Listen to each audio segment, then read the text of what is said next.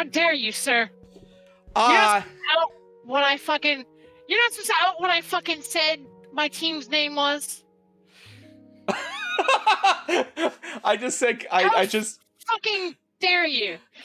I just gave a whole entry and realized I was muted. Went to unmute myself. You started yelling at me. Welcome in. You all know us. This is normal. Hi, Steel. Hey, Aspect. I don't know how much I'm going to be reading off the check-ins. We'll let you do them. We'll see. I'll go ahead and do it now, because, like, we never really established how structured we're doing this. But, Aspect, thank you for checking out Grave Robbing, a sci-fi screenwriter's guide to greatness from the class library. And yeah, Neff and I decided we were going to do something different after I drunkenly ranted about, you know, Yawa and the Canate gods the other night. So and the kobolds asked me to do it, and you guys asked Prof to do it. Yeah. Yeah, and I have 14 pages of bullet points. I have 0. Don't worry, they won't get... Wow, that's yeah. I haven't needed specifics, like the year Assyria ran over Samaria in so many years that I forgot it. I actually had to look that up earlier. But, yeah, so we're here. We're gonna do a history and mythology podcast, like, once a month, for now, unless it becomes a thing, and then I guess we'll talk about that when we get there.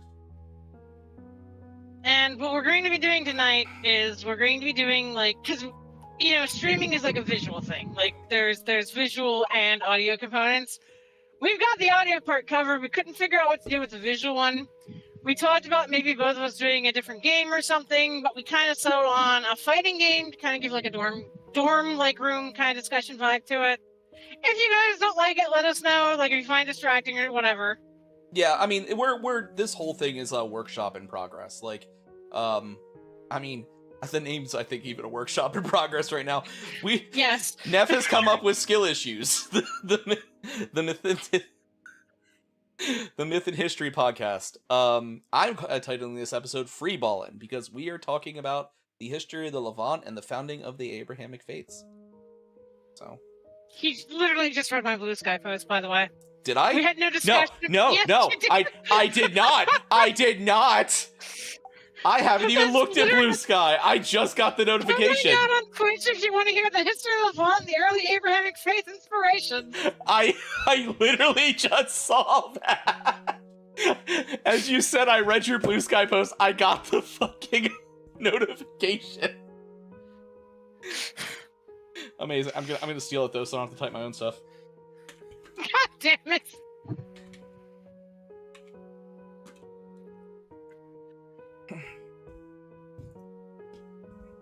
There we go. So the fighting game is mostly just gonna be visual, like, distraction. Like, we're not actually gonna be going too hard into that. We're also not going to open up to, like, you know, other people to play it. Yeah. Like I said, I don't know how often I'm gonna, or if I'm gonna read the check-ins much while we'll be doing this. If it becomes a problem, I'll just disable them in the future. I mean, yeah. I probably should have. I'm gonna probably do the same thing with, like, my vocal readings, like doing the voices or shit. Or singing. But real quick, before we really get started, Steel, thank you for checking out Living in Australia, an Unabridged Odyssey, the Upside Down edition. Blue, thank you for welcome in, buddy. Hikaru, thank you for checking out Gravity, to True Foe and Hero, True Foe to Hero and Boss alike. That one was written for us. I think you came up with that, Neff. I think so. Yeah, and Blue I think that's goes, one of the few ones that I actually get to see of mine. Yeah, yours don't pop up when you're around very often. That's right, Taylor has been trying to get his, like, every single day he's popped in since he gave it to me. He's never pulled it. And the second he leaves, though, someone pulls it. It's so fucking funny every time. But yeah, no, we didn't really establish a, I'm gonna go ahead and just swap over the thing real quick. Yep. There we go. Like we said, the game is kind of just for visual, like, we'll just fuck off. Yeah, like, we decided to try fighting game first, kind of like, because visually it's a lot more going on while we're talking and being stupid. But if this doesn't work, like, we may do, like, farming shit in Monster Hunter Wilds, like easy stuff, like not, 9-star tempered monsters or something. We just weren't sure what to do. The only things we knew not to do were WoW, because people would ask me lore questions, or I'd have to, tell Prof where to go. And Prof isn't allowed to paint. Because for for basically the same painting, reasons. he's going to be pulling out a lot of like his community that wants to talk about Warhammer or Warhammer stuff, and he would get off topic because he's Prof. Blue. Imagine having pre-recorded random footage. Blue, I need you to understand. This is the last secondist thing that we've done. Actually, no, it's not the most last second thing we've done, but this was no thoughts, head empty moment. Well, I think... Question is how many people know what the Levant actually is, like the region and stuff. Well, I mean, I know they know what it is, but know it by that term. Most people probably don't know it by that term, actually. So the Levant is specifically the area of like Gaza and Palestine, normally from northern Egypt to, I believe Jordan's the outer boundary. Technically, it depends on when you're talking about it, because it could go as far as, like, the shores of the Mediterranean. Yeah. I mean... It definitely includes, like, Iraq, Israel, Palestine, Gaza. Israel, like, basically most of the Middle East. Anywhere that came from Sumeria. Yeah. Just threw out chocolate solution. Oh, Jesus. It also includes, like, Crete and stuff, too, if I'm not mistaken. Yep. Yeah, because, the area specifically is where, like, well, came from Sumeria. The Canaanite peoples, the Phoenicians, the, Assyrians came through there. The Assyrian Empire came through there at one point. Yep. The Assyrians didn't just come through there. They conquered actually had, like... They conquered it. Yeah, they conquered it. Well, that leads to actually a major point in the story that we were going to tell, because that's when the Samaria Falls was to the Assyrians in the 6th century.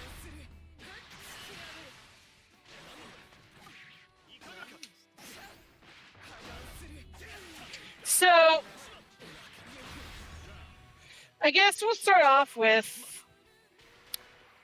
And you guys can interact, by the way. This is meant to be interactive, so... Yeah. If you have questions, feel free to ask us, but I think the best place to start off would be like, what the main kind of groups in the Levant at the start of what Abrahamic faith are. I think that's probably the best place to start. Like before the Abrahamic faith kind of develops. Well, legitimately the Canaanites, that's what they were. The Canaanites and the Phoenicians were. Yes, like before... I mean, like, before they break off into the Canaanites and the Phoenicians. Well, because the people, I know, you had the Mountain Raider people, which actually are widely considered to eventually become the Hebrews, which were the Shasu. Then, it was technically part of Babylon, the Babylon Empire at that point, I believe, as well. So... Yes. So, technically they weren't part of Babylon. Those mountain people you're talking about are actually the ones that are responsible for, like, the fall of Sumeria the first time. Yeah. The Sarhu. The first mention of them I know was from, I believe it was one of the pharaohs. Hold on. Emotes? Well, he calls them different things than what they're actually called. It's on an enemy list. He specifically calls them the Shah. It's like you're thinking of the Shekelesh. You're thinking of the Shekelesh, who are part of Ramses II, with his boasting about how he beat off the Sea Peoples. That's what you're thinking he beat them about. Off. Yeah, you're thinking about like the names that he gave for the Sea Peoples, which is what you're getting this Shekelesh from. This isn't the Shekelesh. This should be before that. Because the Bronze Age collapse didn't happen until after Sumeria and Babylon had fallen a second time. Well, the Second Babylon Empire doesn't happen until the 6th century, because that's what directly leads to the the Judean exile and stuff. So that would be post Bronze Age collapse, because Bronze Age collapse is circa 12, I believe, 12 BC. No, 12,000 Bronze Age BC? collapse is like. Or no, it's 17. No, Bronze Age collapse is actually around the 600s. Oh, that's far later than I thought. I thought we were in Iron Age by that point. No. Hold up. Iron Age is until Rome, my guy. I thought we were early Iron Age at that point. 1 second. Hold up. Hi, Spirit.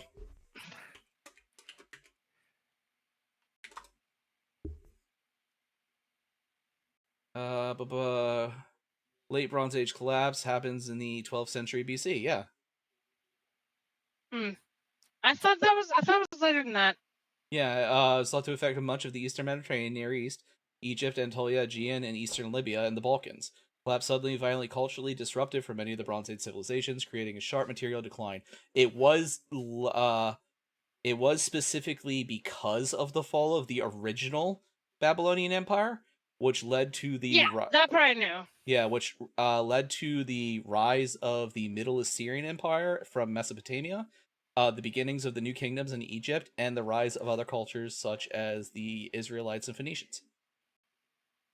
So the Phoenicians specifically, I didn't think the Second Sumerian was that late versus the Bronze Age. The Second Sumerian Empire. I thought like Assyria. Well, the second Sumerian Empire actually happens because it's to beat the Assyrians. Like, that's what causes it. Yeah, it's part of like what beats the Assyrians. I just didn't think it was like quite that late. Yeah, because if you go to Samarra today, you can actually still walk up this. I mean, it's of course covered over like, thousands upon thousands of years of like sediment buildup and stuff, but there are still in place siege ramps from the siege of Samarra there.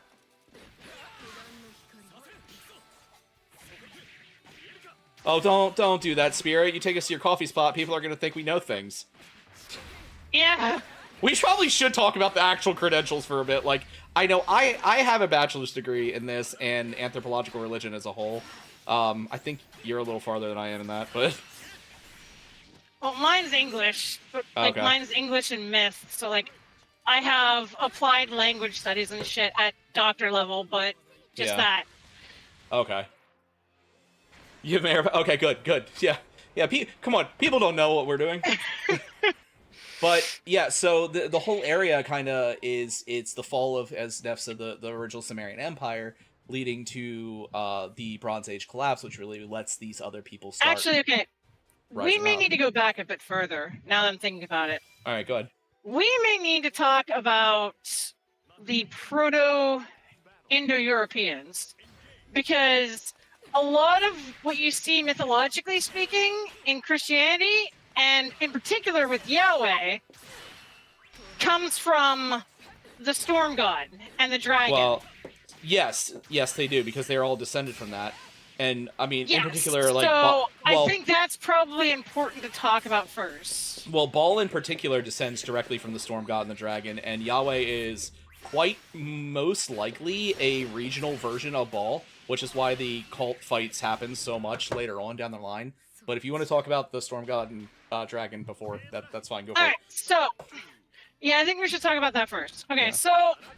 There's a very common trope in basically all myth. It doesn't matter, like, if it's a myth that has, like, a Western sort of bent to it, this trope is involved.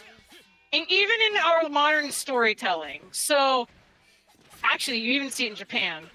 Well, you gotta think, there's a 5% deviation in formation myths, so... Yeah, so, like, you may have heard of this, but, like, there's always a dragon, and the dragon is always defeated by a storm god. Hold on. You want to go back even farther? Because... You want to talk about the demiurge? I mean, I know Plato's the first person that really talked about it, but, like... That will be a different thing, Yeah, it will be. Yeah, that's the problem, is this, all of this could be its own separate, like, conversation. So, like... We'll start with Storm God and Dragon, because, like, that's going to be more important, I think, to what we want to get to tonight than anything else. Yeah, but it does truthfully come around everywhere. You've got Susanoo slaying Irachi. You've got oh my god, I can't think of his name. Fuck. Thor and Jormungandr. Yeah, no. God damn it! What's the dragon in Celtic mythology? Hold on, I'm looking it up. I can't think of his name. I'm not good on Celts. Yeah, it's. I know a passing amount of Celt, not much though. That was like one of my favorites to study. But in Sumeria, you have Aspu and Marduk, or Tiamat and Marduk. Actually, it's both. Well, yeah, Marduk was was the male version. Tiamat's the female. Marduk is specifically the Babylonian, or one of the over deities of the Babylonian mythology too. So that's I know. Yeah, but they might not. Okay, fair. So almost always the storm god is usually a war god. It's a war god, but it's also usually a fairly powerful god. Yep. Chalk. So Chalk, the storm god is Susanoo, almost Thor, always. Hurun. Yeah, like they're almost always like a top tier kind of god, like Vishnu, Thor, Zeus. In Christianity, it starts, like in Abrahamic faith, it starts with Yahweh.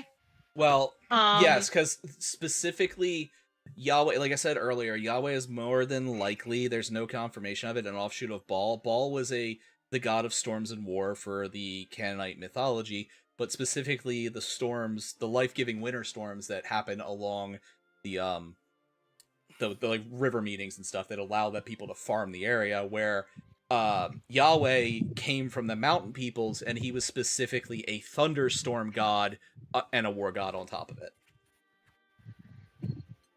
But yeah, and there is, so you're gonna see like a lot of storm gods are generally considered war gods in their faith too. Yep. Because the interpretation of the ancient peoples when it came to storm gods and war gods was like, storms can give life, but they're also violent and can kill you. Look at Chalk. Generally, Chalk from Incan Mayan mythology. Yeah. So generally, they're portrayed as like violent, kind of warlike deities that can provide as easily as they can kill you. That's actually, the Japanese have such a good example of that in the story of Susanoo being banished from heaven. So good. I'll let you do Susanoo myth.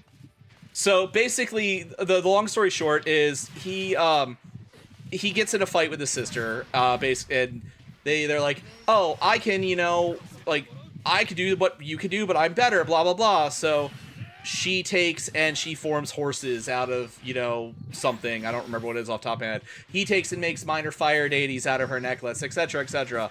And eventually she's like, okay, fine, yeah, you win. Well, he acts like Philadelphia does when their football team wins the Super Bowl and proceeds to trash the place. He flays her favorite horse and throws it into her weaving wheel. He takes a shit on her throne room floor. Just, all manner of dumb shit. And he goes on a rager. Well, they banish him from heaven, basically. And that's how we get what is effectively Japanese Hercules, because Susanoo kind of goes on a whole, repentance thing after that. But he's, phenomenally well known for his rage, as well as the fact that, he is one of Japan's most, important cultural heroes in mythology. But that's just a very quick overview. I can tell the actual story later. So, they generally are created to represent the various, things that, the good and the bad of the storm. Which is why, the God from the Old Testament is a lot more aggressive than the New Testament, because he is based off of a storm god. He is literally a storm god. In fact, there are certain psalms that are directly ripped from pre-Israelite writings, which you got to keep in mind. All this stuff was written in poetry, so the translations and stuff are never going to be fully exact. But there's a lot of the Old Testament books are written straight from pre-God.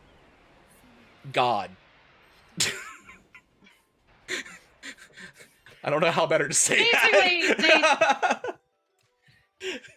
The important thing you need to understand about the cultural shit going on in the background of this is that in the middle, like in the early Bronze Age, there was a lot of like conquering and war shit going on because that's how you expanded your city-state.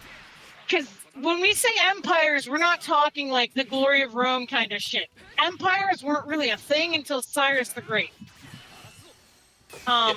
Who came well after a lot of what's going on here. The first... It's more like city-states, like we are, you know, who you have to obey because we control the grain. So we're talking empires that are roughly the size of some American states at this point, like whole empires. Honestly, smaller. I wouldn't even go that far. Like, I'd say a fraction of the size of a state. Okay, yeah, fair, like, I guess.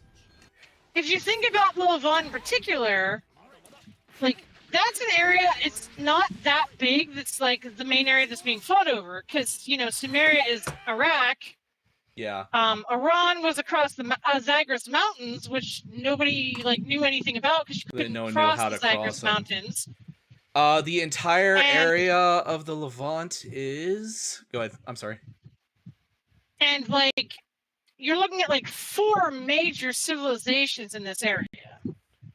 Depending on the time frame, you can get to 5 or 6. Like... Yes. Like, you're looking at, like, in an area that's about the same size as Philadelphia, New Jersey kind of area, you have, like, 4 civilizations. So, like, they're really just cities. They're fighting over thin slices of arable land.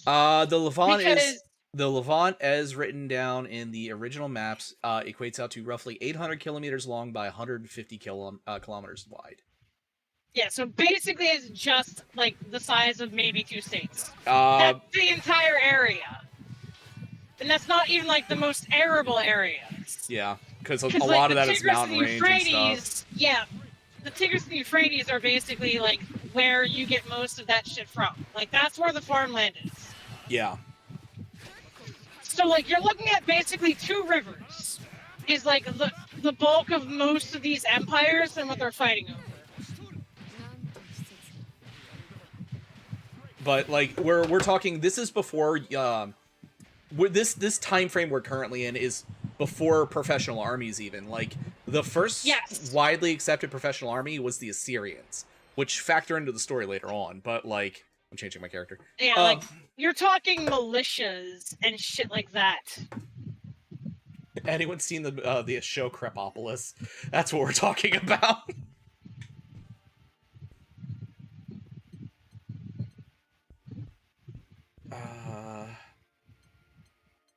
Oh, we're not opening up to playing Panda. We're just doing it as, like, visual distraction while we talk. Yeah, we're literally just using it to keep ourselves focused. So, you're looking at, like, an area that's basically 2 rivers, effectively. The space between these 2 rivers is fairly small. Yep. And this is, like, the only really arable land. For those of you who don't know what that word means, so they've used it, like, 3 times, that's land that you can actually farm. Okay, so like, just looking it up, the whole area is roughly the state of New Jersey. Yeah, it's pretty tiny, like I was saying. So, like, you're not looking at, like, big, massive, like, you know, empires like Rome and shit. You're looking at, like, you know, New Jersey. New Jersey wishes they were a Roman Empire.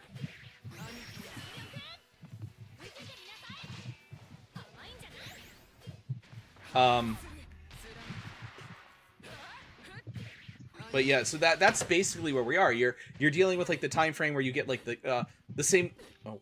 Oh, thanks. Oh, like, the game's breaking. You're getting to, like, the same time frame when you hear, like, people talk about the site. Yeah, the game's really laggy. Yeah. We're in the same time frame when you hear people talk about, like, the Scythes and the Gothian, or the Scythes. God damn it, the Scythians and the Goths. I said the Goths and the Scythes. Well, not quite the Goths. I wouldn't use Goths because, like, you know, Goths are also Rome. Okay, fair. You're more I looking was at a trying. bunch of horse lords. Like, the time you're thinking of, and I don't think most people are going to know who the Scythians are, though. I'm trying to give, because I know So- that was heavily focused in my high school days in history and stuff. I'm A trying to, like... lot of people don't focus on the Scythians, though. That's Like, fair. because they're not really considered that important. I was trying to give more of an idea of the state that they're in at that time. But yeah. So- But yeah. Go ahead. You're looking at a lot of, like, horse lord kind of things where it's like a tribe. Like, this is basically at the start of agriculture and civilization, effectively. Like, this is like the first what civilization is into the Western mind right now. Like, this is basically that. In fact, this is kind You're of the looking at, like, you foundation. know, Because we have the yeah, Old like, Kingdom... this is like... We have the Old Kingdom directly underneath them that, like, the Old Kingdom did trade with some of these people. Egyptian Old Kingdom. Yeah. Stuff like that, so... And, like, you're looking at a world that is a lot smaller. It's mostly based on, like, the Mediterranean Sea. And, like, that is the extent of the world to most people at this period in time. Like, if basically the borders of the Mediterranean Sea are where this exists.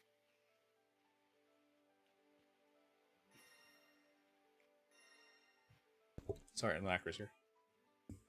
That's fine. Dropping off cinnamon bites. Bye. Yeah, she was dropping off cinnamon bites to me. Oh no. Yeah, so that's the area you're dealing with, though. So, like, everyone, we're dealing with the kind of same idea as, like, the Greeks, where, you know, every city-state had their own deity, and the idea of a unified deity, like, a unified family was there, but it wasn't the rule. There were city-states that only were about this one deity. There were city-states that were only about this one deity. And, like, there were city-states like, oh, well, no. Yeah, no, I know that's supposed to be his brother, but, like, we don't believe in that. So, like, but in the area that we had, it was, like, a very small, celestial family. There was only 4 tiers to it.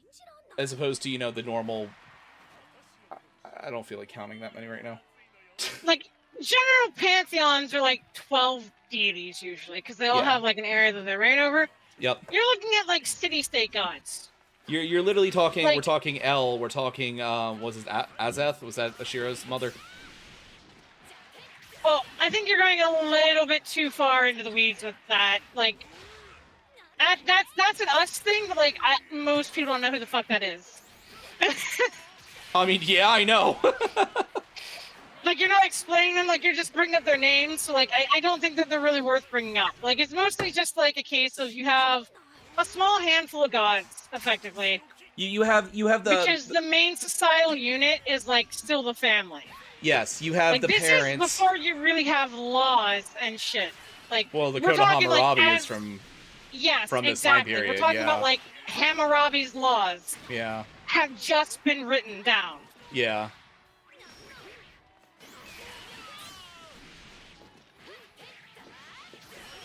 But you got, like, when it comes to their unit, you've got the parents, you've got then the kids, and then under that you've got a couple, like, minor subsets, the Elders. semi-divine heroes, and then you've got elder worship at the lower level tier of that, and so on and so forth.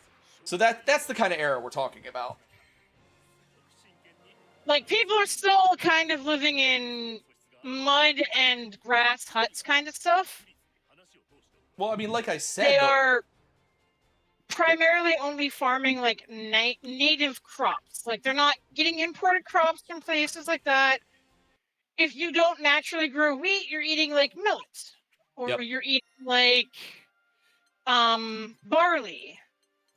Like, this is the sort of crucible of civilization where, like, beer has just become a thing. yeah, they And do. beer is drunk frequently because it is cleaner than the water. Yeah, they do have like the divine bowl and stuff. Like there is meat, but there's not a lot of it. Like you're there, it's so you kind of. Well, in our area, there's none. I guess it is slightly northern, isn't it? Yeah, mead more is like the Celts. So you're Well, they looking had at a lamb. lot of like.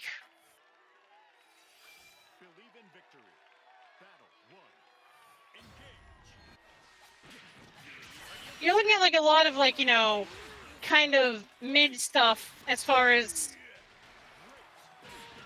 society goes. And so like a lot of what is going on is you've got people who are like using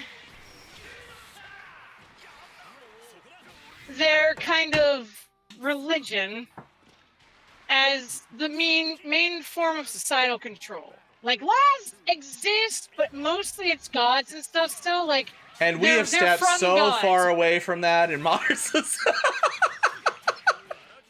Sorry, I'm sorry.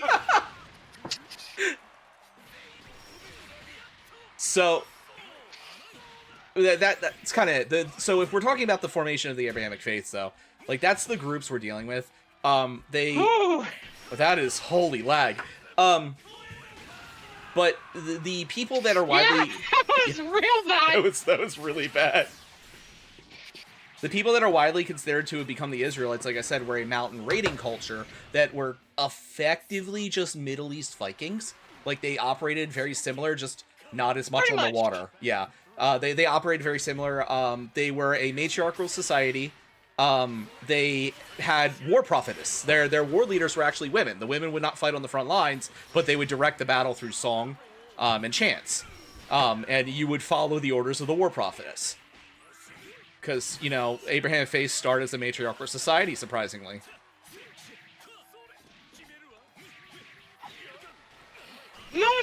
Most of them were actually matriarchal. Yeah, it's not actually that uncommon in this time frame. It's as things get civilized and the yeah, war prophetess does sound badass. Most cultures actually do start matriarchal. It's not until like they really start to create modern civilization and the priest caste becomes primarily male that they turn. There's a few exceptions, but not many. Yeah, like the Egyptians are the main exceptions. At this time period, yeah. I mean, like, even the Vikings, like, you know, women were in charge of all the finances and, you know, a ton of stuff because, like, men are The like, home, no, yeah. Women, Yeah. basically, like, the concept societally throughout the bulk of this is women are in charge of the home. That is where they have, like, and they have full responsibility. I would Like, actually, one of my professors, when we talked about this, was very fond of the, in ancient realms, women think, men crush. That was the way he always put it. Odin And that- Alsos just raided with 5 viewers. Odin, thank you for the raid, buddy. For those of you who don't know, hello. It's Final Boss Neff and ProfIscariot here. We're doing the first episode of our podcast and kind of blabbing our way through the formations of the Levant and stuff. So welcome in. It is slightly interactive, so be our guest. yeah, like if you guys have questions, feel free to ask. Yeah. But he was very fond of that. It was the men were to do the fighting, the women were to do the thinking. A lot of the strategy and stuff was done from that. And the war prophetess stuff is kind of stems from that as well.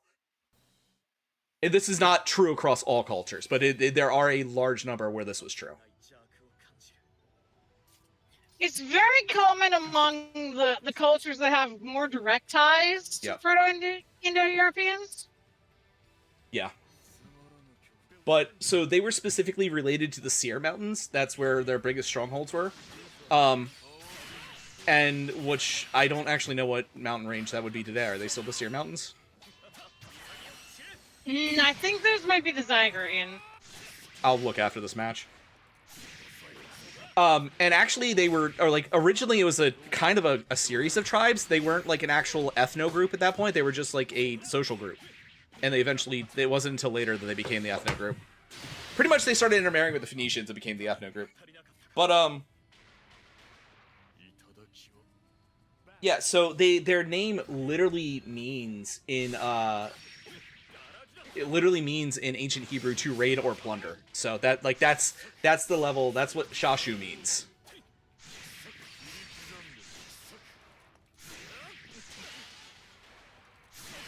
Fucking evil demon dragon wing.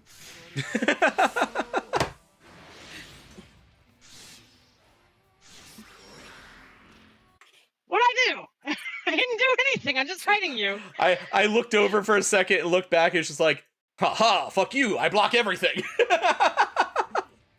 But, like, the big thing here is, like, you know, is, like, this all comes back to, like, the Storm God. And I think we need to be a little bit more focused on the Storm God, because, like, you and I are doing our thing where we autism out and talk about other Okay. shit. I don't think we fully explained the Storm Dragon, and the Storm God and the Dragon. Okay, alright, go ahead. I'm gonna grab another drink real quick, go ahead. Alright, so... the general concept is the Storm God is meant to represent, like I was saying, the elements of both elements of the storm, the good and the bad. They are often temperamental, they are often aggressive, but they're also heroic. They are kind of the initial proto-ideal of what a warrior should be.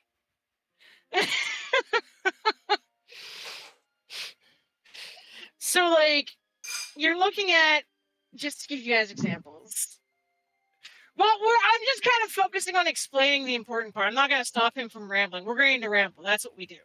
Like, we're going to autism out. It's fine. That's what we do. But, like, you guys really need to know, going for what we're going to start explaining, like, what a storm god is and what the dragon symbolizes. So, the storm god, like I said, is the duality of human nature and also the duality of the storm. The storm can provide sustenance by bringing the rains, which bring the crops. But the storm can also strike lightning and burn down your village. Or it can bring strong winds that knock down your huts. Or it can bring floods that drown your people. It's sort of tied into, like, the central sort of conceit of being human. Humans can house both good and evil. So the storm god, usually his representations are things like hot-headed, impulsive, doesn't think things through, But somehow always perseveres. but will always fight to protect those who are weaker than them. Like, that's the big thing. They will always protect those who are weaker than them. I was just thinking about it, Nev. I think me doing you adding like the metaphysics part, the structure, the belief and stuff, and me being like, but this god became this god, this god became this god, is gonna go how this is gonna go. Probably. So, like, a lot of what you're going to see with the Storm God, like I was saying, you know, Thor, Susanoo, Lu, Zeus. well, I wouldn't, no, with Lu, it's more Dagda. It's more Dagda and Celtic. Lu is more of their Satan figure. Lu's... Which we'll get to. Lu is, like, I can see what you mean, but I don't think I would believe... So, like, Dagda is more of, like, the All-Father Storm God. Because, like, they do tie those ones up a lot. Yeah. Like, the All-Father is almost always the Storm God. Well, it's Not like... always, because Odin and, you know, Thor, but, like... Yeah. He's always involved with the Storm God. To be fair, Thor did earn his lightning bolt from Odin in the original myths, so... Yeah. There's a sidestep there. You're always looking at usually the supreme patriarch of a religion who is the storm god of that religion. No, your namesake, like, Odin. Odin was too old to fight.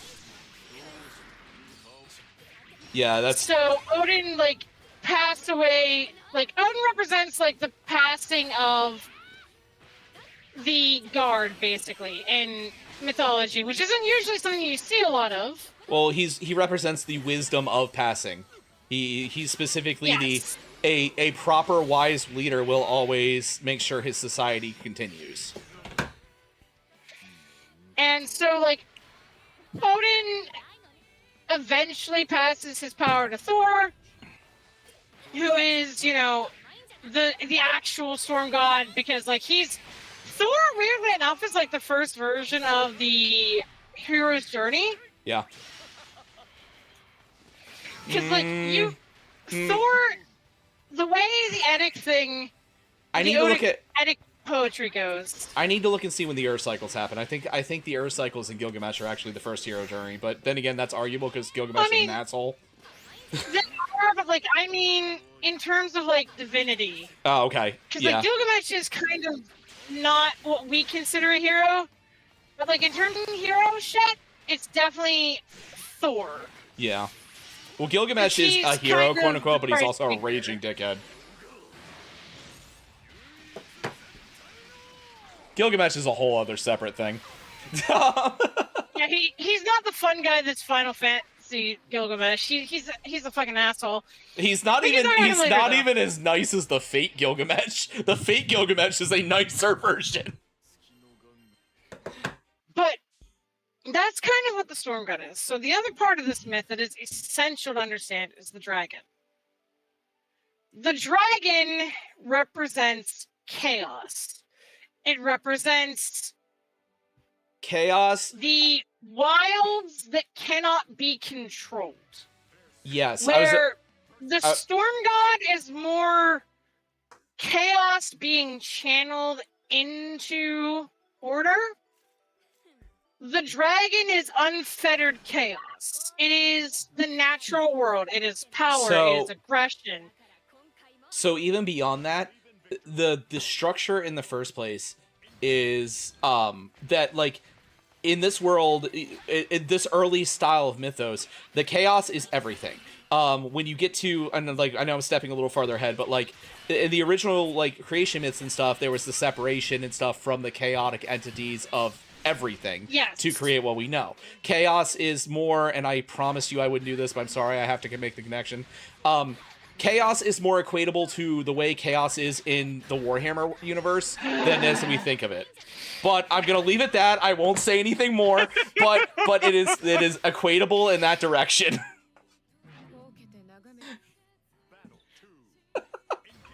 I'm not wrong. So, I mean, you're not, but I just need to keep you on that tangent. No, I'm not. But people understand that. For you, they understand it. Mine don't get it quite as much, which is why I'm explaining it a little bit differently. Anyway, wait a second. You're telling me the Conqueror isn't the kind of lovable crazy? I mean, to be fair, it depends on the Conqueror. Like, there is truth that Alexander the Great was a devious conqueror. He also made friends with many of the people he conquered. Like, there are levels, but that's a whole other story as well. Same area of the world, different story. I mean, even so, it's not even that it's like conquering that's the problem per se. What it is, because like conquering was like super common at this period in time. Yeah. People really didn't like shit on their conquerors because everybody was doing it. Like literally everybody was taking over cities and shit. Like generals, like if you had like a leader of your militia or something. There's a an old story quote during the Bronze Age collapse. Which where the one about the guy who gave his militia's leader money to go to the town. Fuck, what was his name? He bought, it was 30 weight of silver and 30 weight of gold to the Assyrian general to, god damn it, I can't think of his name. I can't remember his name either. But like he gave his general gold and silver to go buy grain because their people were starving.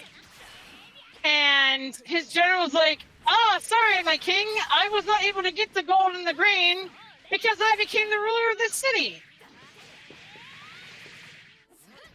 And now you're no longer my overlord," kind of shit. Uh-huh.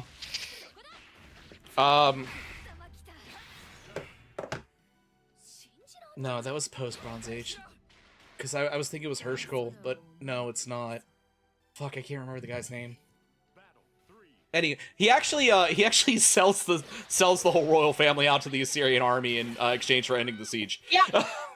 Yeah, that was the fall of Sumeria. Yeah. It wasn't Bronze Age collapse. I'm sorry. It's fall of Sumeria. That is. So how that's the Sumeria fall. fell. That's the fall of the Northern Israelite Empire, which led to the creation of Judea, but well, led to the proper formation of Judea as we know it. Because Judea existed at the time. There was a northern kingdom and a southern kingdom and blah, blah, blah. Anyway. Yeah. Holy lag, Batman. So, like, basically back to what we were saying. The dragon is kind of, like, yeah, it's kind of bad.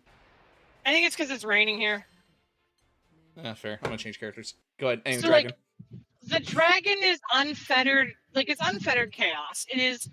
Usually it takes the form of a giant serpent or like a legged serpent, but not always.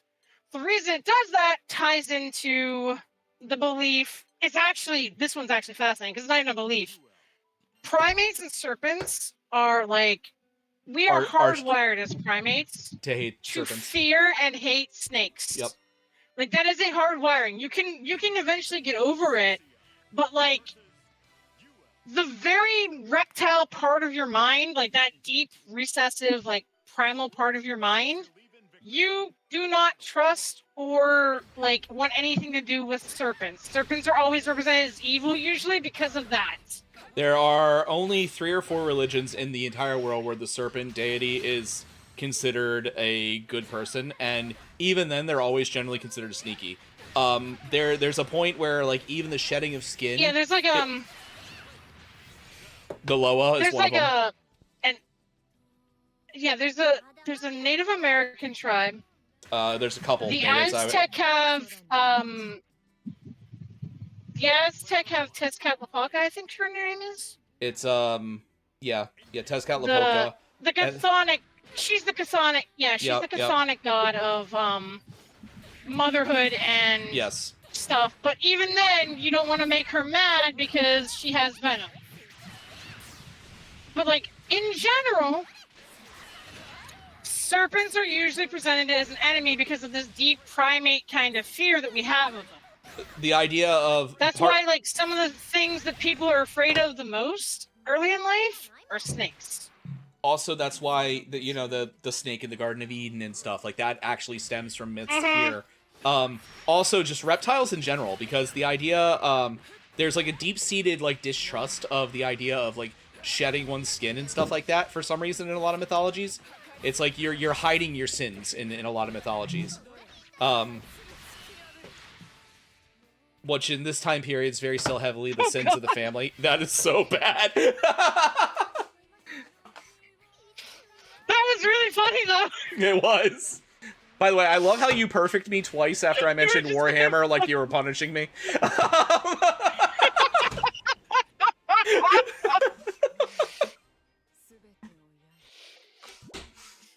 So, do you want to just go ahead and talk about Ziz and Leviathan? That's kind of why the dragon is a serpent. I can't remember Leviathan's Sumerian Sumerian name. It's fine. I can't remember Leviathan's Sumerian name off the top of my head. I can't think of it. I wrote it like 3 times today and I cannot remember it.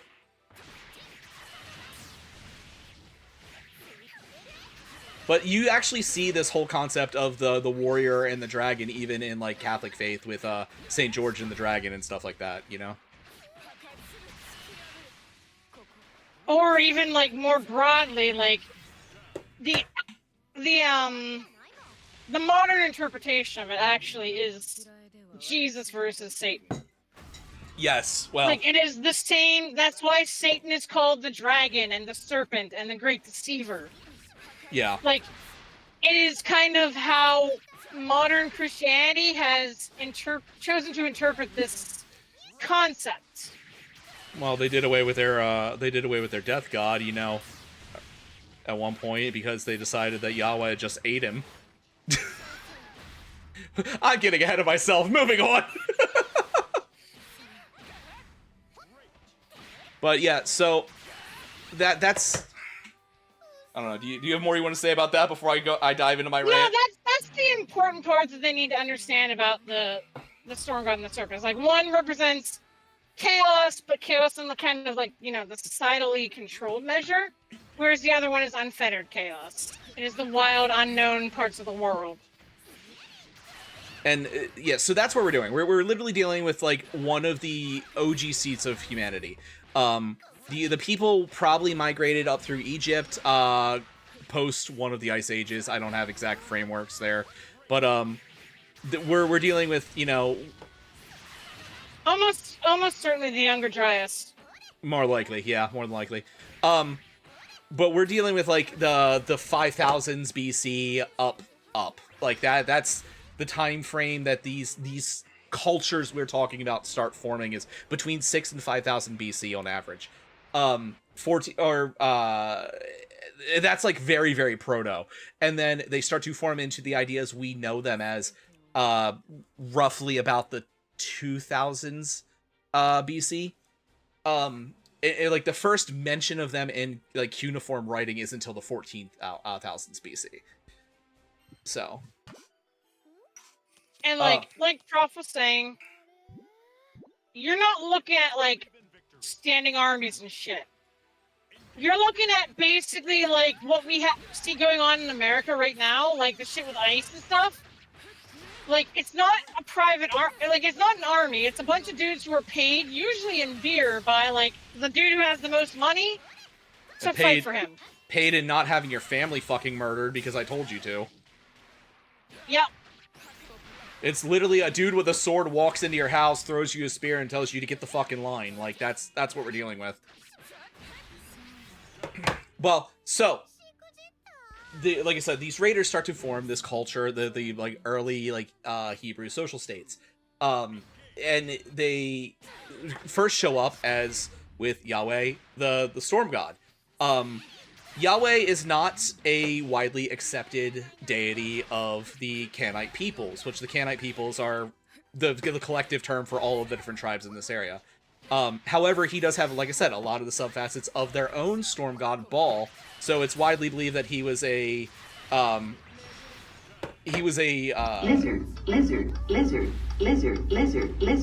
Yes. Interpretation. No, yep, I just got a lizard from drunkenness. Thank you, drunkenness.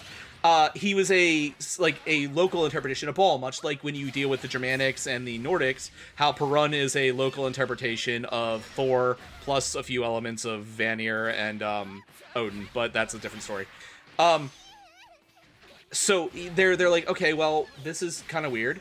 The Hebrews kind of start to spread through the areas. They start to intermarry with the other tribes and start to form their kingdoms. And there ends up being 3 real major kingdoms in this area come right about the 10th century BC. You've got they formed into the Israelites at this point. You've got the Phoenicians are still their own separate peoples, but they intermarry quite a bit. They were on friendly terms for the most part. You've got the northern Israelite kingdom and the southern Israelite kingdom.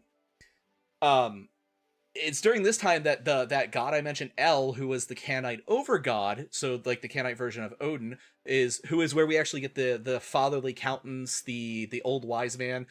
He was actually known to be a drunkard. That's another story altogether. He was worshipped as like the divine bull in the northern kingdoms and stuff, and those kingdoms start to conflate him and Yahweh together and merge his ideals and such.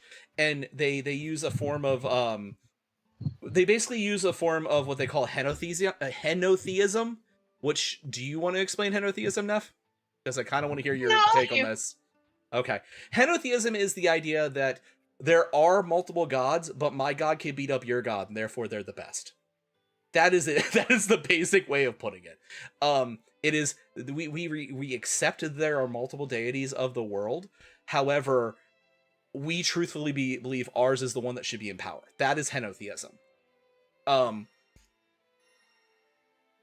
So through a form of synchronicity and such, they begin to conflate the two together because they are a henotheistic culture. They believe their god should be the one ruling everything.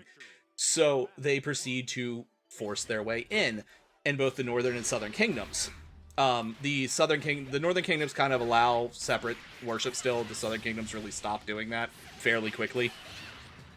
And this goes on for a while. Like, this is where the idea of the divine calf comes from. The El was known as the divine bull. It's he was a sky deity. So if their over deities aren't thunder deities, and even some of them that are, because like Zeus is both a sky deity and a thunder deity, he's just mostly known for his thunder parts. Thunder parts is not a word I really should have said.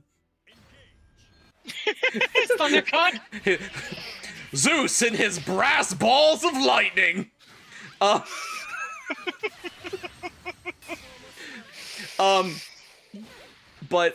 this is where a lot of the ideas came from. The idea, Zeus was known for his sex tapes. He was also known for the fact that he left his sex tapes out so his wife could find them, and she made it everyone else's problem instead of taking it out on him. She took it out on him quite a bit as well, but she also took it out on the women than the sex tapes. Or men. Or, Zeus well, also fucks some dudes. or men, yeah. And, you know, occasionally the occasional swan, once or twice a tree, you know, Zeus. No, Zeus, he was the swan. Oh, right. And then he turned the dryad into the tree. Or not the dryad, the nymph.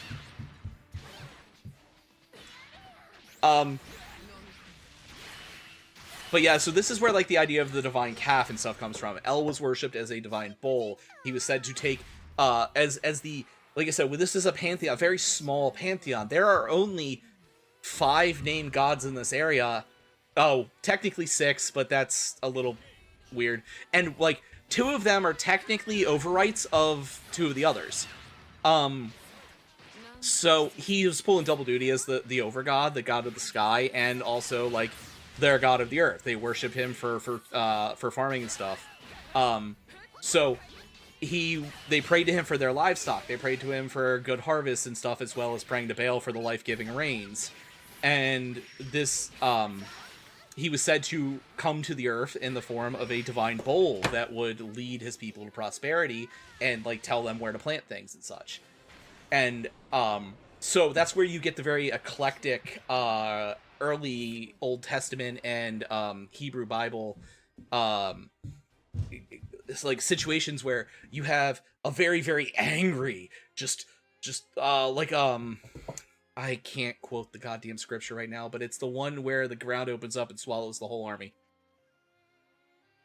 I cannot remember what it is, but you've got that right next to, you know, giving someone forgiveness, because El was the father, he was the protector, he was the person to rely on in the family. And I think the better analogy that I think more people would actually get would be like Sodom and Gomorrah, and how Lot's wife was starting to repel herself for looking backwards because she was told not to. Yes. Okay. Yes. Thank you. Yeah, that's a good one. Yep. Hey, Conscript. That's a very good one. Thank you. If you disobey the father, you are punished severely. Yes, but El was known for his forgiveness, where Yahweh was not, and this is where we see them start to get kind of confusingly conflated to each other.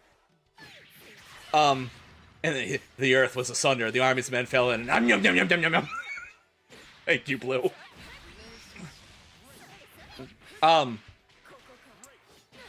So this assimilation and synchronicities of the Northern Kingdom and such, because a lot of the temples at that time, like, as the prevalence of Yahweh worship started to come in, were made for multiple deities. The local deity that had always been there, and then Yahweh to appease the new masters, kind of thing. Because, you know, they, like I said, these places were changing hands constantly, and they were solidifying kingdomal rule at this point.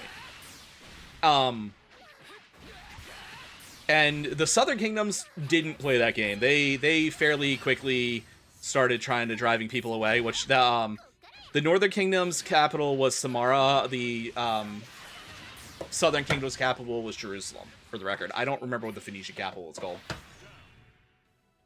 Do you know offhand? Carthage. I can't Carthage. Thank you. Why? I'm a fucking idiot. I'm a fucking idiot. How did I forget that? Because, like, we're talking about when the Phoenicians had already left the Assyrians, it would have been Carthage. No, the Assyrians had not come 'Cause- yet. This is pre-Assyrian. Oh, then it'd be Carthago. Yes. This is pre-Assyrian, because it's actually... The Assyrians are actually what lead to the Israelite kingdom becoming a single kingdom. So, this... But eventually, after, like, only about 200 years, worship of El had pretty much entirely faded. El had been completely subsumed by Yahweh. And then they started working on Baal, which, like we said, Yahweh probably originally started as a regional version of Baal, so this didn't go over super well.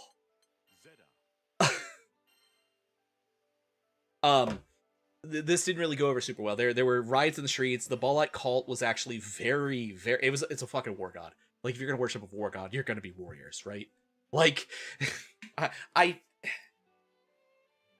even if you're pacifistic, you're still gonna be war inclined because your deity is, in my opinion. I know there are exceptions to the rule, but It's pretty common, actually. It's pretty common, like, if you worship a warlike deity, you're generally a warlike society. yes. But then again, like, most societies at this point in time are warlike because that's They what have the to world be. is. It's They still, have to like, be. you know, yeah, it's still, like, separate tribes and shit. Yeah.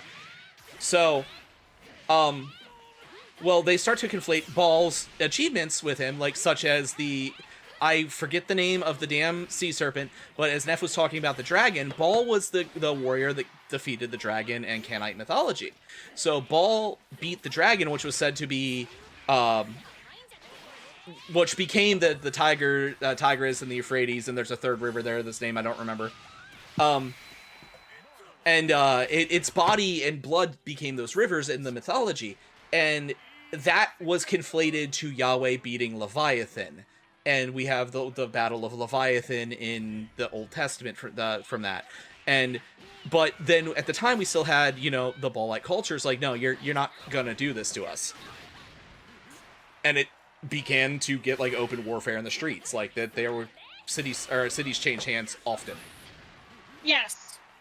And so, like, there are some dirges from this period of time, actually, Yes. about, like, losing the god of your city.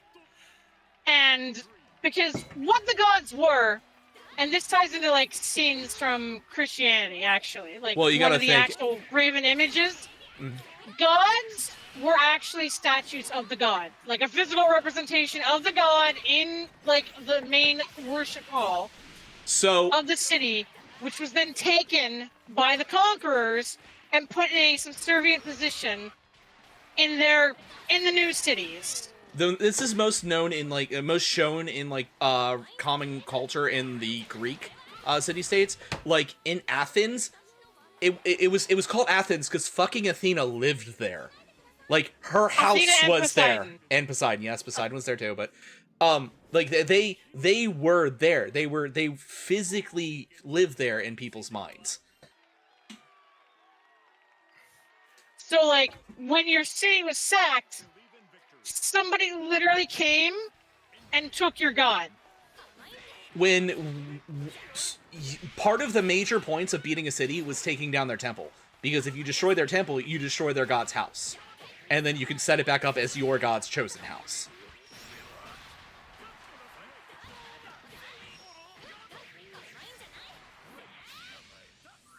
Oh, I thought that was me. Shit. But so, like, we get to the point where, like, even today, we have books of the Bible that are, like I said earlier, are directly ripped from Canaanite scripture. Specifically, I have, because I looked it up earlier, I knew Job. Job is specifically ripped to the point where it's actually widely believed to have been a Baalite scripture because of how, like, just war god Yahweh is in it. Psalms 29 and Psalm 74, the other two that I always forget because I just know they're Psalms, I just can't remember which ones. And you gotta remember, a lot of these, like, some of these books I would talk about here are, like, the Bible has been translated about 500,000 different ways. And, like, there are books that are not included, books that are, and, like, each individual person has, like, you have the Dead Sea Scrolls, you have the Tel Naradhad scrolls, you have, there's a ton.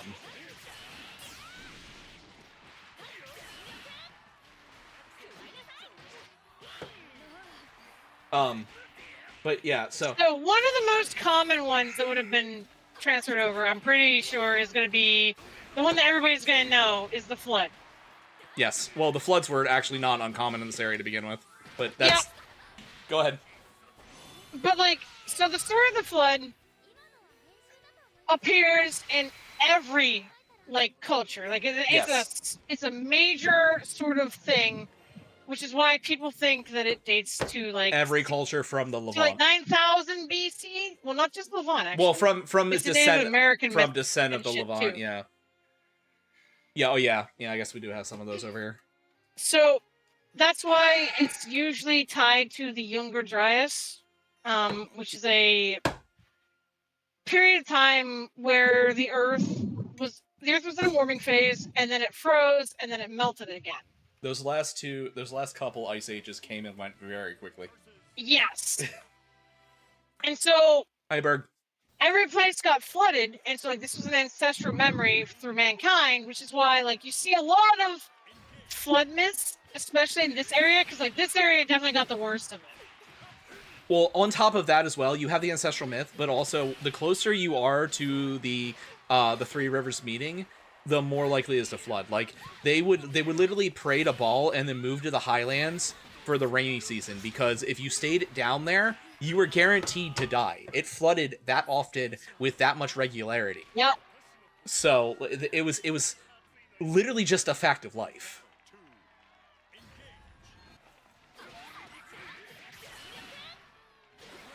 But yeah, so that's where the stat stems from quite heavily.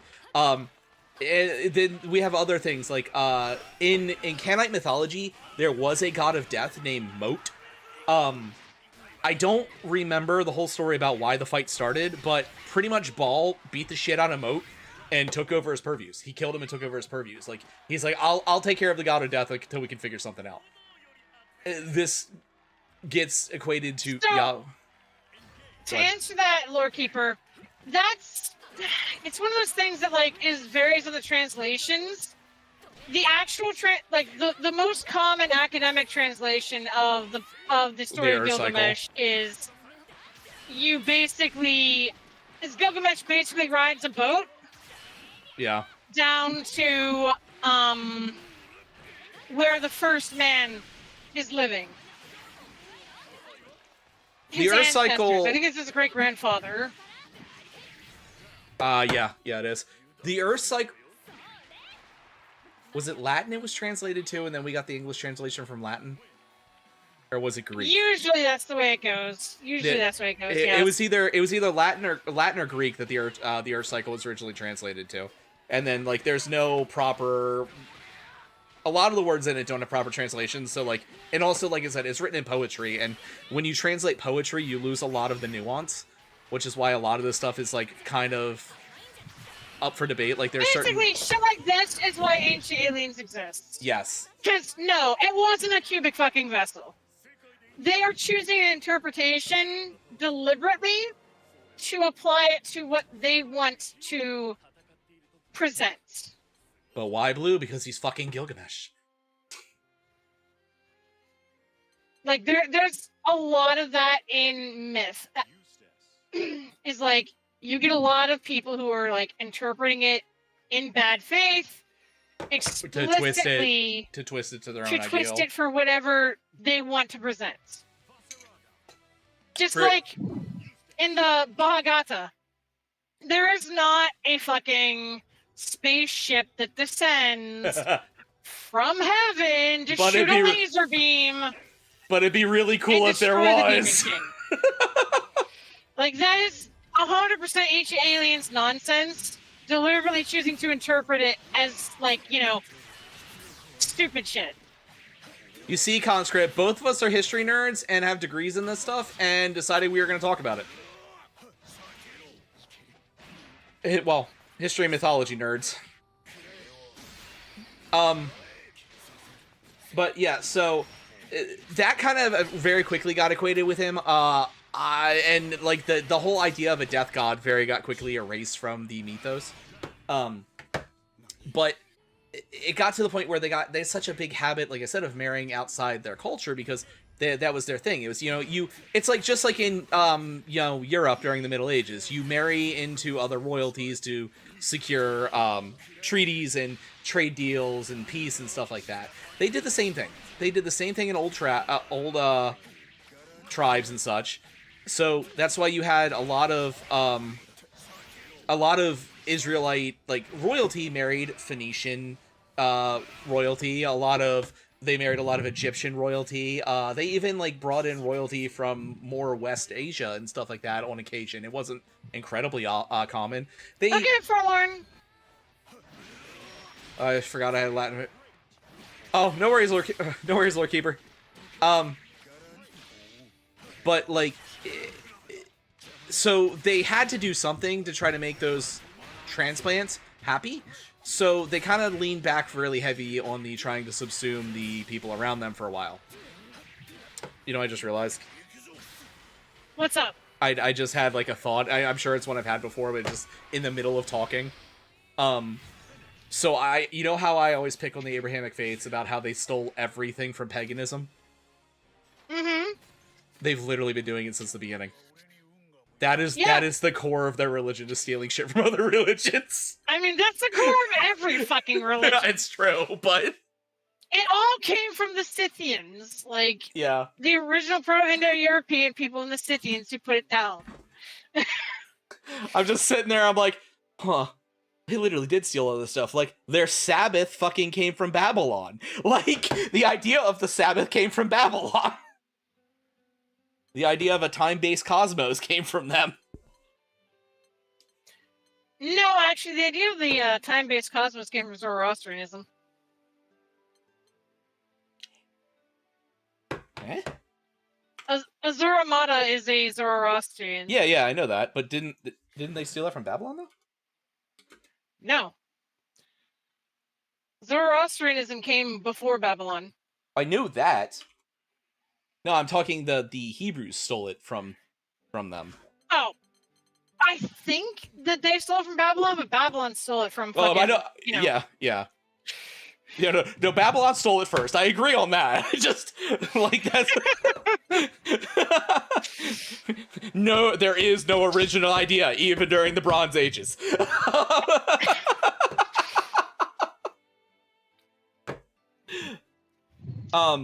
But yeah, so they kind of stopped them for a little while because they were trying to basically get the transplants to be more comfortable and assimilate, and then they like would amp it up with the kids and stuff like that. So even propaganda's been around forever. And then that actually, so we can skip forward a bit to talk about that now. Okay. So while we're on the topic of what Pro's bringing up, the reason that there are so many demons in traditional Christianity this is my special because what Christians did was every time they were expanding Christianity, once it became once it had the authority of the Roman state behind it, they would go in. They started would before conquer that. Barbarians.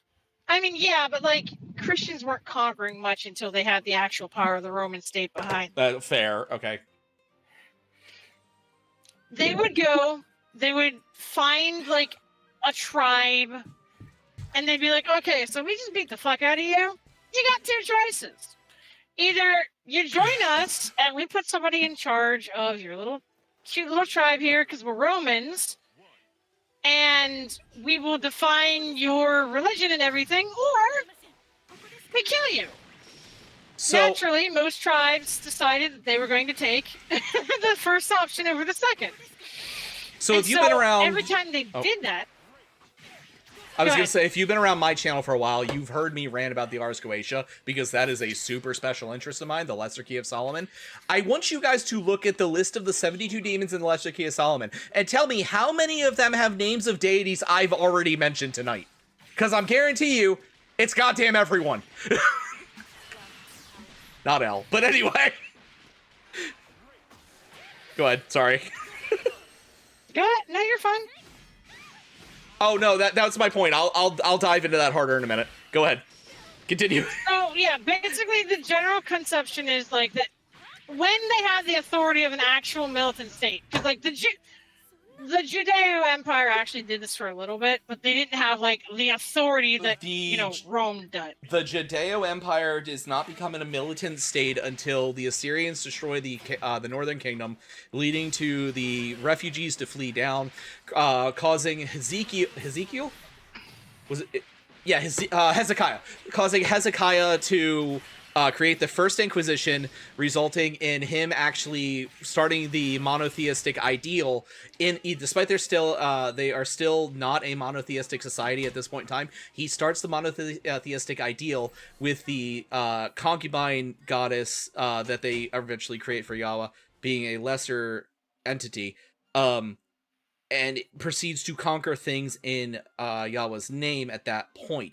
That's when they start to reach out and attempt to do empire building. They don't get very far until the Neo-Babylonians start coming back in under Nebuchadnezzar, and Nebuchadnezzar goes, hey, you can stop fucking off and you can become one of our vassal states and we'll help you get rid of those Assyrians. And they go, yes, sir, we'll do that for you.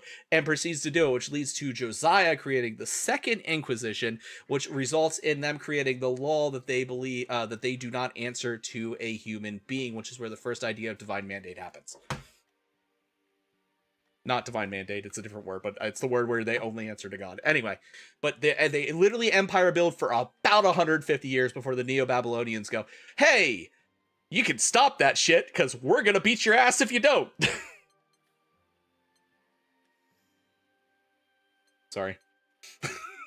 You're fine. I was letting you finish. That's my special interest. Anyway. So, basically, every time the Christians or the Judaism, like the Jews or the Muslims, like take over something, they're like, hey, either you fucking die or you serve us. Usually it's slavery, but not always. Normally it's slavery depending on what caste you are. Yes. And so once you agree to do that, they're like, cool, bet. So you're God? Yeah, not an actual God. You were just misled by a demon. We actually see this fairly... And it happens a lot. They actually do this even to this day. There's not many cultures that they haven't collected, but you see in a lot of, like, when they go to, say, like, the Amazon to, God damn it, my brain is not thinking of the word. I was raised Southern Baptist. I should know this word. There you go, thank you.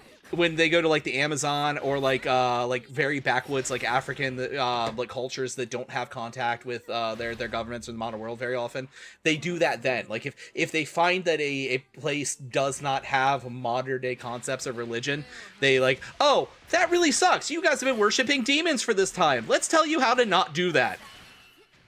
They still do it to this day. It's just, there's not many people that they can do it to anymore. But, like, when you get to the Ars Goetia, Baal is one of the first princes of hell. Marduk is one of the first princes of hell. Astarte's in there, which, you know... Belial. Astarte, which Astarte Ishtar is the Babylonian goddess of fertility. Asmodon. Asmodee, Pazuzu, Set, the Egyptian god Set is in there. Tiamat too, actually. Tiamat's in there as well. Beelzebub actually is descended from Baal. I'm going to get to that in a minute because the Israelites are petty bitches. Which results in the creation of Beelzebub, the Lord of Flies. Because basically, do you want to explain what a theonym is? No, I'm not you. This is like your special interest. I'm gonna let you have fun. Okay, so a theonym is specifically when you have a part of a name of a place, a person, or a thing that includes the name of a god. So if you know, if I don't know how many people here have actually read the Bible. Like, I was raised Southern Baptist. I have the tribal beliefs as well. That's why I kind of stepped away from it, because they wouldn't let me ask questions, and that's a big no-no for me. Which has got me really interested in this in the first place. But if you... King Saul from the Bible has a son. In the translation used by Southern Baptists, his name is Ishbosheth. His actual name was Esbaal. Literally means man of Baal, because his mother was one of those external transplants married into the Israelite peoples. The specifically, I keep wanting to say Ezekiel, but that's not fucking right. The late southern, or the late southern Israelite scholars were very fucking petty. They were very mad people were still worshiping Baal, and their campaign to overtake Baal with Yahweh did not work very well. So they started replacing any theonym relating to another deity in the region with the Hebrew word for shame, which is Bosheth. It's literally spelled Bosheth, but it is pronounced Boshit. Boshit. That is how it's pronounced, and that's the funniest shit in the world to me, but that's beside the point. So the name of Saul, yeah, bullshit. It's that's, I bet you that's where we got bullshit from. I genuinely bet you that's where we got. Probably. Yep. I have not looked it up, but I would bet that. I'm gonna let you ramble because I gotta go pee. That's fine. She is really. I sent a message to Blue earlier, and I'm like, I have 14 pages of bullet points. I hope Neffy realizes how much tism she's about to release. Anyway. I've been trying to be good, but literally Ishbosheth, we know as Saul's son from the Bible, his actual name is Eshbal. And this isn't the only thing. We have Meribal, which becomes Merbosheth. We have this even goes down to Azareth, which Azareth was the consort deity, the mother deity of the original Hebrew mythology. Ajeth becomes Azare. I didn't write that one down. I believe it's Azare. But like they translate it, they move it, they make it, shameful to even acknowledge that other deities exist, and that's a part of what they drive away. And then Solomon comes and builds the first temple, or builds part of the Temple of Jerusalem from supposedly summoning demons, which is when he writes the Lesser Key of Solomon. And when he writes down the Lesser Key of Solomon, he includes all of these other deities from other religions. So he's got Baal, Baal is like second to Lucifer in like original Hebrew and Christian mythology in a lot of in like this time period. Like Baal, a lot of what we think of as like Satan comes from Baal. There are other deities mixed in there too, but like the concepts and stuff come from this time period where he was a secondary like person worshipped amongst that. And Marduk and like all those, like all of the areas around that, and he names every deity listed is ones that he's personally interacted with worshippers of. So did I go super off, Blue? Did I go off too hard? You did. Fuck. So here's the SparkNotes version of what Captain Tism just said. Basically, a bunch of gods, like when he first sets up the first temple in Jerusalem, he looks at all these people who he's interacted with, and he's been telling for a while, your gods are kind of bitches. They serve mine, or they're killed by mine. He then transcribes their names into a book and explains what each one is of. That's really all you need to know. Like, you've probably heard of a bunch of the names, like Azazel. Azazel was a goddess. Ishtar, who Azazel eventually gets co-opted to actually be the Archangel of Death, though. That's a much, much, much later development. So, like, you've heard a bunch of these names, like in video games especially. If you've heard the name Sandalphon was a god, turned into an angel because he was a good god. Yep.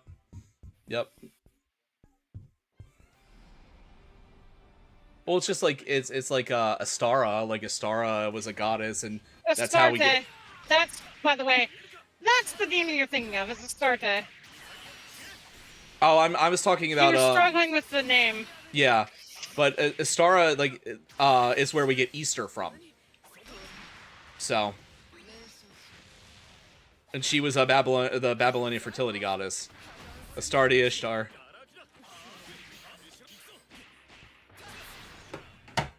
Damn it. My mind is set just like teleporting. Ball. Stop touching the world stone. Go to your room. Yeah, no. Ball, Mephiston, Diablo. I don't think Diablo's in there, actually.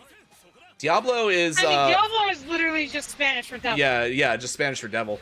But like. So it would be Ball, Lucifer or Satan. Yeah, well, I mean, Lucifer and Satan are not the same entity until, like, I know. much later. I know. We're in the Middle Ages. We are in the Middle Ages when Lucifer and Satan become the same entity, so... I'm explaining it from what our viewers would understand it as. I've gone on that rant before, anyway. But, yeah, so, like...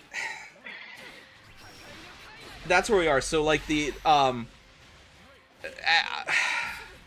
don't remember where I was. Fucking Solomon. Solomon is one of my like super hyper focuses. Like are you going for my fist on these nuts? I mean, I named the goddamn episode Free Ballin'. What do you think I'm gonna do? He's not allowed to name. He's not allowed to name episodes anymore. By the way.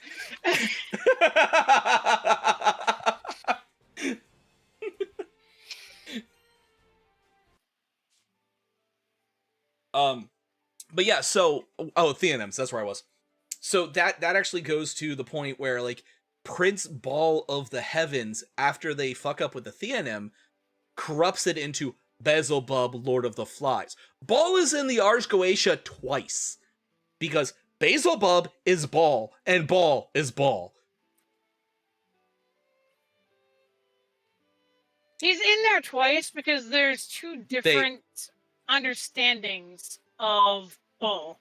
Well, so that, and they also hate him that bad. Like, they do absolutely hate him, but moreover... The second one comes in, like, the second one kind of gets corrupted later on, but it comes from the fact that Baal was actually the patron god of the Carthage Empire, the Phoenicians. Yes, yep. So you get a lot of, like, stories about how they sacrificed to Baal and shit. Like, I'm sure everybody's heard those, if you know anything about, like, history of the Roman Empire. Yep. So that version of Baal gets put into Baal later on. Prior to the Arcadians being brought into the Hellenistic myth, they also worship Baal. They just did not exist very long until they were brought into the Hellenistic myth. Hellenistic myth is the Greek mythology, for the record.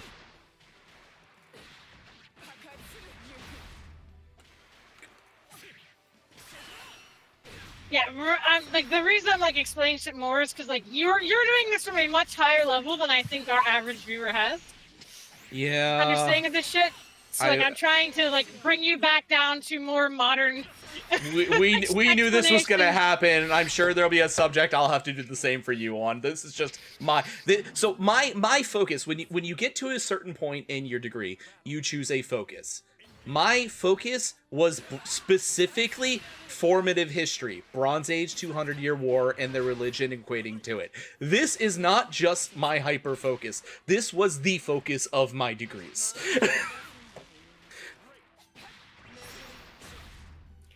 Don't worry, when we start talking about like myth, like how they appear in like Jungian theory and like stories and shit, that's where you're gonna get more of the Nath. Autism. Yeah, God, Jungian theory. Do we really have to subject them to the Jung? There's nothing wrong with Jung. It's Freud that's the fucking problem, you ass. Oh no, Freud's a problem too. I don't deny that at all. It's fun though, because like this actually does kind of tie into that, because like the idea of hating another deity so much you're trying to erase them from like everything falls under like narcissism theory. Like deithic narcissism theory, which I think Jung weighed in on. One of his contemporaries weighed on it. Jung didn't really interact with a whole lot with narcissism. Jung's whole thing was like based on the collective unconscious. Like he was a much more positive. One of his contemporaries weighed in on it. I just can't remember who.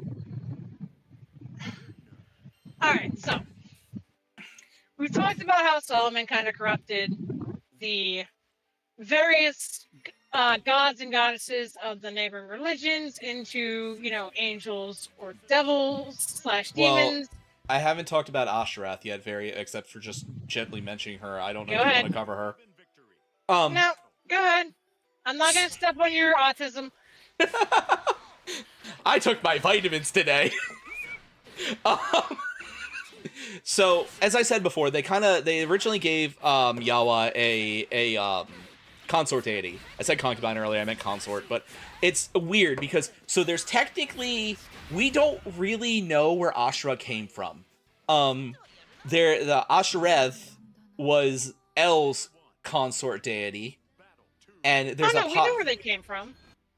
Though it's not confirmed. Ashura is a proto. Well, no, like it's a proto-Indo-European deity. Like that's why Ashura is like in everything. Like it's the same base root deity. Oh well, yeah, linguistically, but the worship of her kind of just shows up on a cuneiform. I'm talking like where it came through into this point. Okay.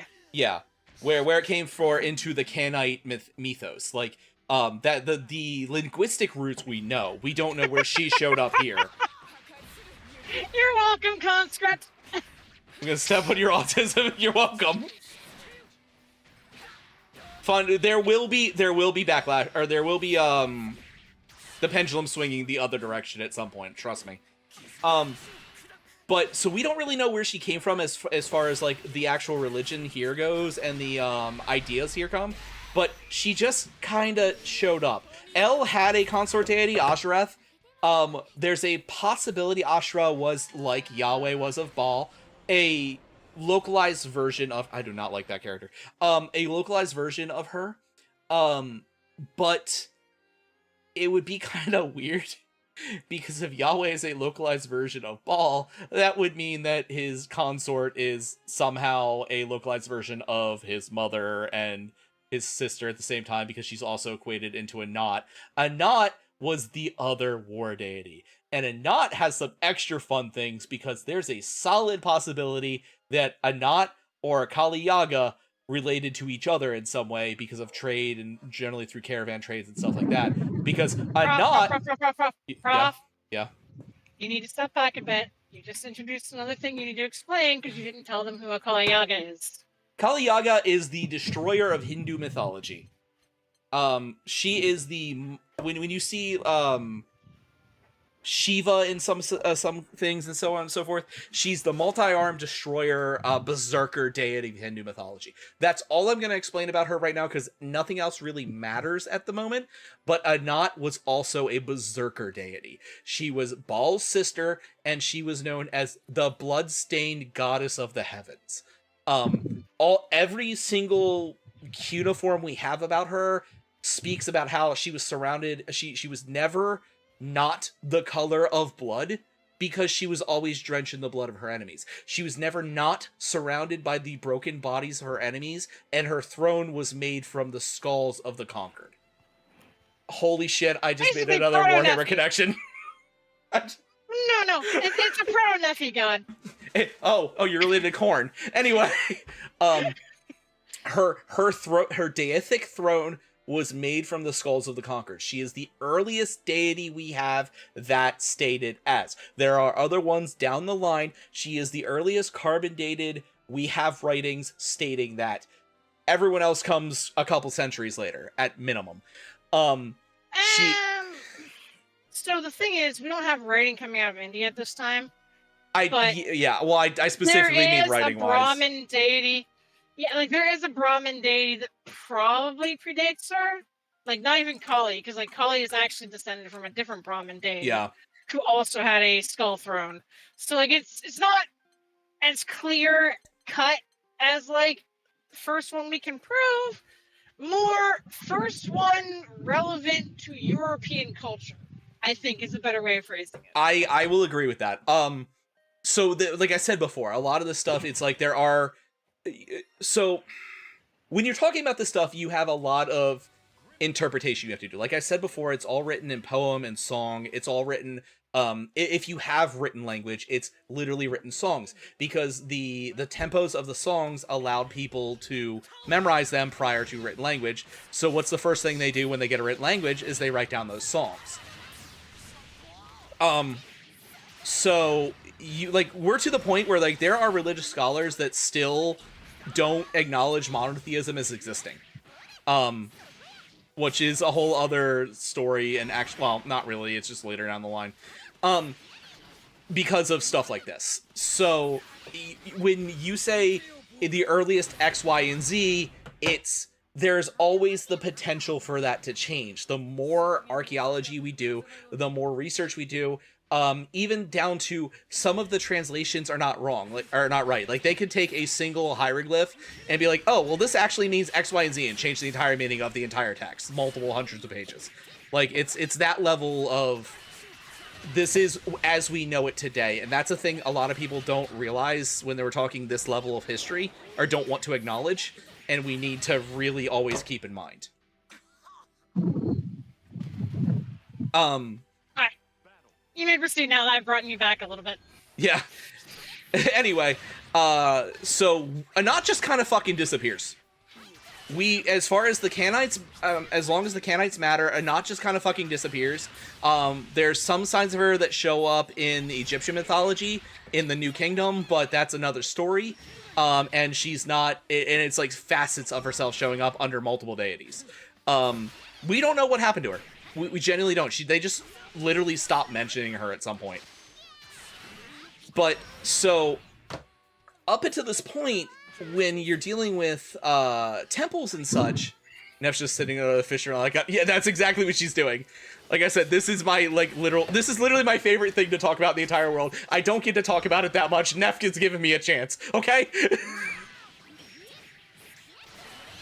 Everything relates to this. Like, everything we know in pop culture and stuff stems back to this shit. This has such a pivotal, formative moment for the existence of our world as we know it and the pop culture we consume.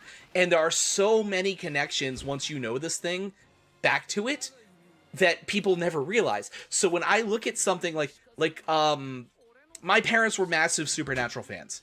When I'm watching Supernatural, I'm just like, I'm doing the like Family Guy or the Wolf of Wall Street point meme with my parents watching Supernatural. Is like, I walk through the room and then I have to go on a 20-minute tangent to marginally explain why that's important.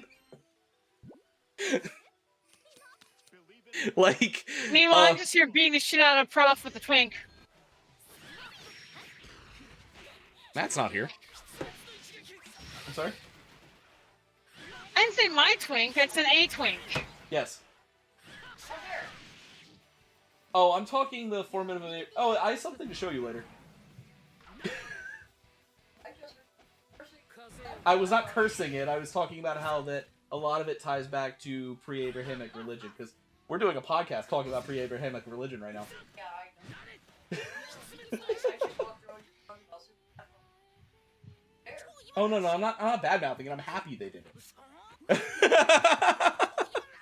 Sorry, Lunecra's mom only heard half the conversation, and she's a big Supernatural fan too.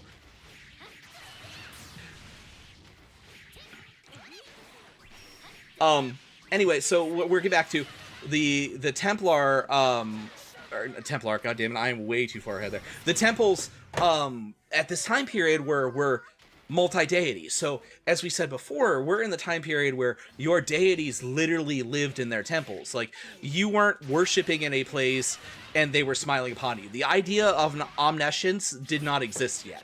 The idea of omnipotence did not exist yet. That actually stems from these beliefs later on.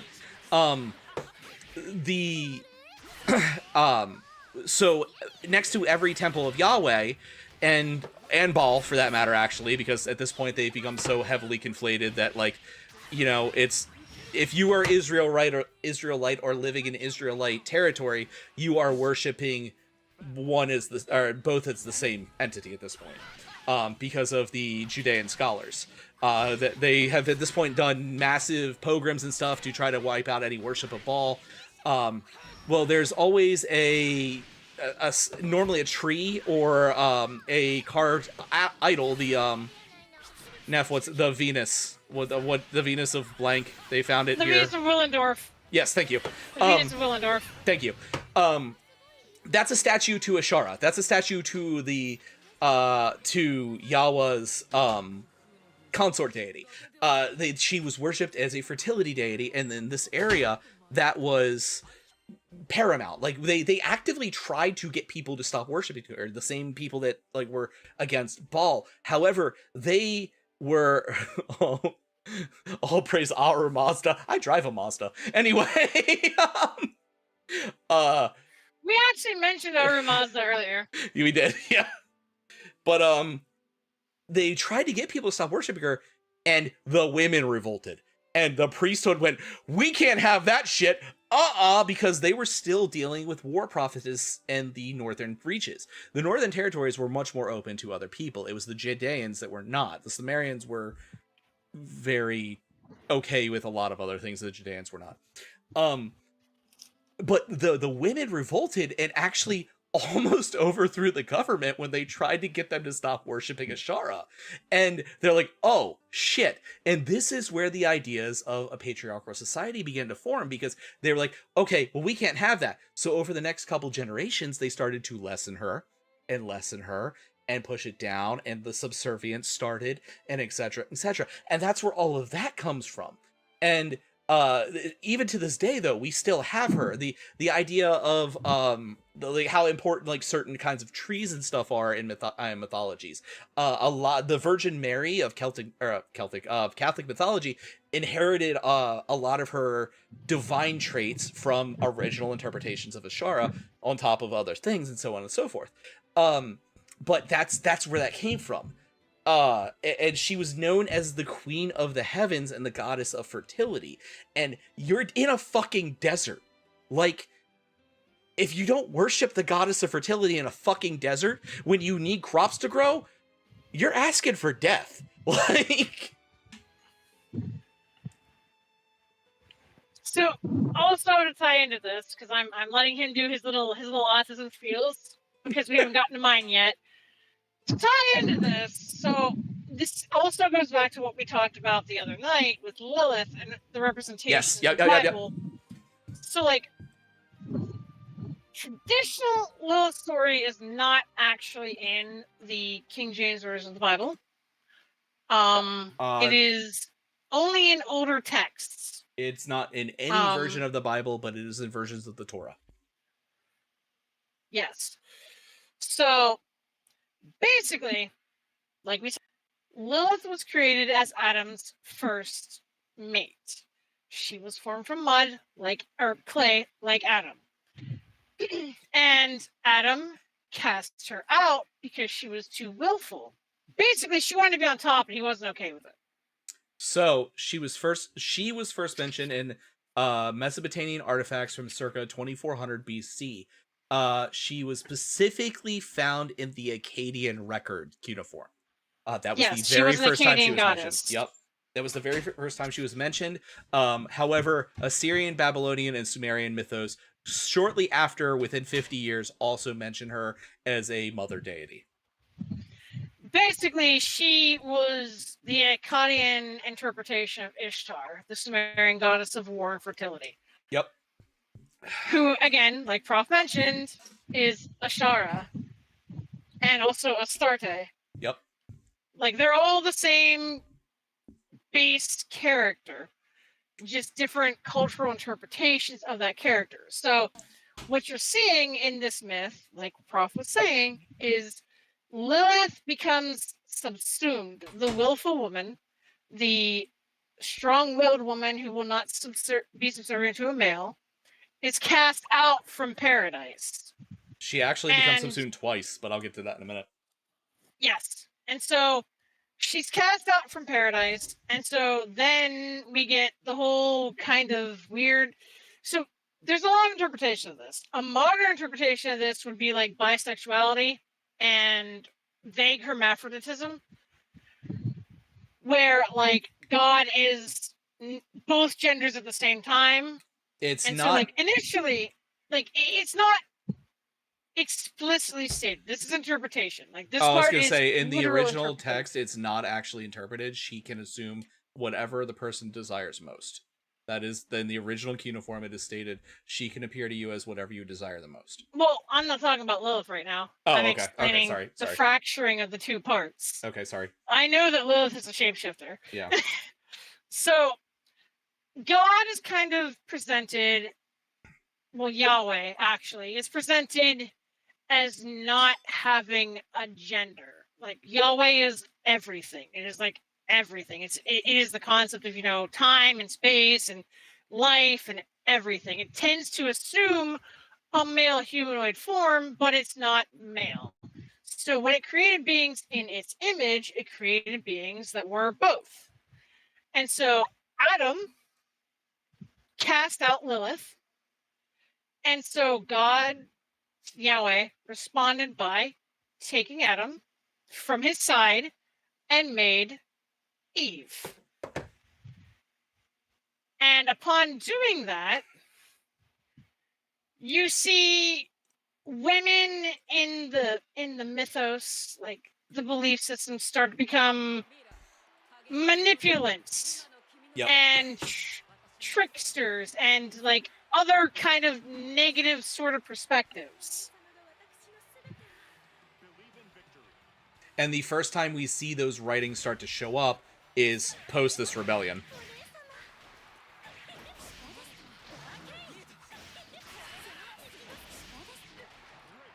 I love Catalina in the actual game, but I am not great with her in the fighting game. I'm sorry, I didn't know if you were done with talking about Lilith. I know you love her. I want to let you go into. Oh well, I mean, this is actually a little farther down the timeline than where we're currently at. Come about 500 BCE, which is during the Babylonian occupation of Judea.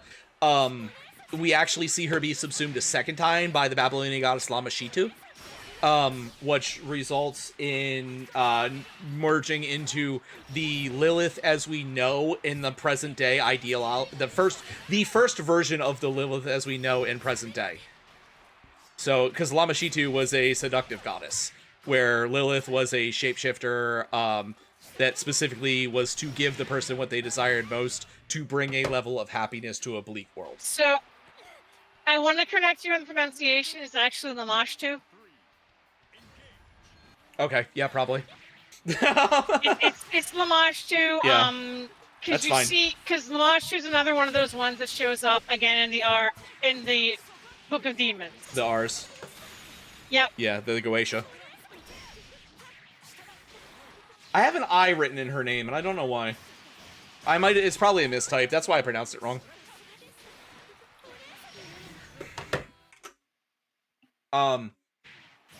Anyway, so we're at the point now where this is a rebellion. We're in like the 700s, the 800s, 700s BCE. This is when the Assyrians really start, as we were talking earlier, the Assyrians really start their empire building. They sweep across the world. The Assyrian peoples are thought to be one of the first, as I said earlier, one of the first professional militaries. They might not be the first, but they are definitely in the first couple. And than that, the Assyrians are the first actual empire in the Levant to utilize chariots. They're also the first to prior. They're also the first to understand the concept of siege warfare as we understand it today.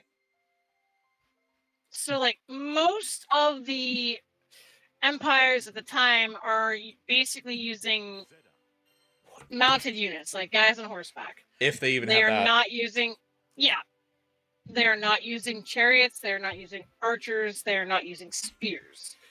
The traditional weapon at the time depends on like where you are in the world, but usually it's a short sword.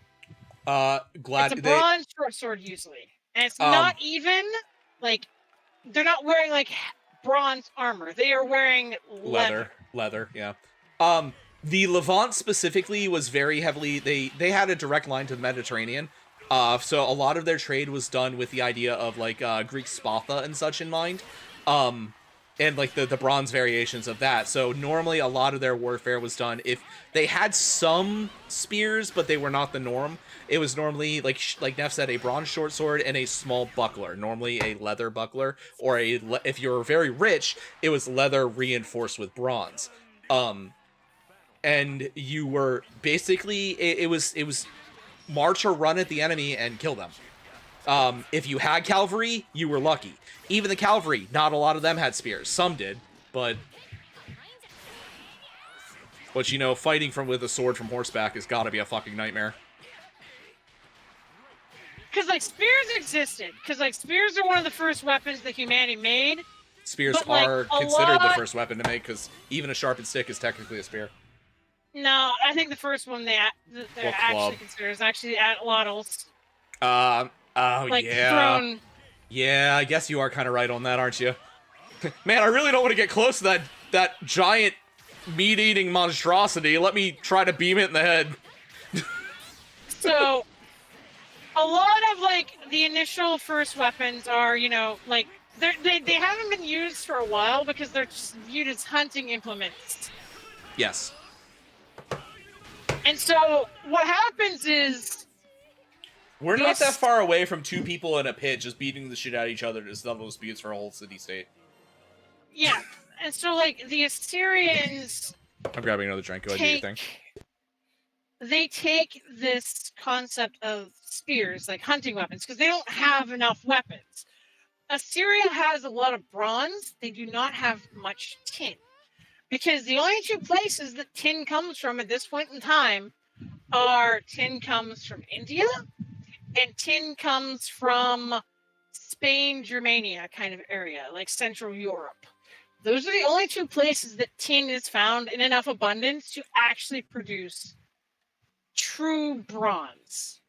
So a lot of what these people are using, even though it's called the Bronze Age, is primarily copper. Because tin is hard to get. You actually need... the first full-time standing army. Because prior to that, Val, you have a lot of militias. Like, they exist because they're force conscripted by the government, told you have to fight during the war season, and then you go back home and then you harvest. That's how, like, the life cycle is lived at this period of time. So, yes. Yes. Also, there were professional quote-unquote soldiers. They were primarily aristocrats. And they were primarily officers. Paid soldiers, generally, there were usually like a handful of them.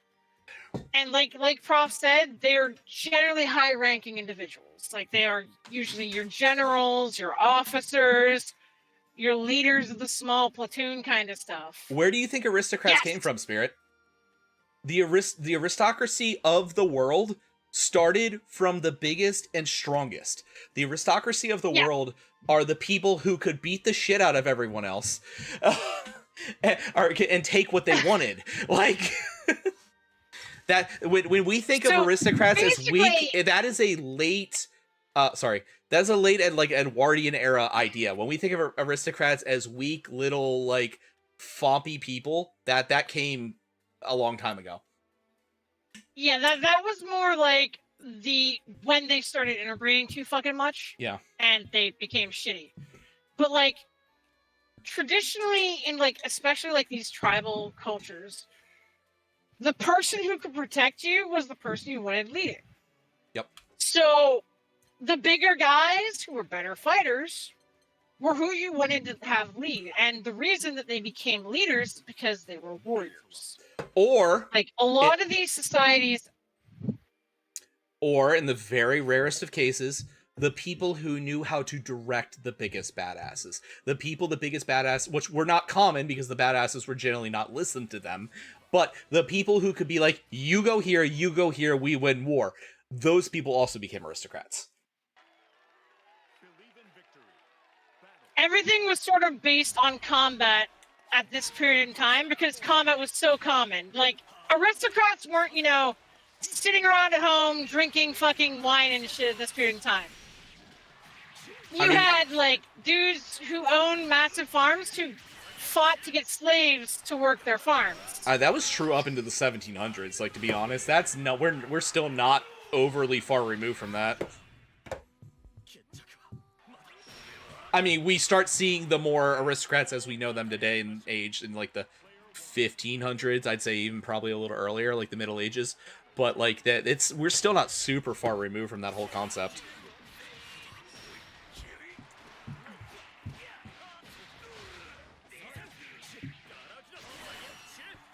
So, basically, I was trying to explain nicely the tree spirit, and then you had to sound like an asshole again. I didn't mean to. I really didn't mean to.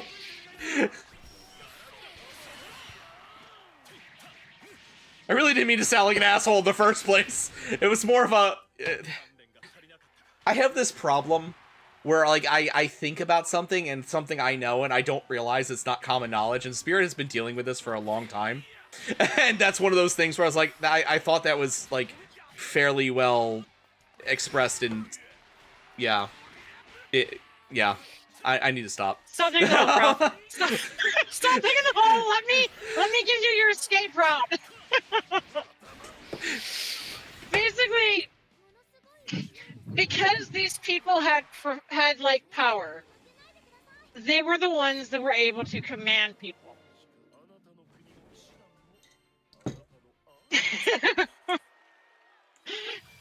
like they had the ability to make people listen to them through like coercion and other methods.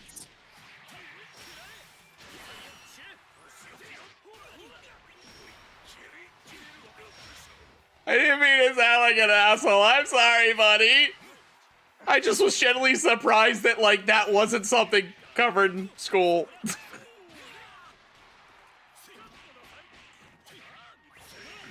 Dude, did I tell you that your school was bougie before? Like, I told you had a bougie school compared to a lot of people. Matt went to a bougier school than I did.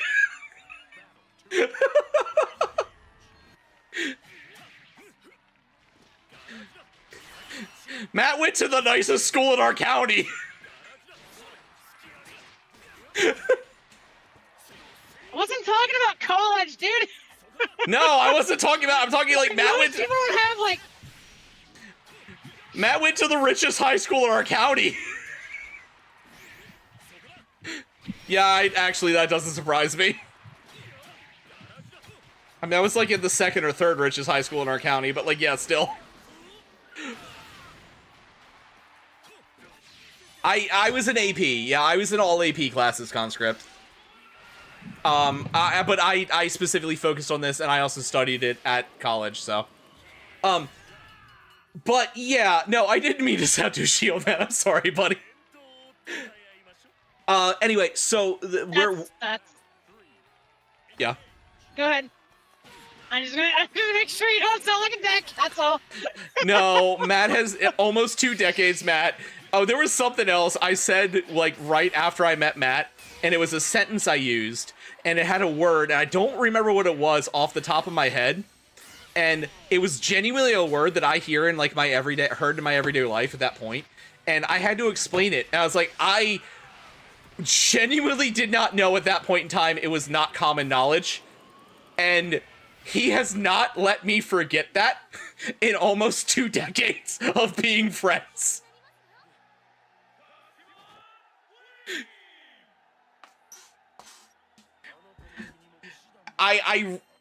Yeah.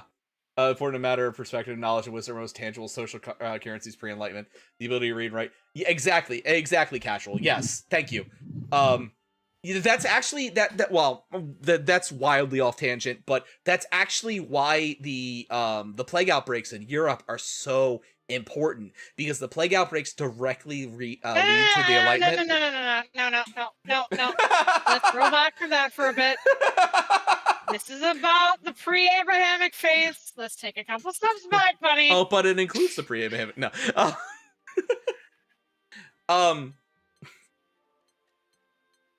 Anyway, so the Assyrians invade. They start their empire building, and Because she knows if I get on the plagues, we are going to do another 4 hours on plagues before we go to sleep tonight, because that's my other hyper focus. The plague epidemics are my other hyper focus. I fucking love the Enlightenment period.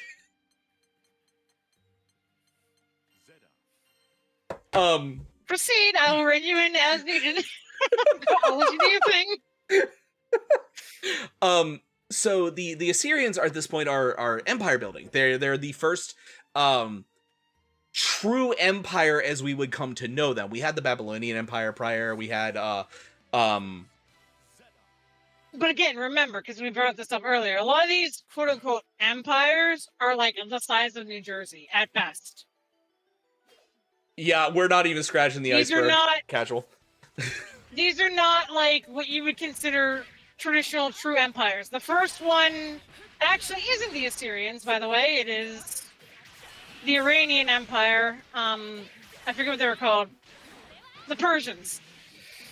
Don't the Assyrians lead directly into the Persians? Were actually, the Persians become a superpower once they conquer the Assyrians. No, But the Babylonians until they- defeat the Assyrians, and then the Persians defeat the Babylonians. Right, I'm getting ahead of myself. You are, yeah. The Persians come a couple hundred years later. The Persians are the first mega empire. The Persian Empire is the Yes. largest to have ever existed. It's also the longest existing to ever existed. Because they don't, the Persian Empire gets most of their empire from Alexander the Great. When they conquer him, they conquer the Neo-Babylonians and then proceed to conquer. No. I'm talking about Cyrus the Great. They do not conquer Alexander. Okay, yeah, no, that's later down the line. That's the second Persian Empire. I'm talking about the Achaemenid Okay, Empire. yeah, Like, okay, just much- all right, yeah, just no. Before what you're talking about. I know what you're talking about. So, like, the thing is, and a lot of this comes down to, like, a lot of Eurocentric historians don't really say a lot about, like, more Eastern cultures, because that is a objectively untrue statement that you just said. The very first empire was China. It is not even in contention. Like, China was the first empire in the world. Yeah, you can't even deny that. That's true. And what year did the they first also kingdom found? don't pay a whole lot of attention to the Achaemenid Empire either. Well, It's most because, like, the only time they look at the Achaemenid Empire is how Alexander the Great took it over. yeah, because that's how he got But a the large Achaemenid portion of his land. Empire is literally like Turkey, parts of Greece, Iran. Everything to the east of the Zagreus Mountains has to deal with the Persian Empire at this period in time. Actually, the first Chinese empire is not founded in 221 BC. So technically, the Assyrian Empire is older than the Chinese Empire. That seems like that's an incorrect source. I mean, I'll look it up more, but that is Wikipedia. But I'll I'm look that pretty up sure more. I'm pretty sure the taming of the Yellow River was well before 212 BC. The original dynasty is founded 1250 BC. The empire itself is considered founded in the extant Zhao dynasty is from 1046 to 256 BC. China's Axel Age, during which the Mandate of Heaven was born, and Wujing. China was first united under Singer imperial state by Qing Shi Huang in 221 BC. Wow, Yeah, creating that's the splitting hairs, because you're considering yeah. You're considering the Akkadian Empire, which was nowhere near as developed as the Mandate of Heaven Yellow Empire. So, like, yeah, because that directly leads into the Han Dynasty, which goes that for is 500 like more years. Yeah, sophisticated Chinese history. Yeah. Where they're saying it wasn't an empire until the first Warring States period is ended. yeah, Which is not the basically case now. that's exactly what that is now that I read more into that. So China actually has the world's first empire, Okay, but so it doesn't get a lot of attention from history because a lot of history is written by basically European perspectives. well, I mean, there's a reason why there's the joke of the fucking English museum. Like, Yes. I mean, no, that's that joke exists because that's the way the fucking English were. But I know. My tribe from upstate New York has shit in the English Museum, okay? like a lot. So I'm just correcting some misinformation. Like Yeah. what he's saying isn't wrong, but it's also not completely correct. Okay, so From a historian perspective, the Akkadian Empire is considered the first empire. Assyrian. The first real Assyrian, yes. The first real empire.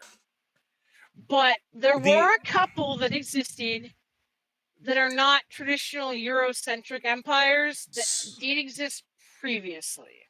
Yes. Because this is another problem. Like, this is another major problem with history. And this is my time to go on a tangent. No, you're fine. Go ahead. I'm sitting back. Hi, Easy. So. Hi, Damien. Hi, Damien. Damien's a lot of history. I know. A lot of history being told from the Eurocentric viewpoint. It also includes like shit like the biggest cities in the world. Like world population concepts are told from a Eurocentric viewpoint. They ignore China, they ignore Japan, and they ignore Southeast Asia. Like all of them do this. Like all of them. Yeah. Because in one part, they're not considered quote unquote civilized yet. They also ignore Tenochtitlan. But in another part, they're also like, not only are they not considering these cultures civilized, they're also not considering these cultures as capable of like governing themselves and existing. So there's a lot of shit where they're like, Rome is the biggest city in the world, when no, it's Beijing. Rome wasn't even the biggest city in the Mediterranean at that point in time, but that's beside the point. Like, there's like a lot of this. Well, no, I'm talking about when Rome had like 1 million people. Oh, okay. The first city to actually have 1 million people was fucking Beijing. Yeah. It was not Rome. And even at this point in time, Tenochtitlan has more people than Rome. Yeah. Constantinople actually had a very small population. Yeah, Constantinople was pretty small because, like, they were in a constant war zone. It was also an academic city-state. It was literally designed to be a stopgap for the army as, like, a staging point, on top of being a research and development place. It was actually very, always very low people count. Because that's the thing that people don't acknowledge about Constantinople. Constantinople, A, was not founded at this point in time in history we're talking about. It's a couple hundred years in the future from where we are. But also, it was literally a resupply point for Iskandar's armies coming from Macedonia and Greek in general, the Greek city-states in general, into the rest of his empire. And which was always generally on the front line, because he never really expanded much farther north than that. He just went west. On top of that was also where he did a lot of his research and development. That's why the library and stuff, on top of it already kind of being there before he renamed it to Constantinople, but that's beside the point. Well, technically Constantinople was Constantine that renamed it. That's way ahead of what we are. Yeah, that is like we are currently in 800 BC. Actually, I'm about to talk about 722 specifically BC, because 722 is when Samaria falls. 722 is when we have the cuneiform. Now, to be fair, the timelines get a little fucked up because we have some things later down the line that fuck up the way the calendars work and stuff. But 722 BCE is when Samaria falls to the Assyrian Empire. The survivors of the siege of Samaria flee to Jerusalem and join the Judean Empire. This is when the First Inquisition actually happens. I talked about it a little earlier. But the king at the time is Hezekiah. This is when he really puts in the First Inquisition. This is before JoJo Part 1, because vampires don't exist yet, easy mode.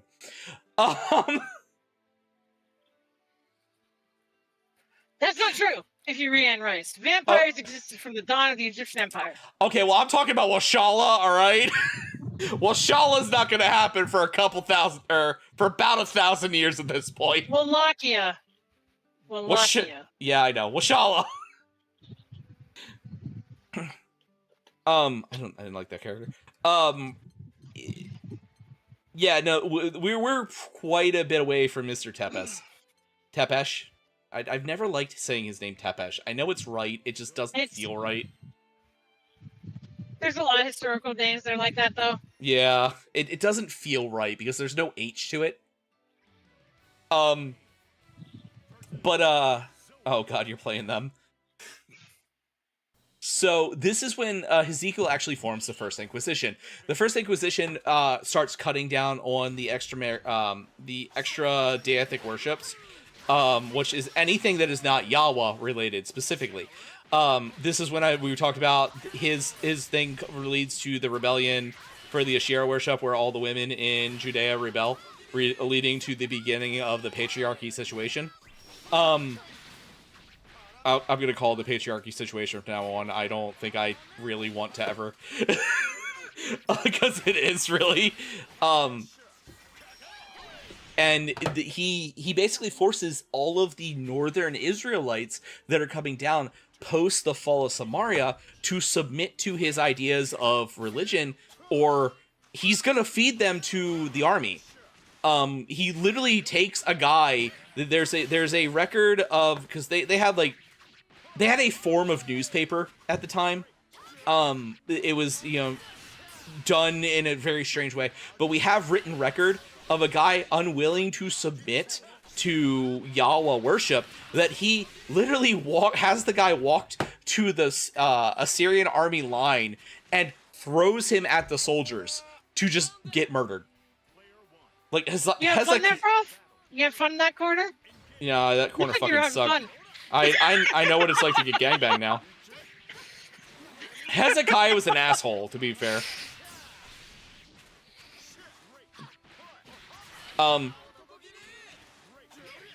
But yeah, that completely ends all of the synchronism issues. Play Ladiva next.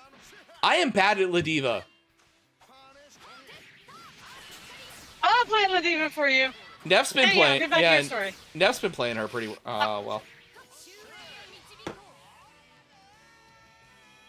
What?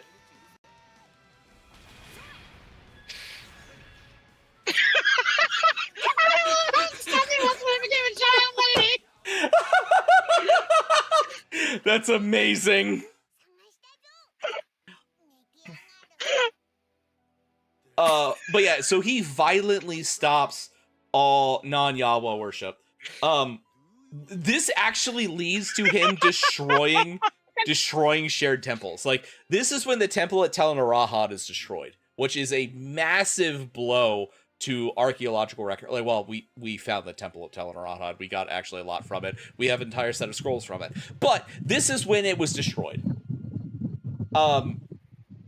And things are really, really tumultuous because we now go through a succession of Judean kings that are either just as bad as Hezekiah or not, until we get to the 8-year-old Josiah.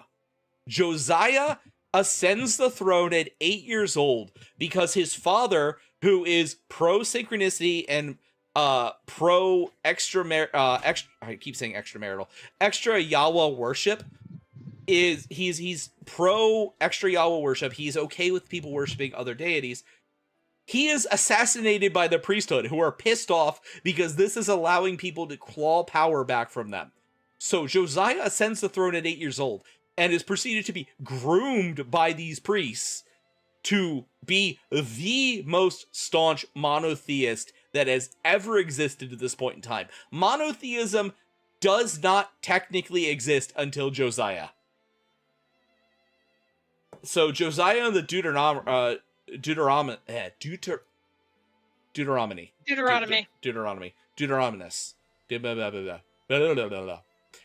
They're the scholars that wrote Deuteronomy, Joshua, Judges, Samuel's, Kings, Jeremiah. They're widely considered to have been the people that specifically caused the Babylonian occupation because they were all assholes. They were also taken captive by the Neo-Babylonians when they show up in the 6th century BCE and specifically, they are the reason the Judean exile of aristocrats happens, because they refuse to bow to Neo-Babylonian rule. This is at the point where this has been a couple, decades since, and the Neo-Babylonians show up, and which is the second Sumerian Empire, shows up and goes, "Hey, we'll take care of that Assyrian problem for you, but you gotta become our vassal state."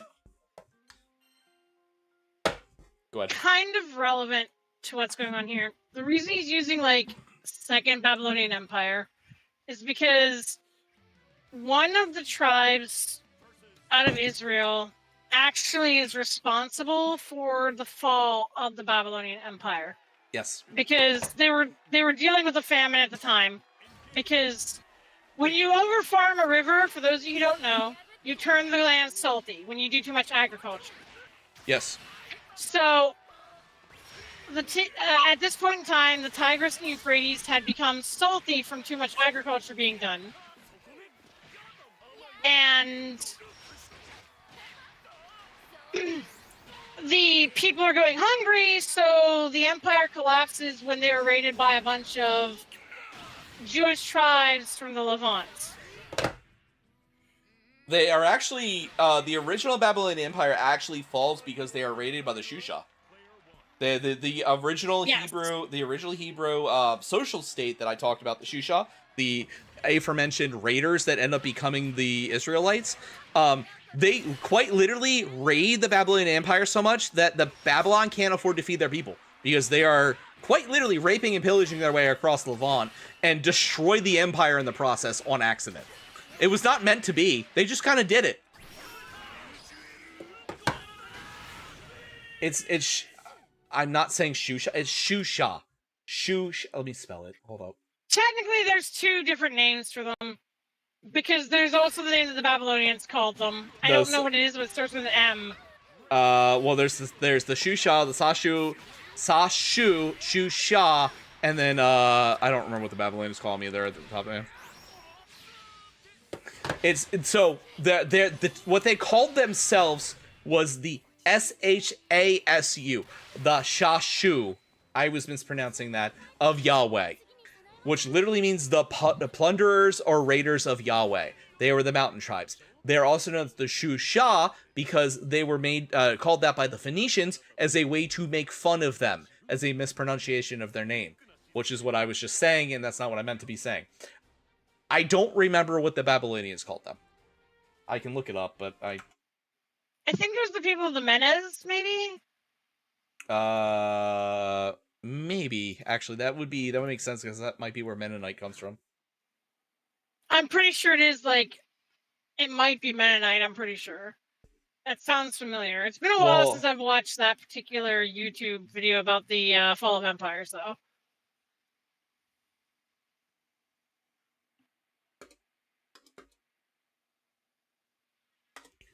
That was for you, Easy. And yes, Ladiva does always win because he always attacks in the fucking grapples. Southern map, the dollars.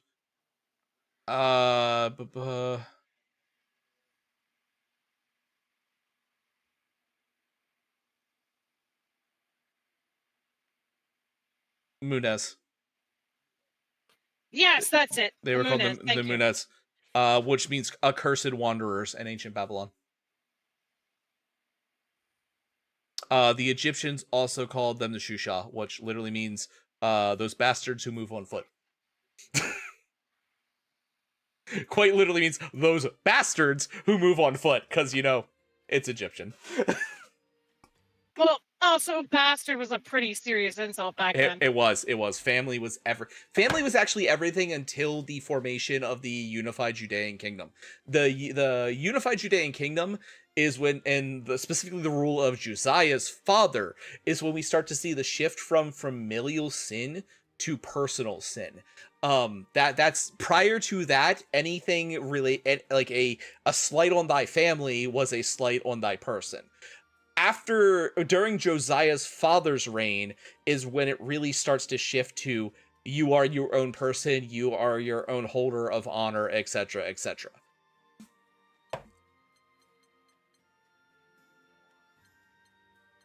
which was Proceed. only strengthened under Josiah's rule because of the aforementioned, priesthood who groomed the shit out of that little boy. Hey, look, that's been from the beginning too. I feel so bad making that joke. I couldn't resist it though. You got where I was now.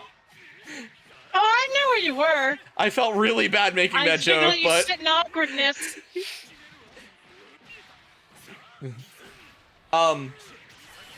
But yeah, so it was around this time that like the Neo-Babylonians, so the Second Sumerian Empire, the Second Babylonian Empire, which had not existed for about 500 to 600 years. It's kind of up in the air exactly when they reformed.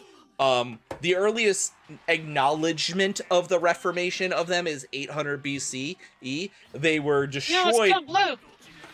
They were just. You're welcome, Blue.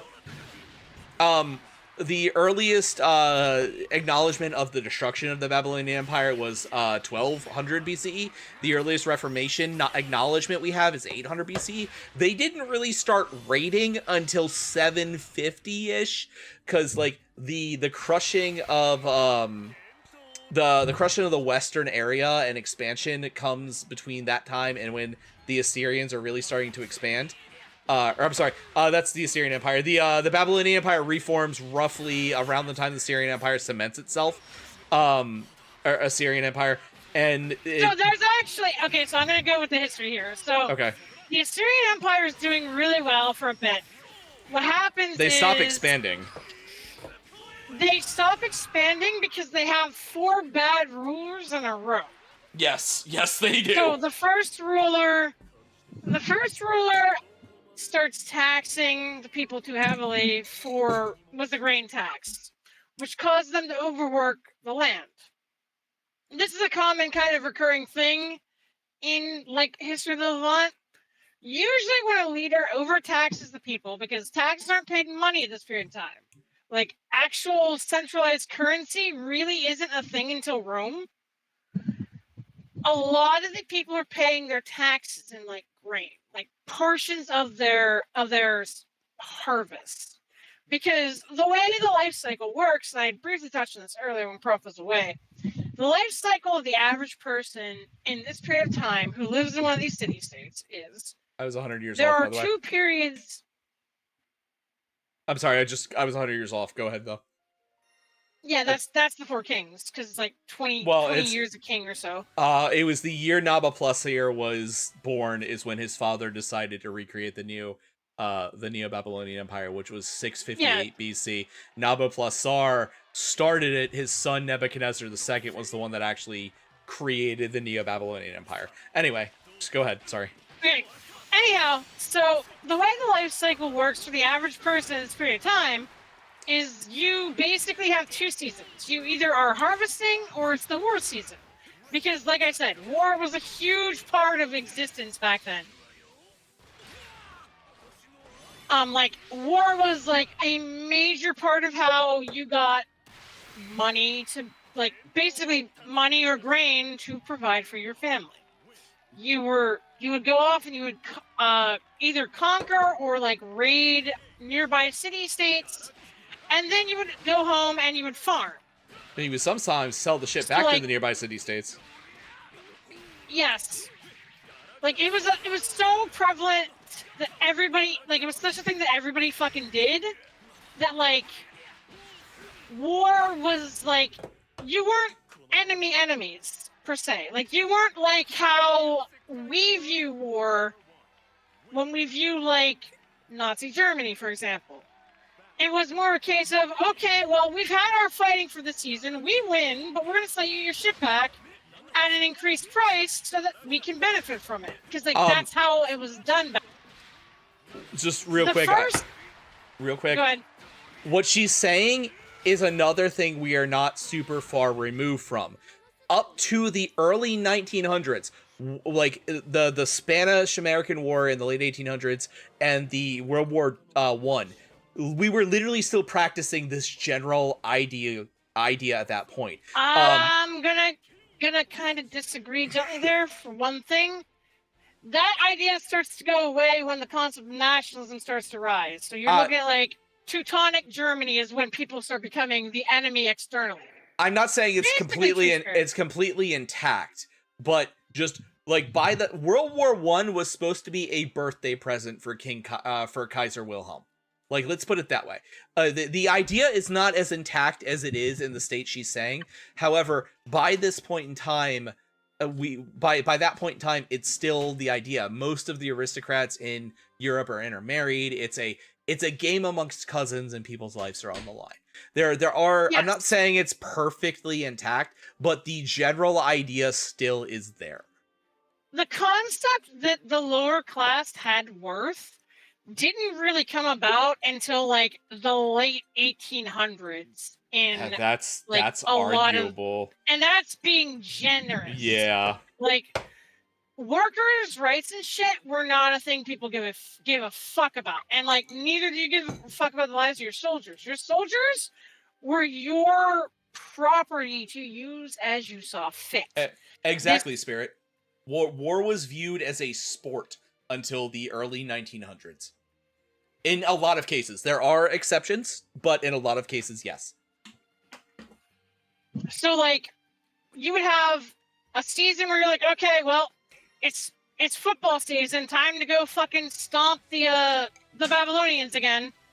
And then when you're done with that, you go home, because you're usually done around the time of the flood, which is going to be roughly November. Yeah, because it was wintertime floods in that area. Yeah. Yeah, so like it was like just in time for harvest. And so like you go home from war, you'd harvest what you planted in the summer with your children and your wife taking care of it, and then you prepare for the next conquest season. Okay, so the idea of, and I know neither of us are football people, for the record, but the idea of doing like a war draft, like, I will take Pleiades from Arcadia for his gladius ship.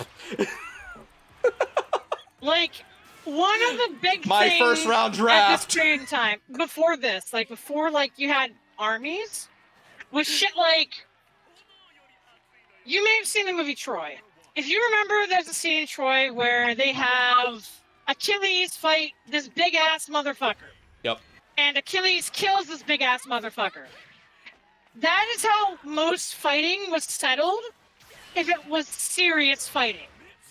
Like, war wasn't viewed as serious, it was viewed as a means of, like, getting population control. Shit you needed. It was also population control. You had too many people, we have too many peasants to feed, well, we better attack the nation next to us, because maybe we won't have this issue next year.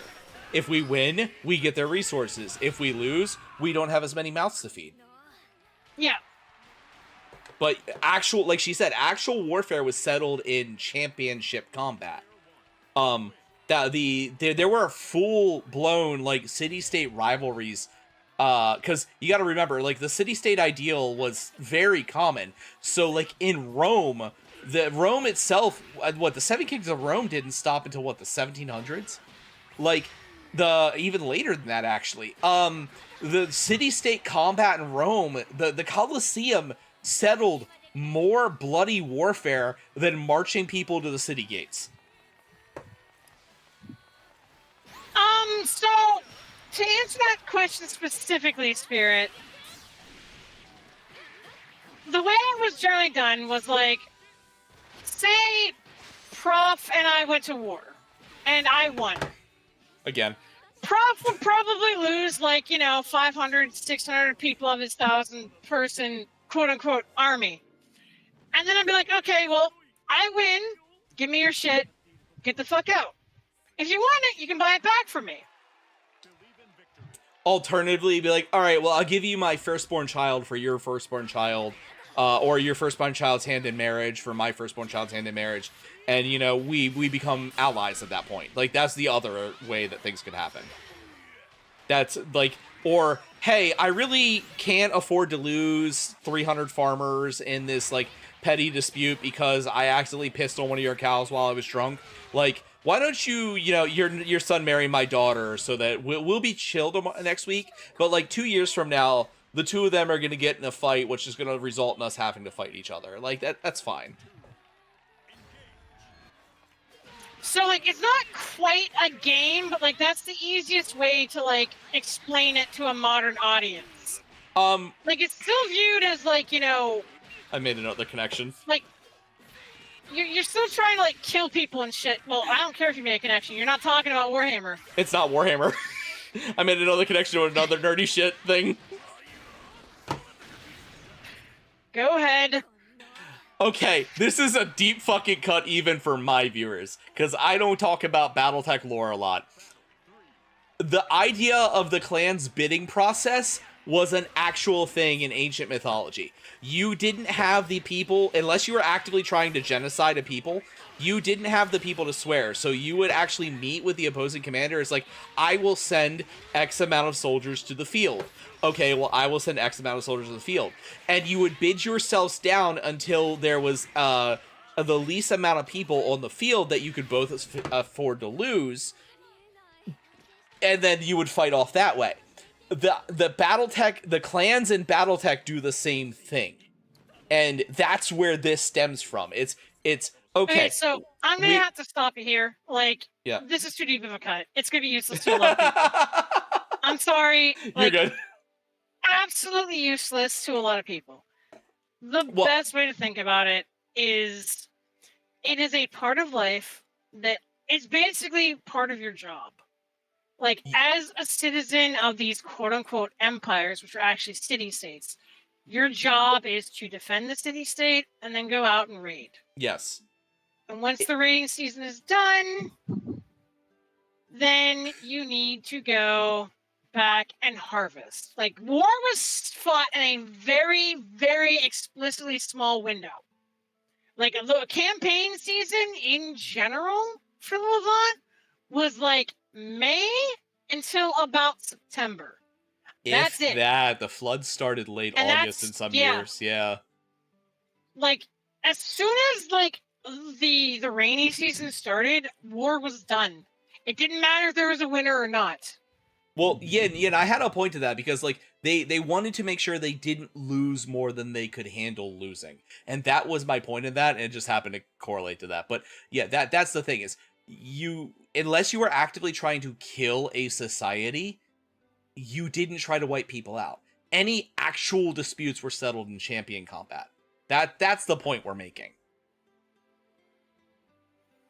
For the most part. So, like, because there were a couple this times is how otherwise, but these societies work, where, you have your war season, and then you have your harvest season, and then you have the end of the year, which is like your Saturnalia and shit. That basically is where we get the concept of, like, Christmas and stuff, where, like, you're supposed to be peaceful towards the end of the year because you can't do shit about it. Like, there's going to be a flood, which will set the harvest up for the next, the fields up for the next harvest. So that's kind of the flow of how ancient life worked back then. And I've forgotten what we were talking about to let us onto this tangent.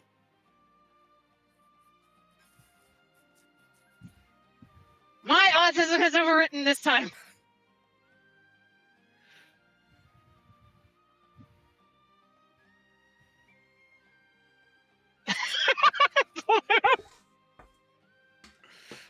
all right, this ancient war strats of delivering Walmart personnel paperwork to a dumping site. What? We were talking about to let us onto the cycle. we were talking about Assyrian and Neo-Babylonian time periods and which I actually like have skipped so much shit. So there's a real big problem with this.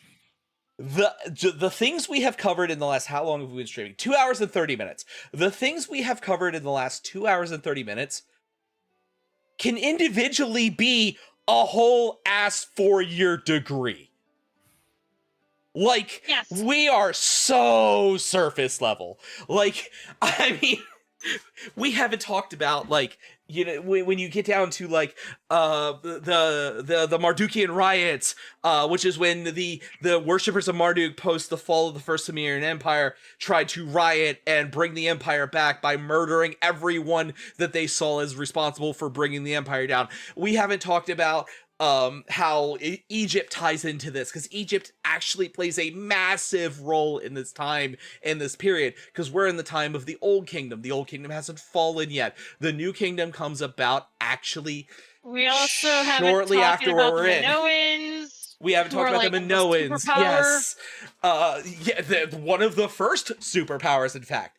We haven't talked about the cycle. We haven't talked about how there were actually Viking scouting parties that came to the Levant. The Levant and the Vikings, the Scandinavians, not Scandinavians, the Nordic peoples, not just the Scandinavians, the Nordic peoples as an ethno-state traded with the Levant during this time period. We also haven't talked about how the Sumerians actually made it all the way to fucking Australia or anything like that. Yes, the Germanics, Like the Proto-Germanics were concept of the trading with this world. concept right now. Like our concept of the world and what we're talking about history is like so shallow compared to what was actually occurring at the time. If Like, Spirit, you have heard me genuinely deep dive talk history, and you had to stop me. Do you really want Neff and I to do that? Like, you have been privy to me genuinely full tilt, unrestrained, deep. Oh God, he said yes. I mean, I could have told you he was going to say yes. Fuck. But like, he has had to stop me in the past. we haven't really even touched on like a lot of like any Eastern centric kind of stuff either, because the Silk Road is being too. The Silk Road, the Proto Silk Road, is being established during this time period. Like it's That's not true, actually. The Like, Proto. I'll allow Proto, but like you can't say the Silk Road. No, the Silk Because Road when you say the Silk Road, people think of one of two things. They either think of the fucking dark web, or they think of the road that went from Italy all the way to China where people were getting their goods. That wasn't happening. That's why I added Proto. Intercontinental. Yeah, but like, you still use the Silk Road, man. Well, because I was trying to think of a way people would understand what I'm talking about. I was trying to be acceptable to the common person. A lot of these, like there's a massive intercontinental trade network. Like I told you guys earlier, tin came from exactly two sources in the ancient world. There's Tin one came from other Afghanistan. There's one other source that was largely untapped at this time period, and that was Mongolia. Yes, but Mongolia was like horsemen on, like fractured tribes of horsemen existing. Well, yeah, because they hadn't really got off their rocker, and they don't really get off their rocker until roughly 500 AD when they decide they're going to take over the Kievan Empire. Doesn't matter. Stop! Fucking stop and focus! Jesus fucking Christ! The important thing is that there are two main sources of tin. One is in like the middle of Europe, near like France and Germany, that kind of area. The other is in Afghanistan. The entire ancient world runs on tin. Like, before the Bronze Age collapse, everything needs tin. Before the discovery, quote unquote, because we knew about it, but before the quote unquote discovery of steel, there are 3 really important metals and 1 really pretty important metal. We'll leave it at that. I'm not going to go deeper than that at the moment, but tin is one of those 4. I'll just make it real fast. Like, copper is like the most important, followed by tin. The other two, aluminum, like silver and gold. Aluminum's also pretty high on that list at this time period, because uncorrupted deposits of aluminum are actually one of the most uncommon things you will find in nature. It was not until the late 1800s, early 1900s, we actually discovered how to properly make corrupted aluminum into aluminum as we know it today. Aluminum until the late... Counterpoint, Prof. Counterpoint. Yeah. That doesn't contribute to the military value of the societies or anything. Neither does gold. That's why I didn't bring it up. The only 2 minerals that matter for this is bronze and copper. It does, because aluminum is actually Copper worth... tin. Aluminum is, at this point in time, is actually worth more than gold. So it is actually used to stop wars. The entire battle of the New Kingdom to the New Babylon Empire stops because the New Babylon Empire gives them a capstone of aluminum to put on one of their pyramids. I mean, yes, but you're also, like, if you do that, then you have to talk about all the other luxury goods that stop wars, like wine from the Greeks. I was and specifically talking metals. Yes, but that's it's exactly still a what I mean, luxury Spirit. good. It's not important. Well, okay, Like, fair. you can just say they gave them a bounty of tribute. Like, it doesn't matter what the tribute fucking was. I mean, the tribute was literally 500 pounds of pure aluminum, which was unheard of at the time period. Like, it doesn't matter, Prof. Like, this is one of the details that doesn't matter. I think it matters. You're talking to a general audience. They don't care if the tribute was fucking aluminum or shells or pharaoh piss. Could be pharaoh piss. Pharaoh piss is very valuable.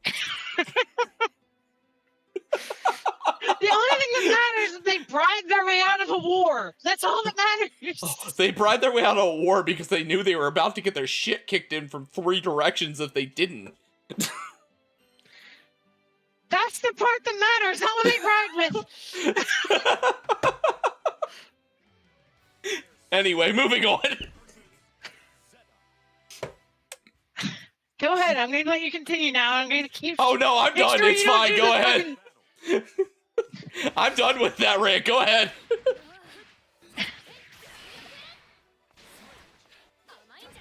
But no, like, mine was a sub-rant of yours. That's why I'm letting you continue. Oh, Like, my whole thing about explaining how the culture worked was so that you could set up the war. And so they understood what was going on with it.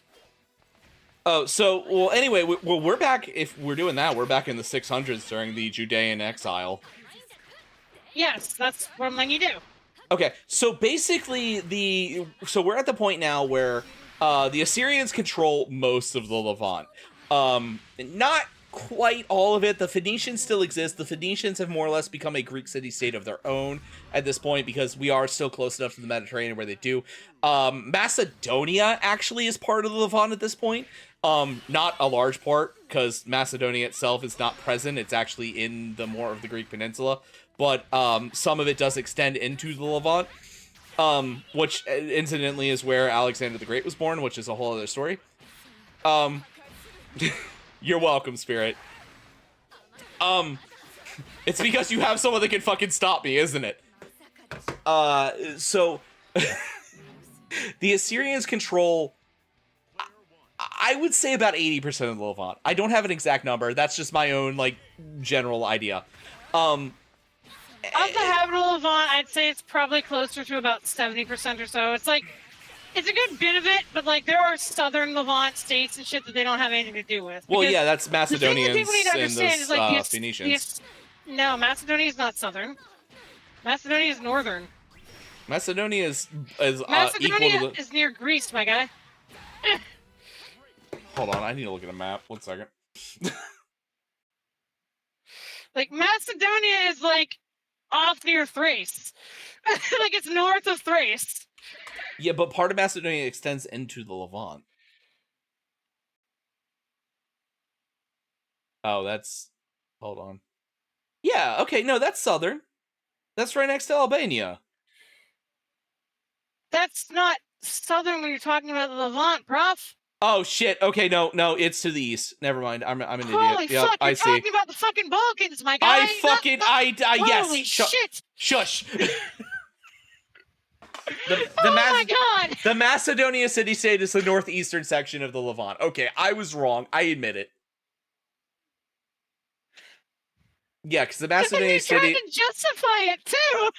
The Macedonian city overtook basically what is all of modern-day Bulgaria, most of Istanbul. And it came came in towards the top of Eskiyar.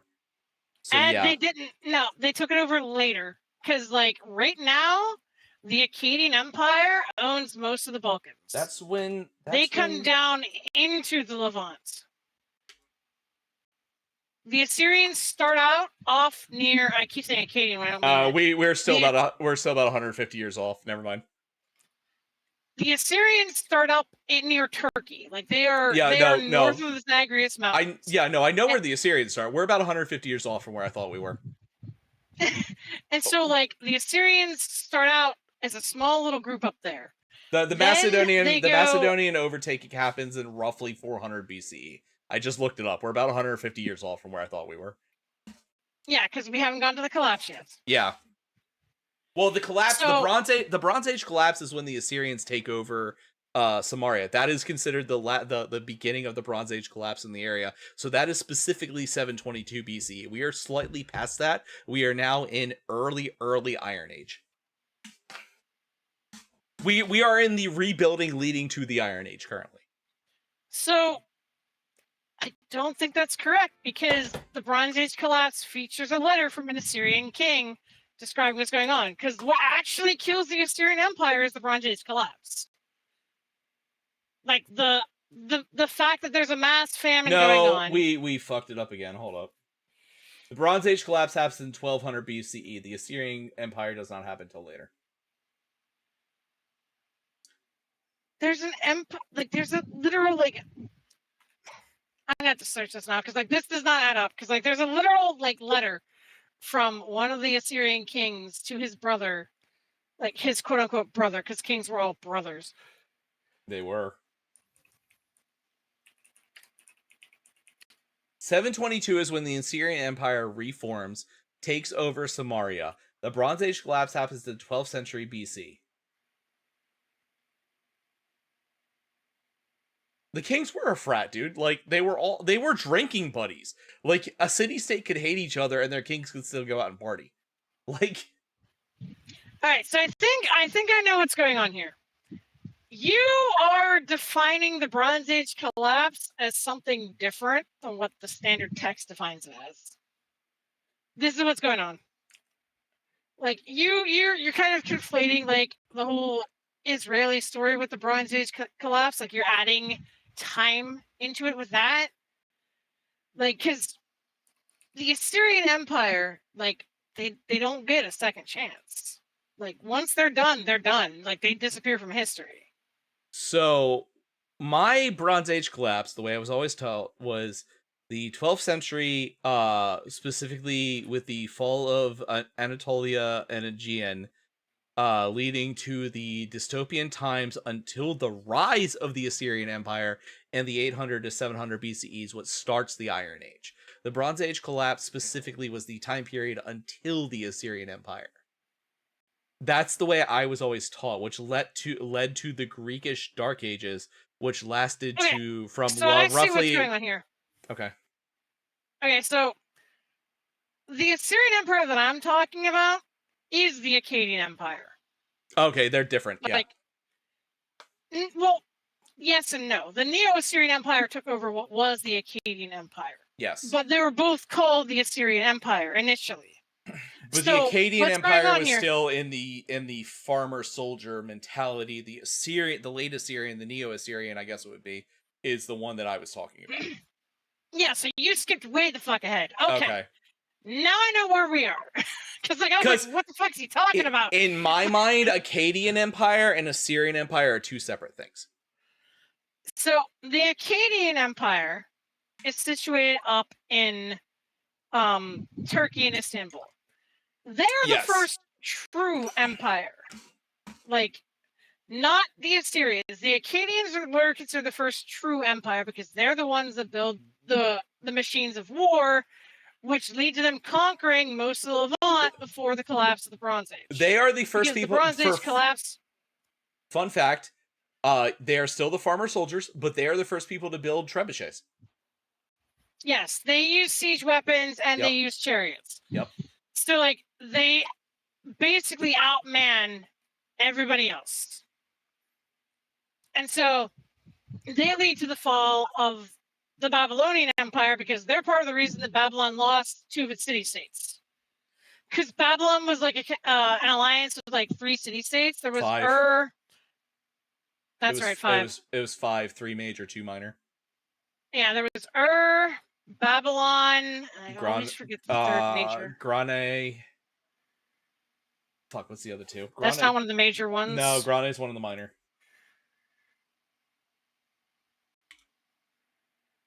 Well, it doesn't matter what the name of it is. What matters is that the two main city-states, and the other one whose name I forgot, are both north of Babylon. So the Akkadian Empire comes down. Go ahead.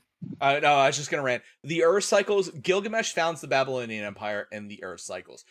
Is the capital of the Babylonian Empire. That is where all of the Babylonian kings are born, including the Neo-Babylonian kings that happen a couple hundred years later, Nebuchadnezzar, etc., etc. So, Babylon has these three major cities, and two of them fall because of the Akkadian Empire. Kish, Babylon, Nippur, Isin, and Ashania. So it's actually Nippur. It's Nippur. Yeah. It's and Nippur. Those are like the two main sources of power for the Babylonian Empire. You had Eridu and Uruk too, which were actually technically just suburbs of but they were cities in their own right. Prof, that doesn't matter. That's anyway. Like saying how all the places around there, around like Baltimore, are technically suburbs of Baltimore. Nobody cares about them. They care about Baltimore. They are important when you're talking about the Babylonian mythology, goddammit. No, they're really not. Uruk is where Marduk is from. I know, but it's not that important right now. What's up, Signum? Fuck off, Spirit. And get taken down by the Akkadians, which starts to put pressure on Babylon, which is the last city where the king retreated to, because it's the last major fortified city that they have. In the process of putting pressure on it, they start putting like economic pressure by like working with the local tribes, encouraging raiding, even during like, harvest time. You left a really fun part out of that. The king was a bitch. The Babylonian king of this time was an absolute piece of shit. He left not only his multitude of children and concubines behind, but his actual son, who is running the city and the city-states. The Babylonian monarchy continued in The king himself fled. The Babylonian Empire died when things that Neff's gonna explain in a minute happens.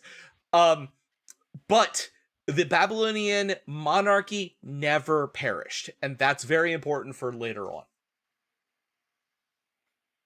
So, the Akkadians are getting with the local tribes because they actually have resources, because they're sitting on a good, like Prof talked about earlier, there's this massive trade network that goes intercontinentally. They're at the apex of where Asia meets Europe. So they get a shit ton of tin. They have more bronze than anybody, which means that they have better armor, because like their troops are actually wearing metal. They're not wearing leather. So they start bribing the local tribes with bronze, and they're like, "Hey, you guys should attack them during the floods." And the tribes are like, "What the fuck are you talking about? That's suicide." Like, it might be, but hear me out. You have 50 peasants die. What if we give you pool floaties? What about we give you this shiny armor for your leaders? You see this nice pool noodle? If you sit on it, you can ride through the water. And we can give you some food too, because you're stealing their food, but you need some too, right? Everybody needs food. And so they're like, bet. Okay. And so they send their army, like their quote unquote armies. It's just a bunch of dudes with pitchforks and shit, basically, to attack Babylon. The thing is, like Prof said, Babylon's king, fucking idiot. Dumbest motherfucker alive. The biggest piece of shit in this time period. We're talking Prof playing Monster Hunter level of dumb, okay? It's bad. It's real bad. They didn't. Bro is bad at strategy. Bro is bad at commanding the respect of his people. Everything. They didn't bother executing him because he was such an unpopular king. They literally just put him on the street as a beggar, and no one helped him until he passed away. They did not bother executing this man. They stole everything he had and just let him die as a beggar. So basically, this guy is like completely incompetent at strategy. Leads his army into a double ambush from 2 different tribes. The army gets wiped the fuck out. So Achaeus has been like, fucking bet. All right, well, that's our city now. And we're going to go ahead and put our god on top.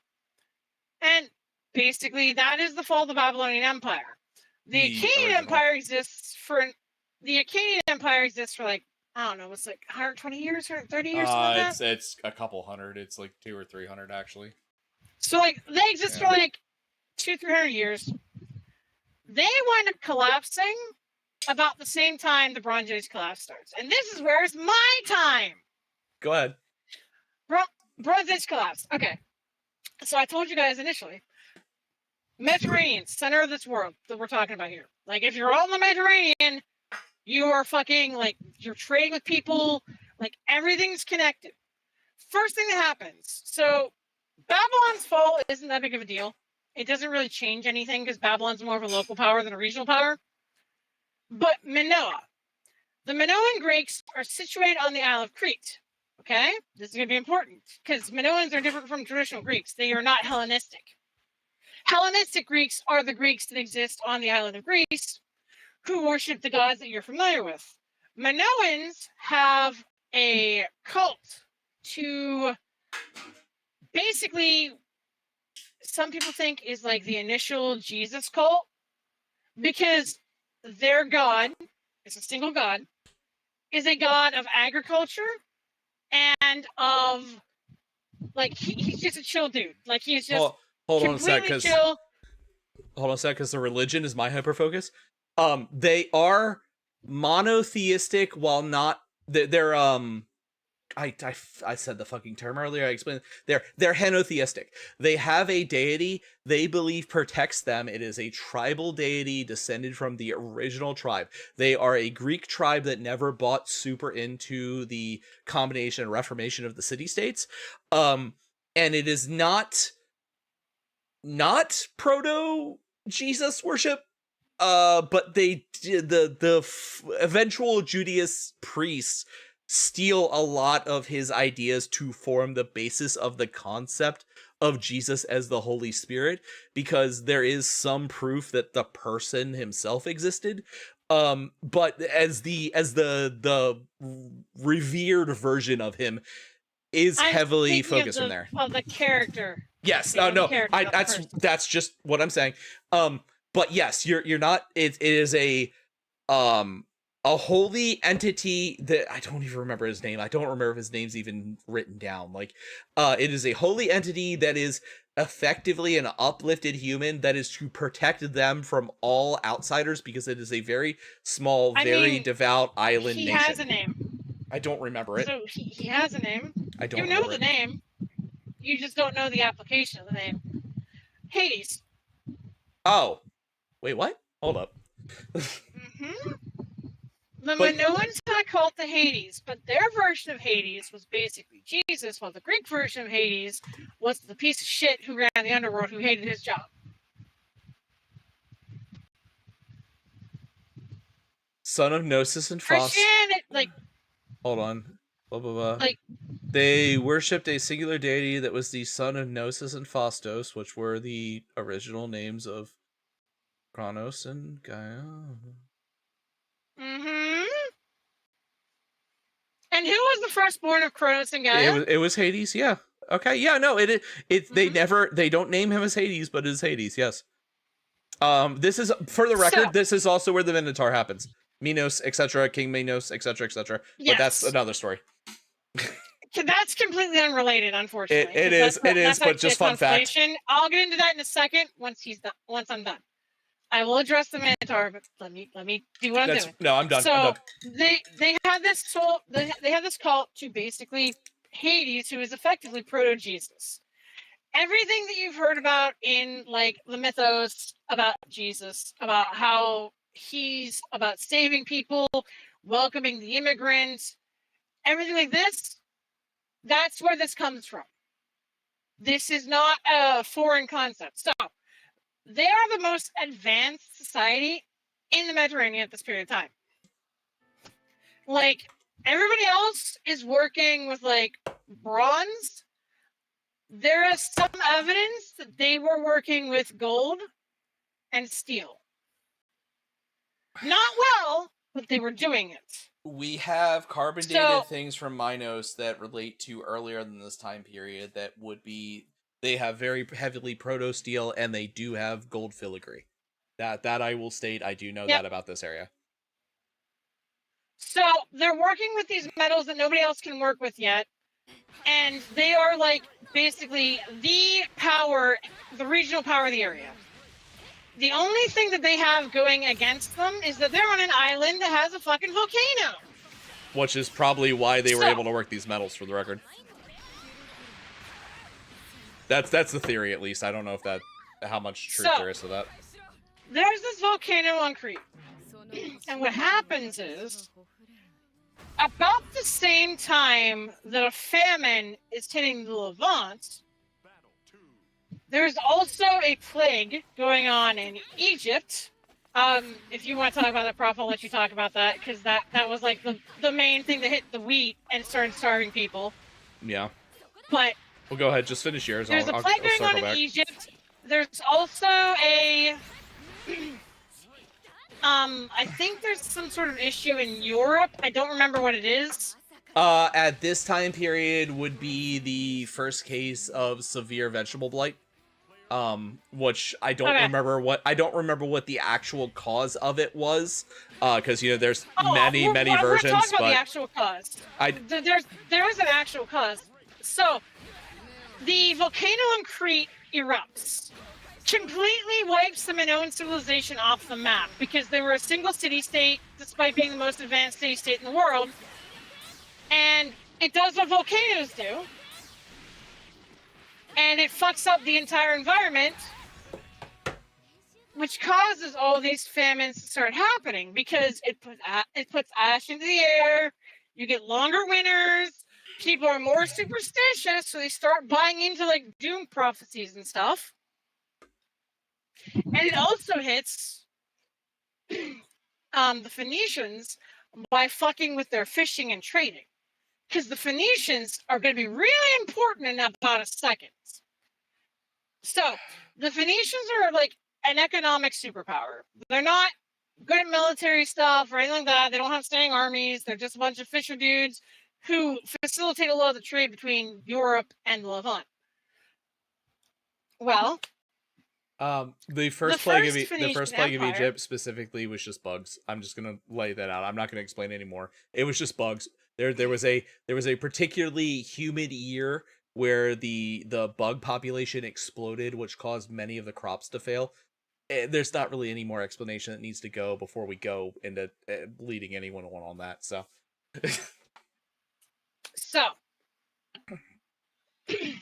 Phoenicians start struggling with their trade-based empire. So you've got all these people in these various empires that are all interconnected, and when you take one link out of the chain, everything starts to collapse. That's why it's called the Bronze Age collapse. You have a special mix of like highly trained warriors who like highly trained generals and shit who can't feed their families, a society that is built upon war, and people who are built upon like trading and shit, not being able to do the shit that they do. And then you have a bunch of people unable to get the luxuries that they're used to. And so what happens is that everything starts breaking down. Like, this is systemic collapse. This is not standard collapse here. Like, this is... Imagine if, like, the central currency of the world, the US dollar, became worthless tomorrow. Man, I don't know what that's about at all. We haven't experienced that before. There was, like, no way of fixing... Oh, well. ...the value of the currency.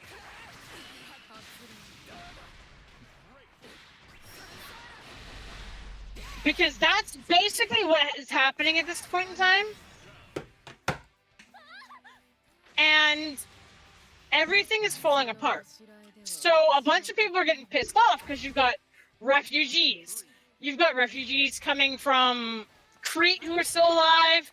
You've got refugees from Egypt and the plague. You've got refugees from Phoenicia. You got refugees from You have Proto-Italy. refugees from Europe. Yep. You have refugees from Proto-Italy. So, like, all these people they have nowhere to go. They have no means of, like, digging themselves out of the situation that they're in. And so the only thing that they know how to do at this period of time is declare war. So you get this roving of highly trained warriors who go around to all these weakened empires and start picking them off. These warriors are referred to as the Sea People. We don't know exactly their makeup, but we know that there were like a lot of them. There were people depicted in the Egyptian like art of this time in like every Greek culture had a helms. different interpretation. So like all we know is that there are roving bands of effectively pirates going around and just murdering these empires that are on their knees already. This leads to the fall of the Akkadian Empire because Acadia was, again, like I said, a very valuable prize with how it's positioned. It's sitting in between two major trade cities. Okay. This is the same reason that Constantinople has issues later. If you were raised in a Christian mythology, you would know these people as the Philistines. And I'll shut up for a minute. The Phoenicians are the Philistines. No, the Sea That's People are the Philistines. The Sea People are the Philistines, why not they're the Phoenicians. primarily blamed as the Phoenicians. Well, the Phoenicians welcome them with open arms and are married. So I guess that would be right. Anyway, sorry. I just needed to. That's a connection most people might actually know because I know that was fairly prevalent in my childhood. You're fine. So basically, the Phoenicians, like these people going around, they're ravaging all these fallen empires. They eventually get stopped by the actual army in Egypt because Ramses II, who is also known as Ozymandias. Ramses II would be. Yes, that would be his father would be at the beginning. He would be at the late Bronze Age class. Yes. Ramses II, who's also known as Ozymandias amongst the Greeks, is directly responsible for he's a tactical genius. Like he one of the best generals to ever live. Like he's on par with Alexander the Great. Yep. George Patton actually claimed to be both of them, for the fun record, because he claimed to be every famous general from history. He claimed to be both of them reincarnated.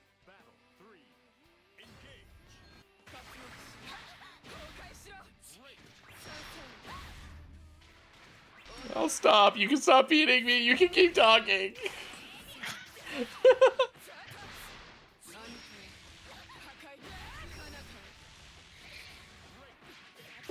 So, anyhow, now that I've stopped talking for a little bit to freak Prof out,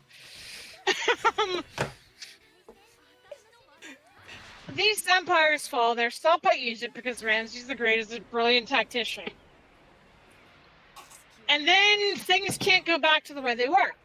Because this whole sort of, environment is built upon all these things intertrading. And there is no more mechanism or structure for these things to trade. This leaves a major power vacuum. This is where the Assyrian Empire actually comes into everything. Because the Assyrian Empire basically sweeps in towards the end of the Bronze Age collapse from, I think it was a familial dispute in the Akkadian Empire, something like that.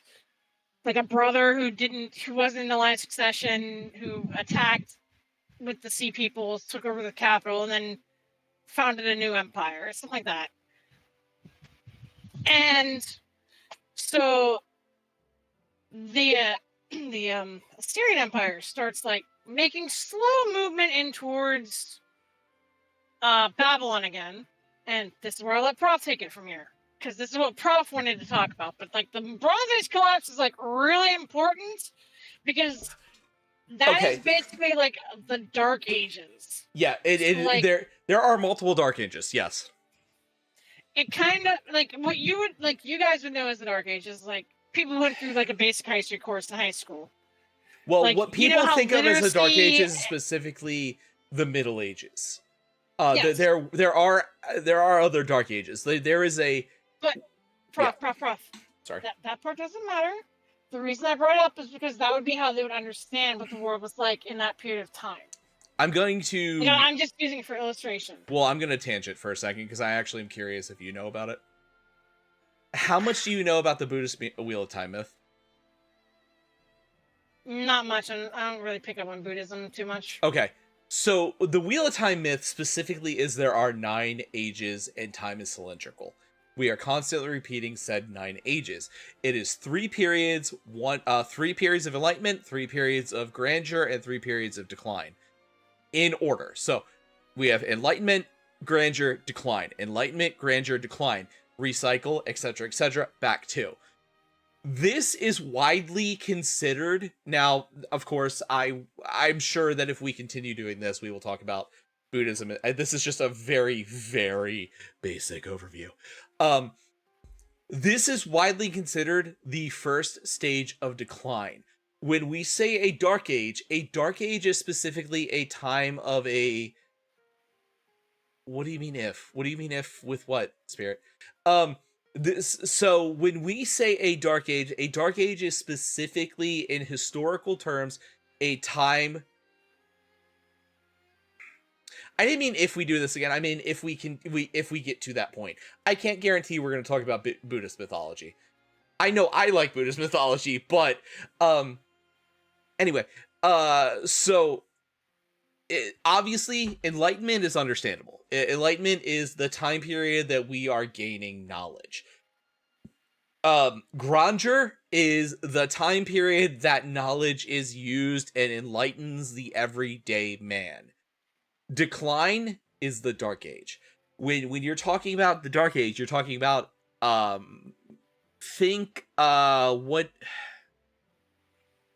I'm trying to think what the most commonly acknowledged time of Dark Age is, like the time where we actively lost knowledge. The fucking Middle Ages, like it's after the fall of the Roman Empire. I mean, it is. It really is. It really is. The Roman Empire was grandeur. The Roman Empire is arguably some of the most grandiose times we've had because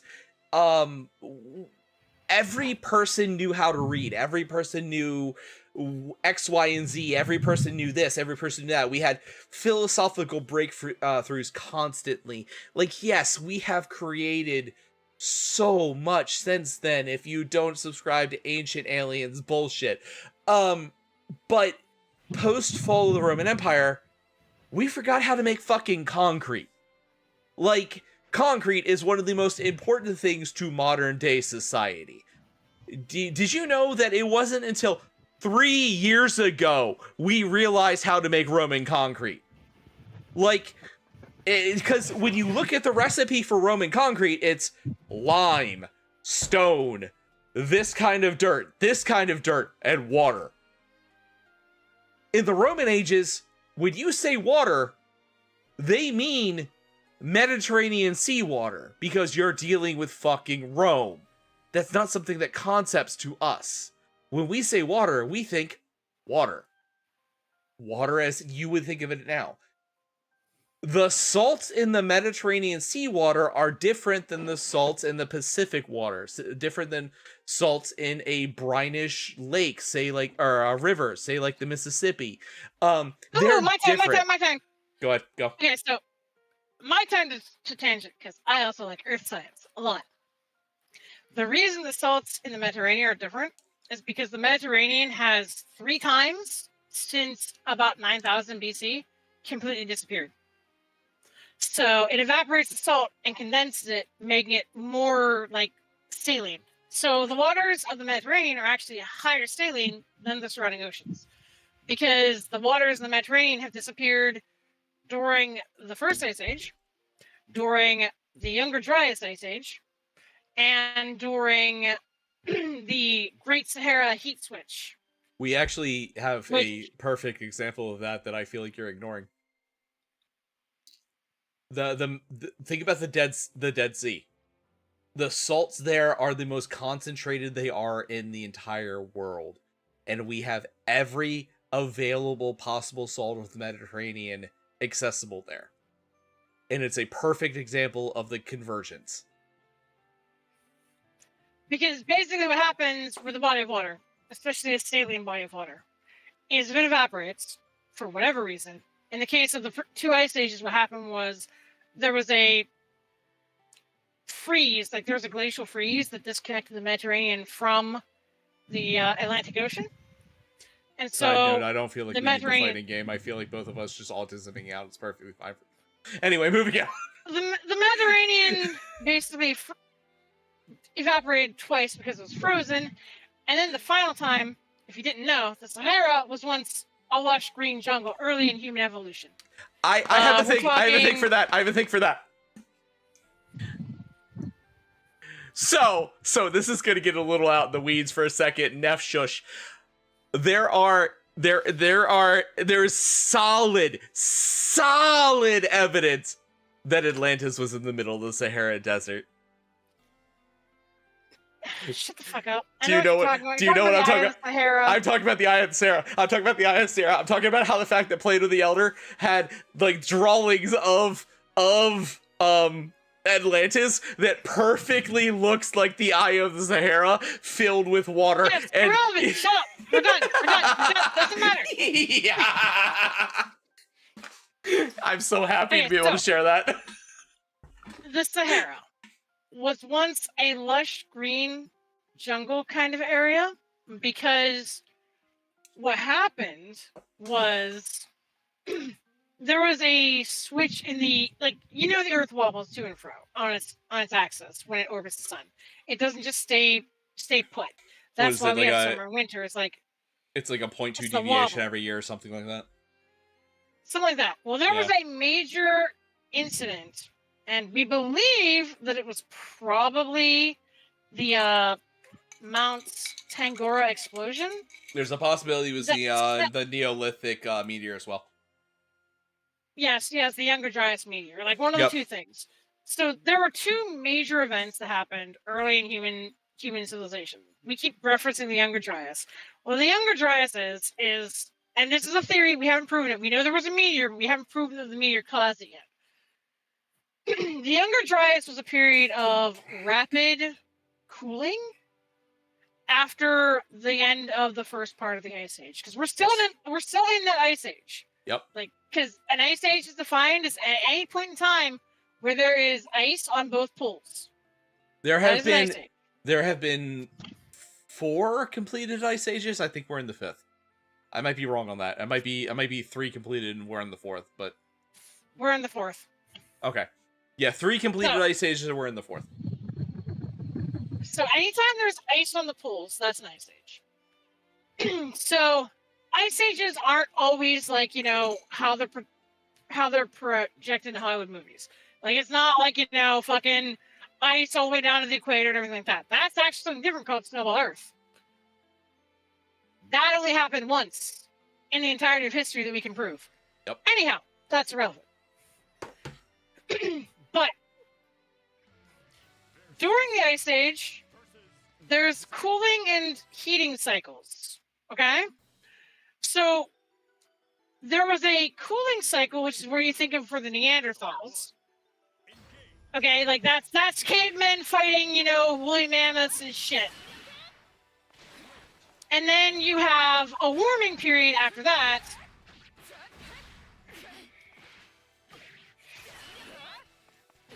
I love how we are 2 completely different types of autistic. Anyway, moving on. Like, interpersonal metaphysical relationships, me. Anything relating to physical, you. So, there's this, so like, the heat changes. And so, like, things dry. That's when we get, like, a bunch of these early human settlements known as, like, Doggerland. Which we will talk about later, because like Doggerland is. Yeah, I'm not covering that right now. That is a whole separate thing. It's my level of autism. Like, it'd be my like prof rant. Tonight has been me ranting about religion. Doggerlands will be me filling in Neff ranting about that. But there was like a lot of exposed land during that period of time, and then that, if you knew anything about the way like shit works, when land is exposed, you tend to get carbon sinking, which tends to cool things off. Jesus Christ. I thought I hit you at least Yeah, once. I'm talking about something so I get to have my autism focus on fighting, because I wasn't thinking about fighting. I was hitting you. Go ahead. I guess I did the same thing when I was talking about Ashira's worship, but go ahead. So, anyhow, what happened was, because of the carbon sinking, What happened there was a lot more cooler, like it was getting cooler again. And so, we're not sure if it was the mountain at Mount Tambora or the meteorite impact that hit in northern Canada. Something broke us out of the second major ice age, where like shit was it was pushing humanity to the brink of extinction. I'm gonna stop you for a second. America, I thought we carbon dated that. I thought we actually managed to carbon date that the meteorite in Canada was actually a couple years prior. Now, they both helped, but one jump started the process. So no, that's actually currently still in the realm of not provable yet. They're not. Okay, sure. I wasn't. Remember, carbon dating is not that accurate. It's not. No, it's not. When you're talking about shit like that, you're talking about a range of like 500 years. So they don't know which came first. As a side set of that, just that whole concept, we have a body that comes from the time period we've been talking about. We know it comes from the time period we talked about because we have funeral records. It carbon dates 200 years prior. So I just want to leave that out there. Okay, I'm not sure. Are you talking about the Clovis? Yes. Okay. Well, I haven't even mentioned them yet, so shut the fuck up. No. No, I'm saying that's not for you and I. That's for everyone else. Just carbon dating's not an exact science. That's what I was getting at. So there's a culture in North America at this time, because remember, there are not Lorekeeper. At the moment, yes, there is one. There is one, but it doesn't work for the physical world. It only works for biological matter. It is a type of genetic testing. I don't know the exact name right now off the top of my head. The reason it's considered to test speciation and shit. The reason it's considered lesser is it cannot test fossils because fossils have undergone I can't think of the term. The term of a fossil turning to a rock. Fossilization? No, well, That's yeah, the term. but yeah, I guess it is actually. Shut up. And that's not entirely true anyhow, because there is actual tests with DNA in fossils, which is what they're doing. Not everyone. Anyhow, it doesn't work. Yes, they've found DNA even in T-Rex fossils and shit, dude. Well, I knew that, but we're talking way past. But we're talking way past the period of time we're talking about, so it doesn't matter. That's fine. Because we're talking about like 9,000 to 10,000 years ago. Whatever, go ahead. That's fine. So we know that there was a culture that came over the Bering Strait, because during the Ice Age, the Bering Strait the water had gone down by like 300 meters, I think it was. Like there was a lot more land exposed. So they crossed over the Bering Strait, and yes, it's ossification, by the way. Thank you, Lord Keeper. That's the term I was thinking of. Thank you. Yes. Also, I'd like to say the Bering Strait is probably why my people exist. Anyway, moving on. They crossed over from the Bering Strait. There's a fair amount of them. We know their genetic history because we know that they have Denovisian DNA, which is not that common because the Denovisians were a subspecies of human about the same time period that existed primarily in like Siberia, the Himalayas, like the northern part of the world. They didn't really interact too much with Homo sapiens, who were kind of more the Levant, Africa kind of area, or Neanderthals, who were primarily Northern Europe. Because there were periods of time where there was like 8 hominids alive. But that's neither here nor there.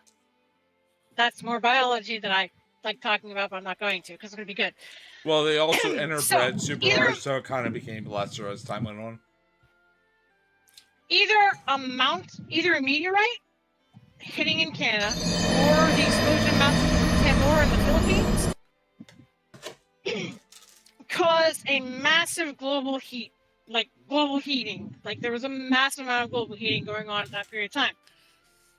So these glaciers had formed like dams and stuff inside of lakes that weren't completely frozen. One of the lakes, because this actually ties into the shit we were talking about, one of the lakes was Lake Missoula. It was a prehistoric lake that existed from, I believe it was Minnesota, all the way over to Oregon. And it was dammed up by glaciers, basically. So when things got hot, the glaciers melted. This led to 2 massive floods. The first flood caused the Badlands in the northwest of the United States, which is a bunch of scarred land that is deforested, looks horrible, because when a glacier Still lake to melts, this day. yes, when a glacier lake melts, it brings along everything because it's got a glacier in it. And if you don't know, glaciers tend to pick up sediment and drag it across the ground. So a massive amount of water from a lake the size of like 4 United States dips into the Pacific Ocean. At the same time, there was another lake up in Canada. I don't remember its exact name, but its exact name is irrelevant. This lake also melted. It is because of that lake that New York has the harbor that it does. The glacial meltwater from that created the Hudson River Valley. It created the Hudson Bay. And it created the New York Harbor. And we have proof of that because we can find rocks that are native to Canada that are in the oceans near that. We actually have carbon dated genuinely like provable carbon dated fossil from that time period in that area as well. Basically, we're looking at like 100. This is happening in the span of like 100 years. You're looking at like 300 meters of ocean water suddenly being added in 100 years. This then leads to the Mediterranean filling for the 3rd time. And it also throws off the balance of the Earth, which is what I was talking about. When it throws off the balance of the Earth, it changes our axis rotation. And that's why we have the Sahara as it is now. Before that period of time, the Amazon rainforest did not exist. Sidestep. If you guys didn't know, the Earth actually has more of an ellipses axis than a proper circle. We wobble. I know Neff mentioned that, but we wobble. I believe it's a 2% deviation every year. Where it's our pole no, I think it's like 0.02%. It's not a lot. I remember 2 is important. Otherwise, we'd have a green Sahara. We'd have a green Sahara in our lifetimes. Yeah, 2 is an important number, and I don't remember what the exact number is. But we genuinely, our axes are not static. That's the point. We actually move on a ellipses as opposed to a circle. So, when the Sahara, basically came to existence, that's when we got the Amazon rainforest, because if you didn't know, a lot of the fertilization from the Amazon rainforest is, Mediterranean sea dust that forms up the sand of the Sahara. Fun fact, there's actually a lot of plants that only form in the Mediterranean area and the rainforest, and this is why. There's actually a plant structures that can only be found in those 2 areas. Because this is unrelated, but it's something that I care about. Because we're on my autism right now. No, it's fine. I'm just adding color commentary at the moment. The rainforest's innate soil is really shitty. So for a long time, people were convinced that there could not be any any sort of societies that formed in the rainforest because of how bad the soil is. You actually But see that because in of- early Incan, Mayan, and Aztec myth, because they actually started their sacrificial practices because they believed they could not grow anything in the area until they sacrificed enough souls to for their gods to shine upon them. It was roughly around this period of the BC eras where the last like major shift in Ice Age and stuff, that they started to get any kind of like flora growth that actually led to them believing such structures to be true and doubling down on it. because the soil Sorry, is that like directly led into my autism. inherently infertile, and so like for a long time it was thought that there could not be like advanced societies that existed in Mesoamerica. And like, because people basically thought, Mesoamerican societies primarily, until recently, were thought to be just like Mexico, Guatemala, like the northern part of South America, not further down, except along the mountain ranges where the Incans went, because that's different kind of soil. Yeah, Brazil is one of the most fertile places in the fucking world, but, beside the point. No, Brazil is one of the most fertile places in the world because of the African stand from the trade winds. I'm not denying not why it fertile. happened. I'm just But outright you're stating adding that. stupid shit to it. Like, you're making it more complicated. Like, I'm trying to explain the basic gist of this. That's fair. Like, I'll stop. Brazil is, like, very infertile normally without the sand that comes from the Sahara. You have to dig a couple feet down and you'll get to actual Brazilian sand, yeah.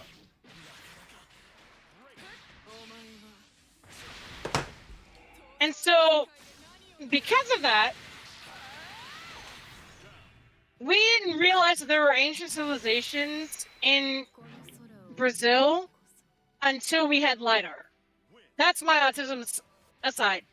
Anyhow, the point we're getting at is we were talking about the Mediterranean salt. And why it's Everything's interconnected. Life doesn't exist without the Mediterranean. That's what we were getting at. Not really actually untrue, but still.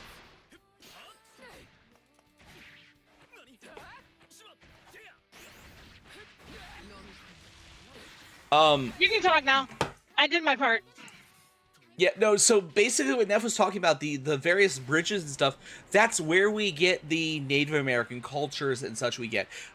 Everything comes across that land bridge from Asia and Eurasia and so on and so forth during the Ice Ages, which results in my culture, the Plains Natives cultures, the Inuit, I mean, there are so many.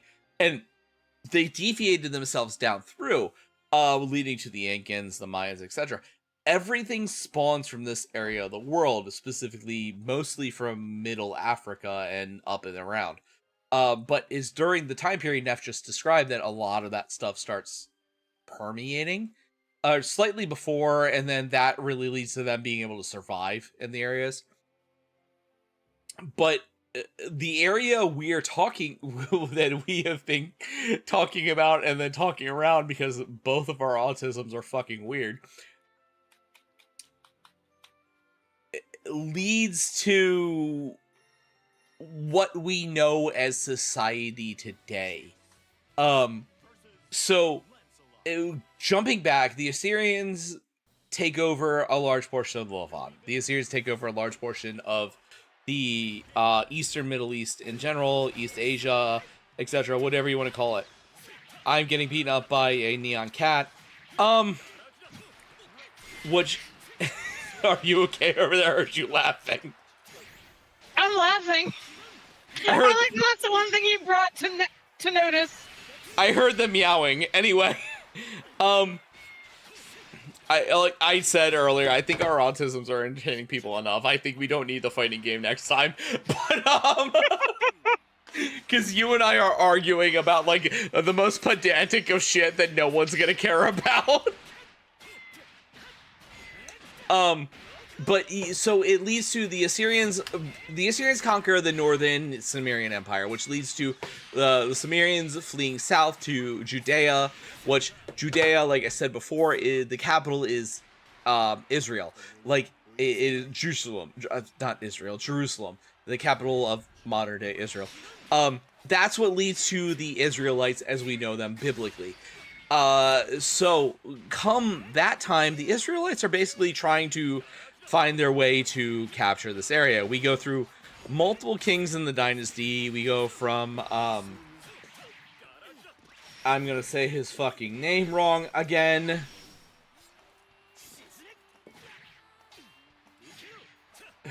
I keep wanting calling him Ezekiel, but I know that's wrong.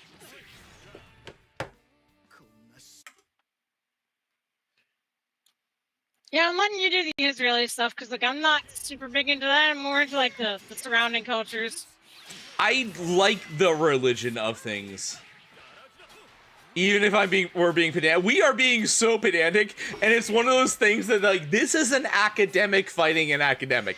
This is shit the layman person does not care about, and this is Neff and I both being academically minded people going, yeah, but you forgot about this, and everyone else is going like, what the fuck is that? And Neff and I are like, this is super important. And we're like, okay, we believe the learned people.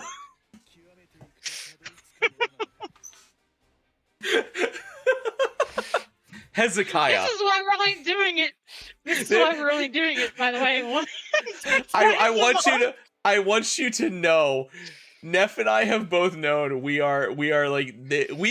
known for how long that this would be a situation. Fuck off, Spirit. Anyway.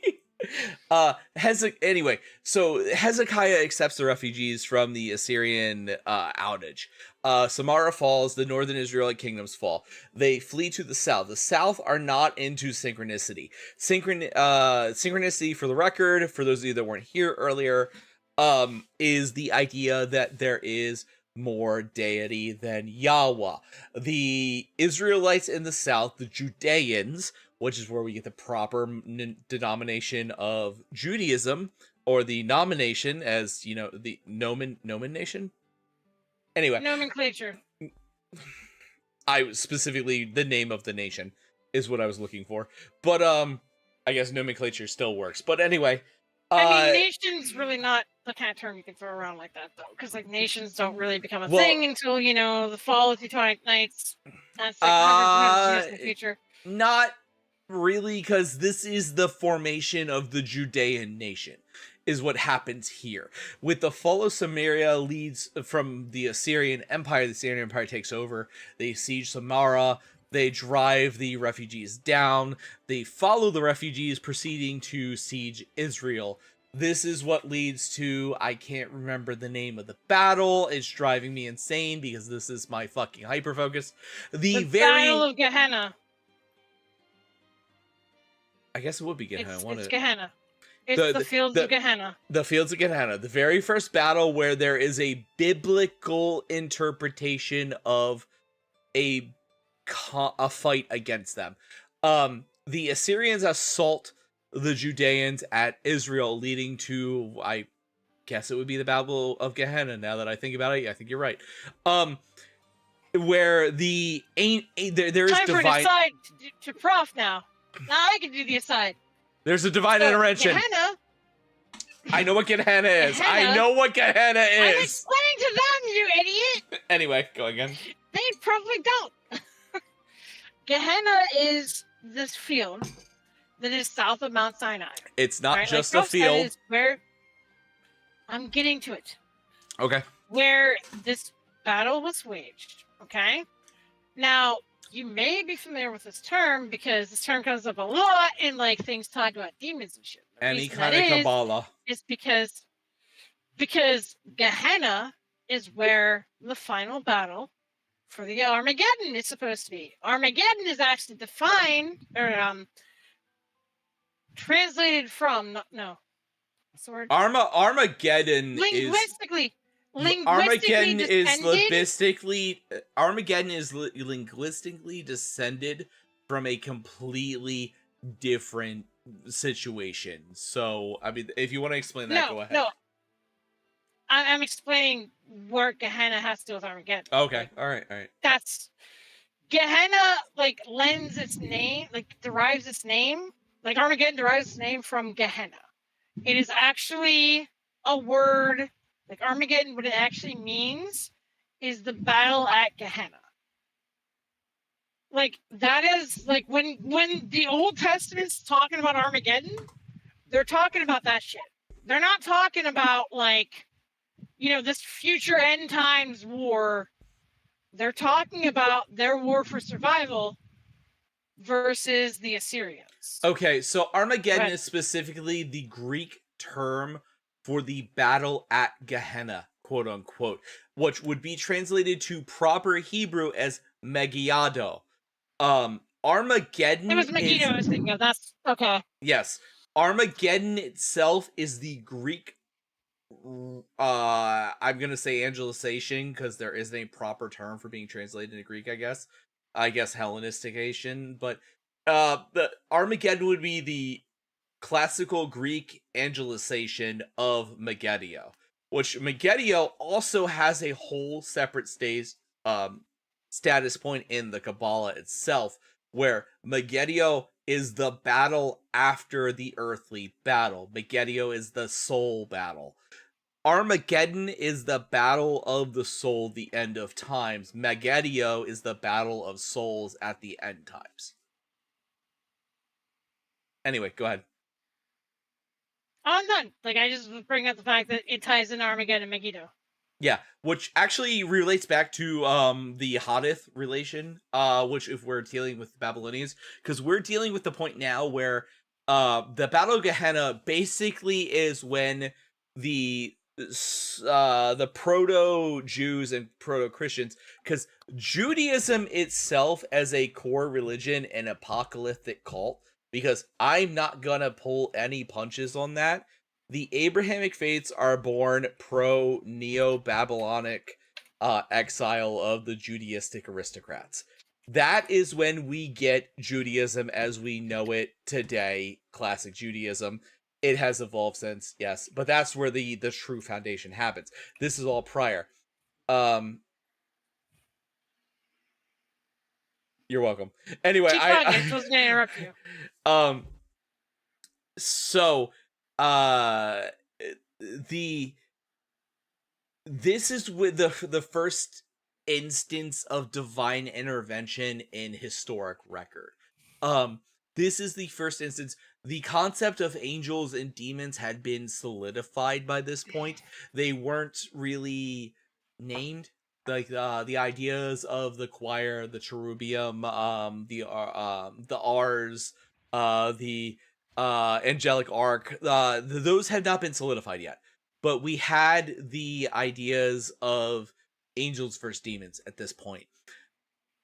This is the first battle that, in historic record, angels fought on behalf of man. That was the battle of the Battle of the Gehennic Flats, I guess would be what it is.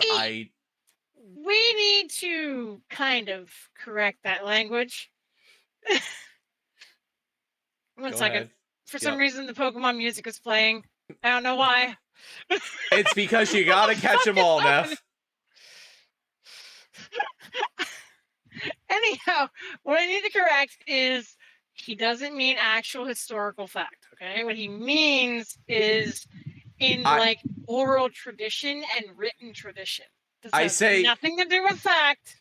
When I say historic record, I mean as written. So this is the Psalms, the poems, etc., etc. That is a common nomenclature for academic thought. When you say historic fact versus historic record, that is what Neff is referring to. Yes, and I was just bringing that up because like that's not something I thought about. Doesn't yeah, understand that.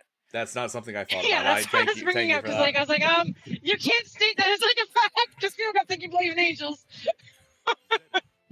That's not something I think of when you are talking from an academic perspective. Historic record means as written, as the cuneiforms say, as we archaeologically can prove. record and fact are separate when you're dealing with historical nomenclature. That is a core fact.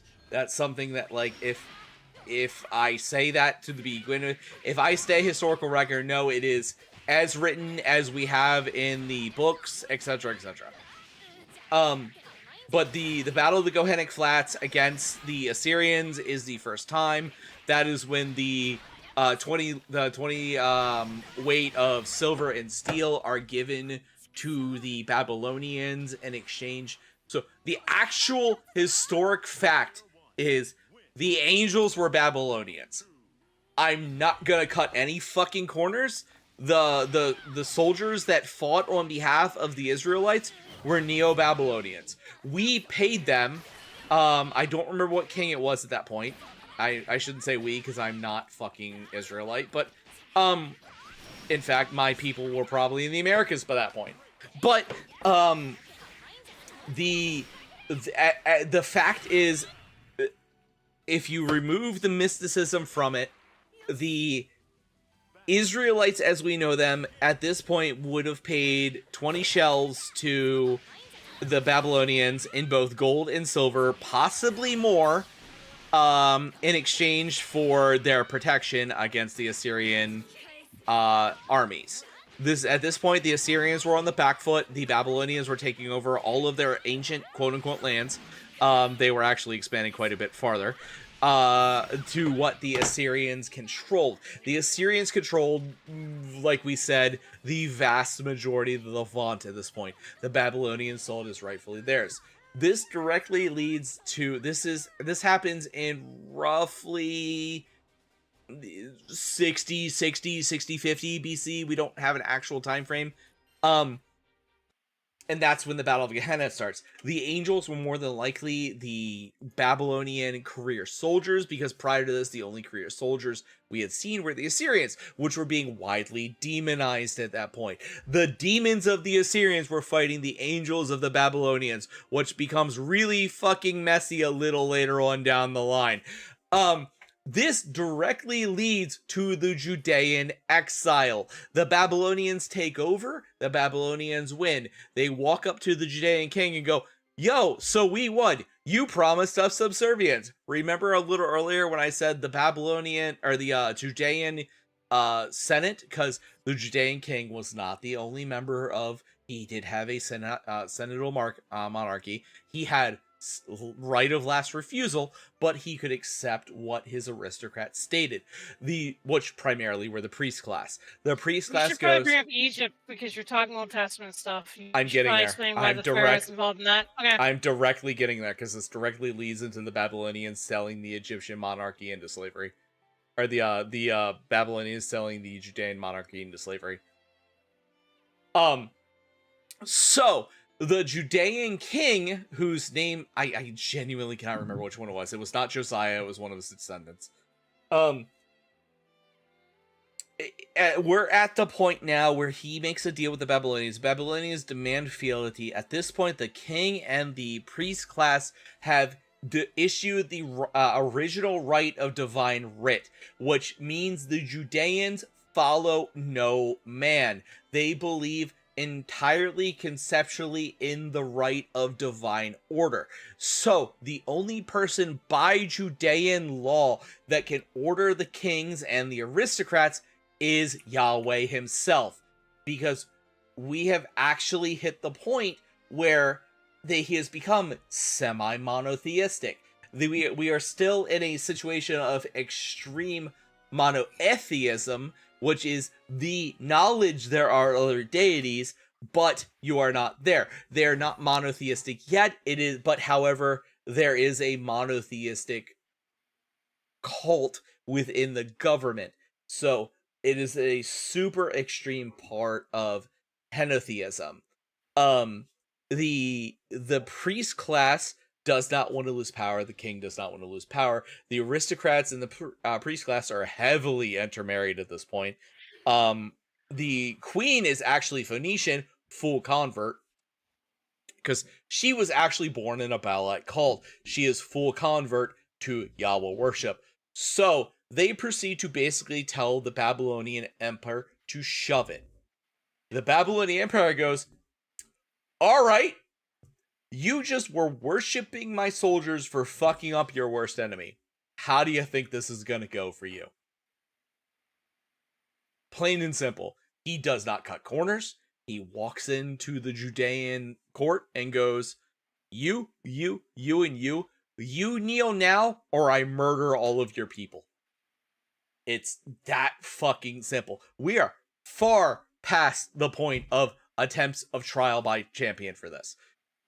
We have directly slighted the divine writ of Nebuchadnezzar II. That is, we actually have stories in the Bible of this situation. Directly leads to, he goes, okay, cool. You don't want to follow me? Fine. We are going to force the issue. The Israelites cannot stand against the Neo-Babylonic Empire. They march their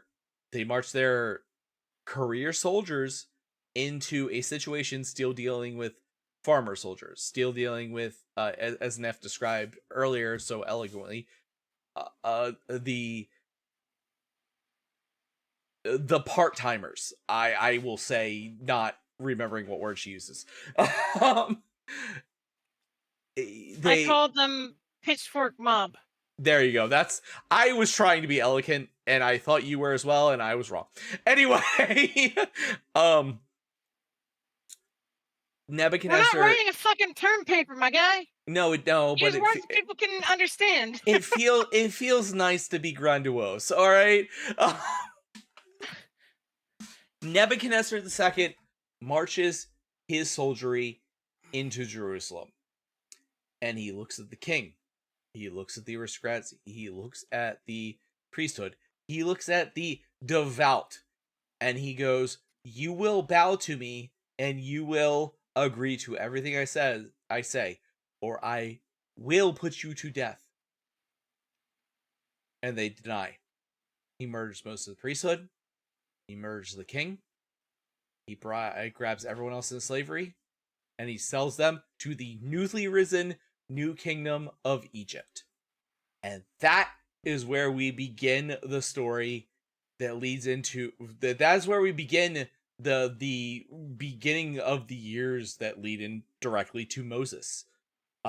Specifically, that is the average people of Israel fall right in line with Babylon. The average people widely accept it, etc., etc. The Judean monarchy, specifically the Judean aristocrats, they and anyone devoutly loyal to the Judean aristocrats are sold into Egyptian slavery of the New Kingdom at this exact moment. That's where I ended my Spark Notes, because I didn't think we'd get here tonight. I'm gonna keep people on track. I don't know what you expect. I have skipped a lot of stuff that I thought would be important, because in my own autistic brain, it was very important.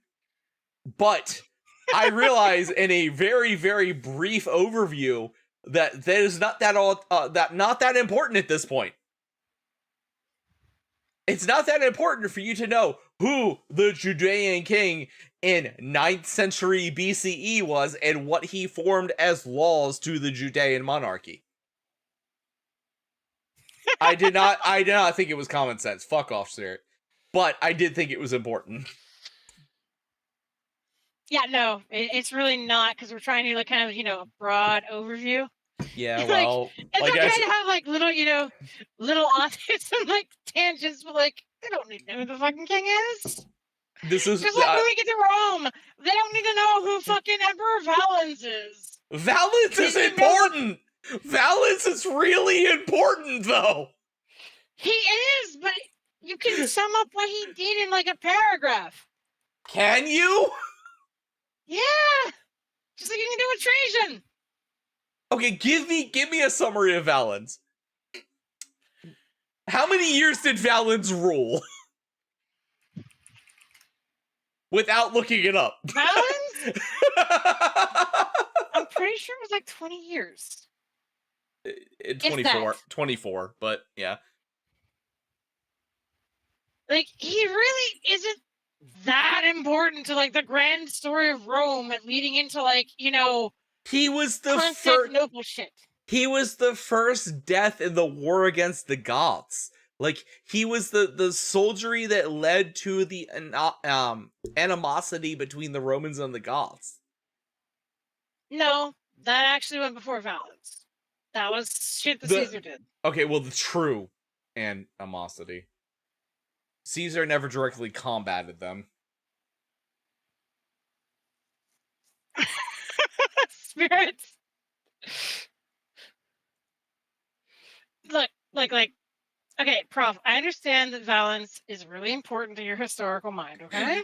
But the only thing that he's really important for terms of, like, talking about the grand history of the Roman Empire, is he was the first ass who got killed by the Goths. That's his big thing. He completely redid the tax code. He made the tax code for the people. Nobody cares about the tax code. He was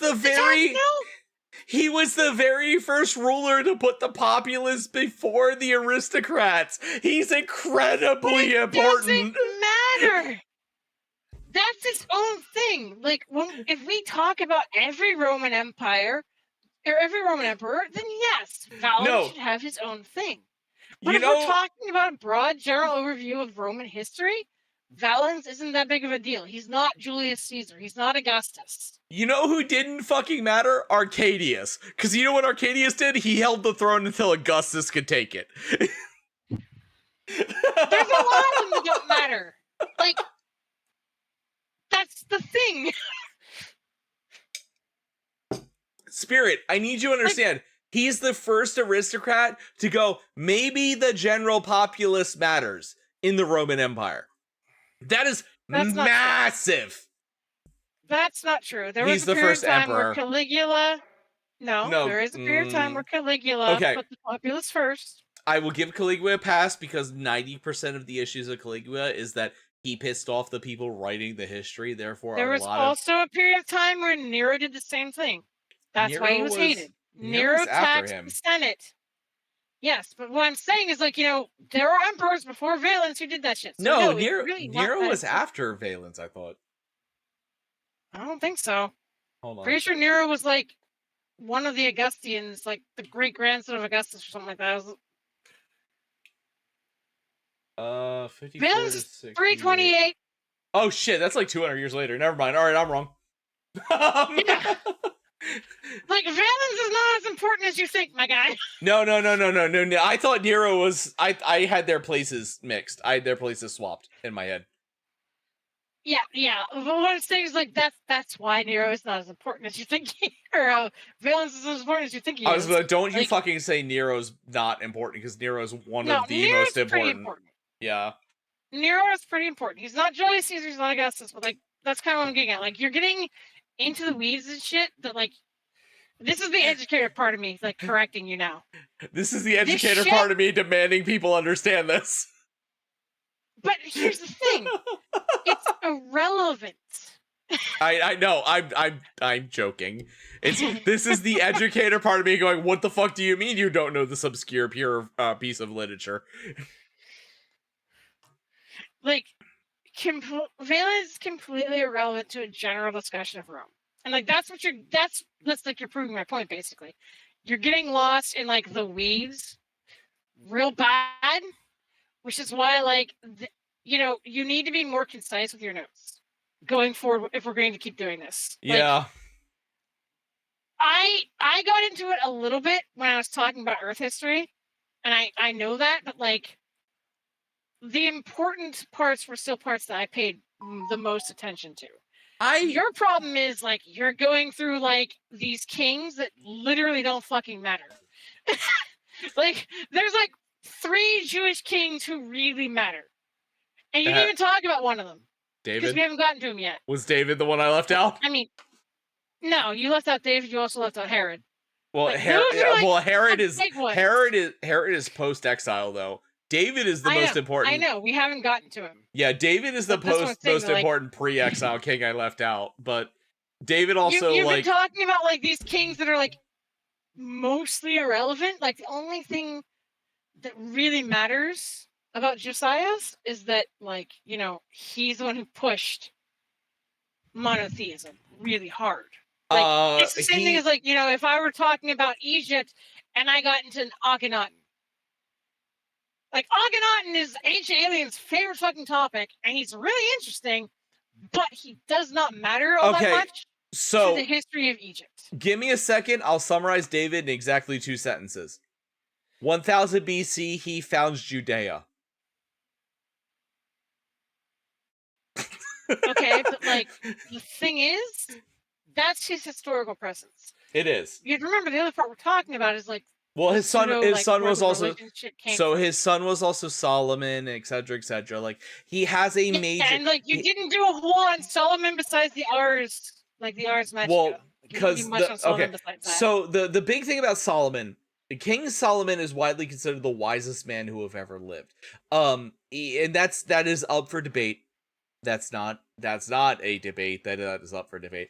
Solomon is widely considered one of the wisest men to have ever lived. The man was a renowned mysticist of his time. He was the preeminent knowledge on the concept of Canaanite demons and demons of the culture and area itself. That's why he wrote the Ars Goetia. He helped found the original temple at Jerusalem. Oh my god. What? I used the fucking term from Blaze Blue. I called the Ars Goetia for the Ars Magica. God damn it. You did, and I was not going to point that out, and I'm glad you realized it, because I was going to pick on you about that later off stream. But, God damn it. Okay, while you die a little bit, I'm going to pee again real quick. Go ahead and, you know, rant and be upset about that. I'm not going to be that upset about it. I don't really fucking care. But, like, I'm going to rein him in a bit, because, like, there is parts of this that you guys do need to know that he's talking about, but there's also, like, you know, parts that don't fucking matter. Like Tree Spear said, like, you know, the tax brackets in fucking Rome are irrelevant. Like, they have no impact on, like, a modern discussion of Rome outside of, like, the most turbo nerdy academic shit ever. Just like Trajan, the only thing that you need to know Trajan for is that he built a wall.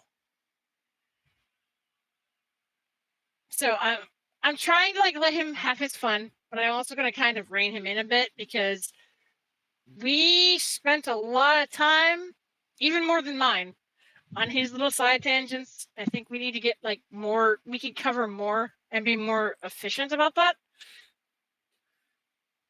Because, like, the end of the day is you guys to go away learning a little bit more, not just to hear us go on, like, our autism tangents.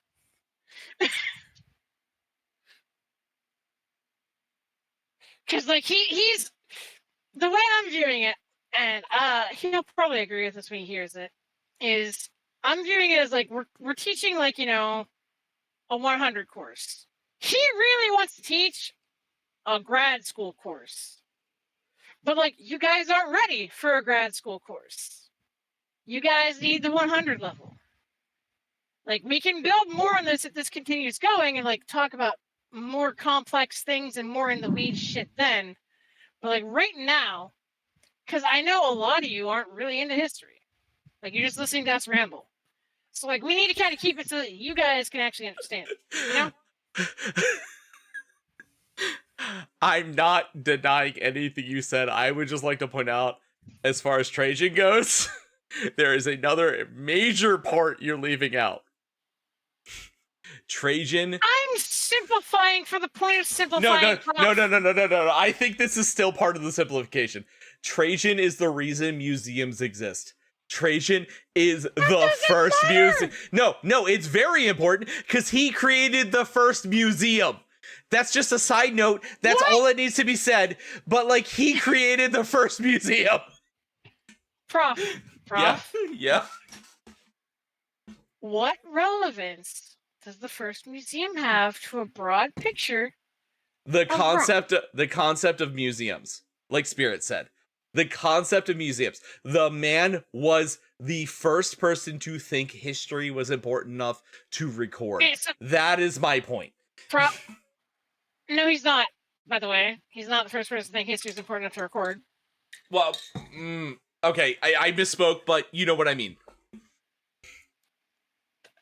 That, like, a single little tangent is fine, but you're hyping up his importance over a tangent. Like, that's not really that important. It's neat, and they'll like hearing about it in like one sentence or so, but like you don't need to fucking go on to it. Maybe I do. Like, No. like you really don't need to be like, this is super important. Because I know in your autism brain, because I do the same thing, I'm like, this is super fucking important. I need to fucking talk about this right now. Like, I didn't need to talk about the Sahara sands changing the climate of South America. Like, that Okay, really wasn't that important. To be fair, though, that actually is really important groundwork for later on if we continue things. That's the thing. Yes, but that's my point. Is there are so many foundational things. Did you not hear my analogy? Did you not hear my analogy? Like what you're trying to do? Okay. I did. Think about this like a college course, Prof. Would you really mention in a history college course the Sahara impacting a 100 level course, the Sahara impacting the rainforest? Is it really that important to what you're talking about? I would as a fun fact tangent, yes. However, I agree there are other tangents I've gone on tonight that I would not, but I would agree that as a fun fact tangent, yes. So, like, what I'm doing, because I'm trying to involve them, because if we're going to keep doing this, it's for them. Like, you can't, like, Spirit's right, okay? Like, a fun fact is like a quippy little quick thing. Like, did you know that Caligula's name means little boots in Roman? Because that's what it means. They don't need to know why it means that. They don't need to know the soldiers told them that. They don't need to know, like, he hated the name. They don't need to know any about that. All they need to know is that Caligula means little boots. That's a fun fact. Everything else becomes a tangent. And, like, that's kind of complicating what we're trying to do here, I think. No, which is why I'm reining you in a bit. Because, like, when you told me you had 18 bullet points, I'm like, what the fuck is he going into? Pages. Like, 14 pages. Yeah. When you told me you had pages, like, what the fuck is he going into? He doesn't need to write that much. Like, this thing, okay? The reason that they're watching it is to learn a little bit and to hear us get into discussions where we may or may not disagree. Because us disagreeing is funny. Yes. Tree Spirit laughs his ass off every time I tell you, shut the fuck up, we need to focus. Like, so, like, the whole purpose of this exercise, okay, is we need to, like, make sure our tangents are at least fairly well related to the topic we're discussing. Again, completely owning up to the fact my discussion about the fucking Younger Dryas period was irrelevant tonight, except for setting up why the Mediterranean Sea is as salty as it is. That was a completely useless tangent. Okay. Knowing about fucking... I have left out... every little quirk of every emperor, not so good. Well, I didn't include that. I have left out... Oh my god, I was using as an example, you nupty. I know. I know. I'm just gonna tell you, I've left out an entire page on how the Assyrian pantheon is subsumed into the Hebrew pantheon. No, you didn't. You mentioned it. I mentioned it. You just mentioned it chronologically. That's all you need to do. Like, but you don't need to go into that page of that. They don't fucking care. They really don't care who, like, every minor Assyrian god is, my guy. Okay, well, anyway, so we're at the point now where the Babylonians basically sell all the aristocrats into Egyptian slavery. When they leave, they are Yahwists. When they come back, they're monotheists. And that's basically an easy enough spot to stop if you really don't want me to continue. I think you're misreading this, okay? Like, what I'm doing right now, we've hit the point where it's a good stopping point. Yeah. Like, we can get to Egypt next time. What I'm bringing up is I'm trying to involve them with is like we need to fine tune stuff. Like you said in the start, this is a work in progress. So Yeah. I'm making notes of things that didn't go well. Okay. Yeah. And No, the biggest one is like all these other gods, and you did this a lot tonight. Like you did this a lot. All these other gods, like they may be stuff that you love talking about, and I completely get it, but like they don't matter, especially if you apply like no explanation as to what they are or why they matter, right? Like you brought up a bunch of names tonight. Like I knew who you were talking about, but they don't. Like they may not even know who Ishtar is outside of the Fate series. Okay? the biggest. So yes, I'm not disagreeing. The biggest problem when it comes to talking about this kind of stuff is we've hit a point where all of it is incredibly interconnected. A lot of it matters in very minor facets, but you have to do a whole X, Y, and Z to understand ABC kind of thing, you know? But you don't have to really understand X, Y, and Z, right? So, as an example, okay? I Like know I where said, you know her from, Panda. Spirit. Panda and Spirit know Ishtar from like Smite and fucking Fate, okay? Yep.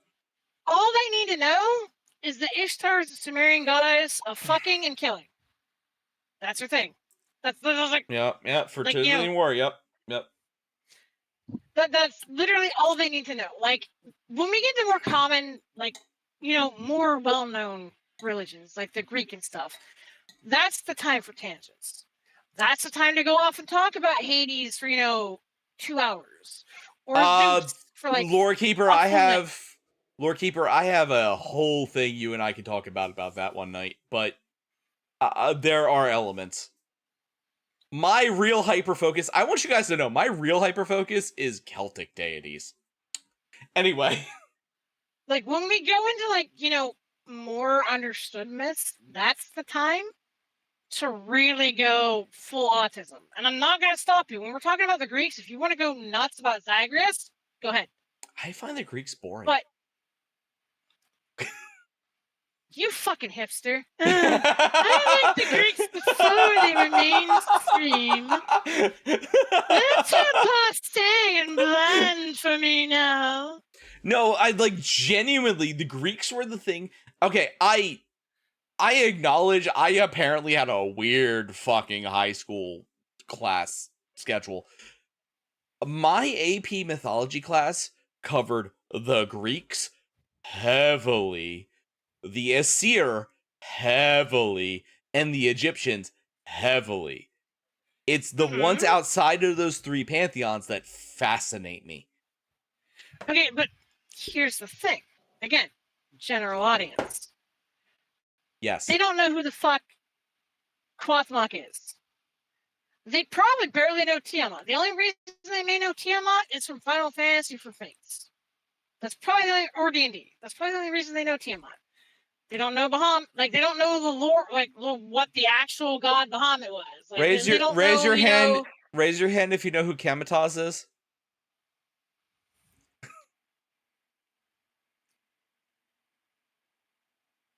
Like, oh fuck. Tree Spirit hit to the point, okay? What you're doing right now, like when you get into the weeds on these other mythologies that aren't like mainstream, is you're info dumping. And you can info dump during the Greek stuff, and that will be entertaining because everybody knows the Greek stuff. But like, people don't know who fucking half the gods we talked about tonight are. They don't know who the Shining is. They don't know who Dagda is. Like, so like, the goal here is to help people learn stuff that you don't typically learn in a classroom setting. So when we're working with something that we know where everybody stands, because in the American education system, we know for a fact everybody knows at least the 5 basic Greek gods. Everybody knows at least the 5 basic Aesir. Probably not the Vanir, but that's okay. We can get into those too. No, the Vanir are not taught. I can tell you that for a fact. Yeah. So when you have when your audience has a base understanding of what you're talking about, that's when you can go into the weeds. But we're not there yet, right? Like a lot of our audience doesn't really pay attention to these fucking ancient world religions. So we need to teach, like, because you did education courses. I know you did. So I did it. Yeah. you don't start with fucking calculus, my guy. You start with the times tables. Once they know the times tables, then maybe you get them starting dipping their toes into algebra. Then once you know they know algebra, then maybe you dip your toes into some pre-calc. You don't start with calc. That's what you're trying to do. I'm Like, I know you're not intentionally doing it, but that's what you're doing. It's like you're basically turning like what's meant to be, you know, engaging with them on some religions they might not be familiar with, some gods they may not know, explaining them, and then you're going, well, actually, so this guy comes from this one, but more important than that, they're also like the daughter of this one in the Demonomicon. I find it really funny because it's like the ones you specifically not. I mean, yeah, okay, fine. The ones you specifically pointed out are ad lib moments, like the bringing up the Daga, the bringing up of Lu, and it's like I don't think about the fact that most people don't know what the Tuatha De Danann is. Well, like, yeah, I mean, I know you don't think that. That's why we're Yeah, having this talk, right? I 'Cause, know. like, I know who the Tuatha are, because, you know, one, I've done like the myth, and two, they're referenced in one of the games that I play. Like, they're the main bad guys. Like if I were But- to look at a person and say, do you know who I'm talking about when I say Mama Brigand? Like, I know you'll know who that is. But, like, how many other people can tell me who that is? And it's one of those things that's like the perfect moment of the I don't realize that certain things are common knowledge. Like, if I say Mama Brigand or Mama Bridget, how many people are gonna know that is the mother deity of the Loa voodoo hoodoo faith? Like that's what I was talking about earlier, you know? Yeah, and like, that's why, like, you know, the super deep dive stuff is going to be the stuff that everybody knows. Like, I know you may not find basal Greek myth interesting, but I know for a fact you like the weird offshoot shit. We can talk about that during that, right? Like, we can talk about how Hades had a death cult. Like, Yeah. that's a thing we can discuss, and how that tied into Christianity once we lay the foundation. Scotty Gotta Scotty joined the Asir because she liked feet. There you go. You want a really fucking weird fact? Scotty joined the Asir solely because she has a foot fetish. Anyway. like that kind of stuff, you know, we can get into like the weird shit that Loki did when we talk about the Aesir. We can talk about Angerboda, we can talk about Hel, we can talk about Jormungand and all them in more detail, like they deserve. The thing is, like tonight, you know, we were talking about like how early myths formed the basis of Christianity. We really didn't get a whole lot done with that because you got real hard into the early myths, my guy. Like, you got real hard into like the early myths and these kings that do not matter. Like they matter, but like, okay, does his name actually matter? Does King Josiah's name fucking matter? Or can you just say, so there was a king of the Israelites who decided he was going to be, you know, monotheistic because he was brainwashed by the priesthood at an early age, you know? And like, it's going to be I'm going to have this problem too. Like, it's not just you. I mean, I would argue these... specifically Hezekiah and Josiah are actually incredibly important for the early foundations of the Hebrew mythology into relating to a monotheistic religion. But yes, I agree that is more of a 200 level or higher course. I mean, the thing is, you can just say that these two kings showed up, and one was Hezekiah, the other was Josiah. You don't need to get into like everything about them, right? Like, you just need to know Josiah's Hezekiah's kid, and he pushed super heavily into monotheism. Like, that's really all you need to say. Solely was not a. I promise. Solely was not. Yeah, no. Asia's gonna be all you because I am more of the Native American and European style. when we get into Asia, like I know Shinto myth, specifically Celestial Byakuya, and You know more Asian myth than you think, actually. I probably do, but I'm gonna say my focus was more You of know the main Chinese myth. which one are You may not know you know the main. Are you You talking know Journey the two main West? Chinese myths. Yes, that is Oh, the main Chinese myth. I have a copy of Journey West sitting 3 feet behind me. Well, you don't even. But my point is, you don't even need to know the myth to know that you know the myth, because Yeah. everything in DBZ is Chinese myth. Oh yeah. Everything. Goku, Son Goku. Like Son Goku is incredibly important. And the king being named Yama, who is the king of the dead. King. Like, Yeah, exactly. All that King Yama, King Kai. King Kai is a character. You have Yes. Shenlong, etc. But that what doesn't is matter the right now, priest? like, The what I'm priest getting that at, leads Goku. Anyway, like that stuff, like there's an existing knowledge structure, so you're not behind on Asian as much as you think. well, no, I acknowledge Because, like, that, and it's like my The other, the and other that's main why. myth you know from Final Fantasy. Well, Final Like, Fantasy the only other really important. Final Yeah, Fantasy you heavily wanna know what dives into myth is? Sumerian myth because like Bahamut is a Sumerian god. No, he's not. Or Bahamut not is Sumerian. actually He's a fucking goldfish. I can't think of yes, Anyway, he's a goldfish in Islam. yes, there you go, Islam. Bahamut, Ifrit.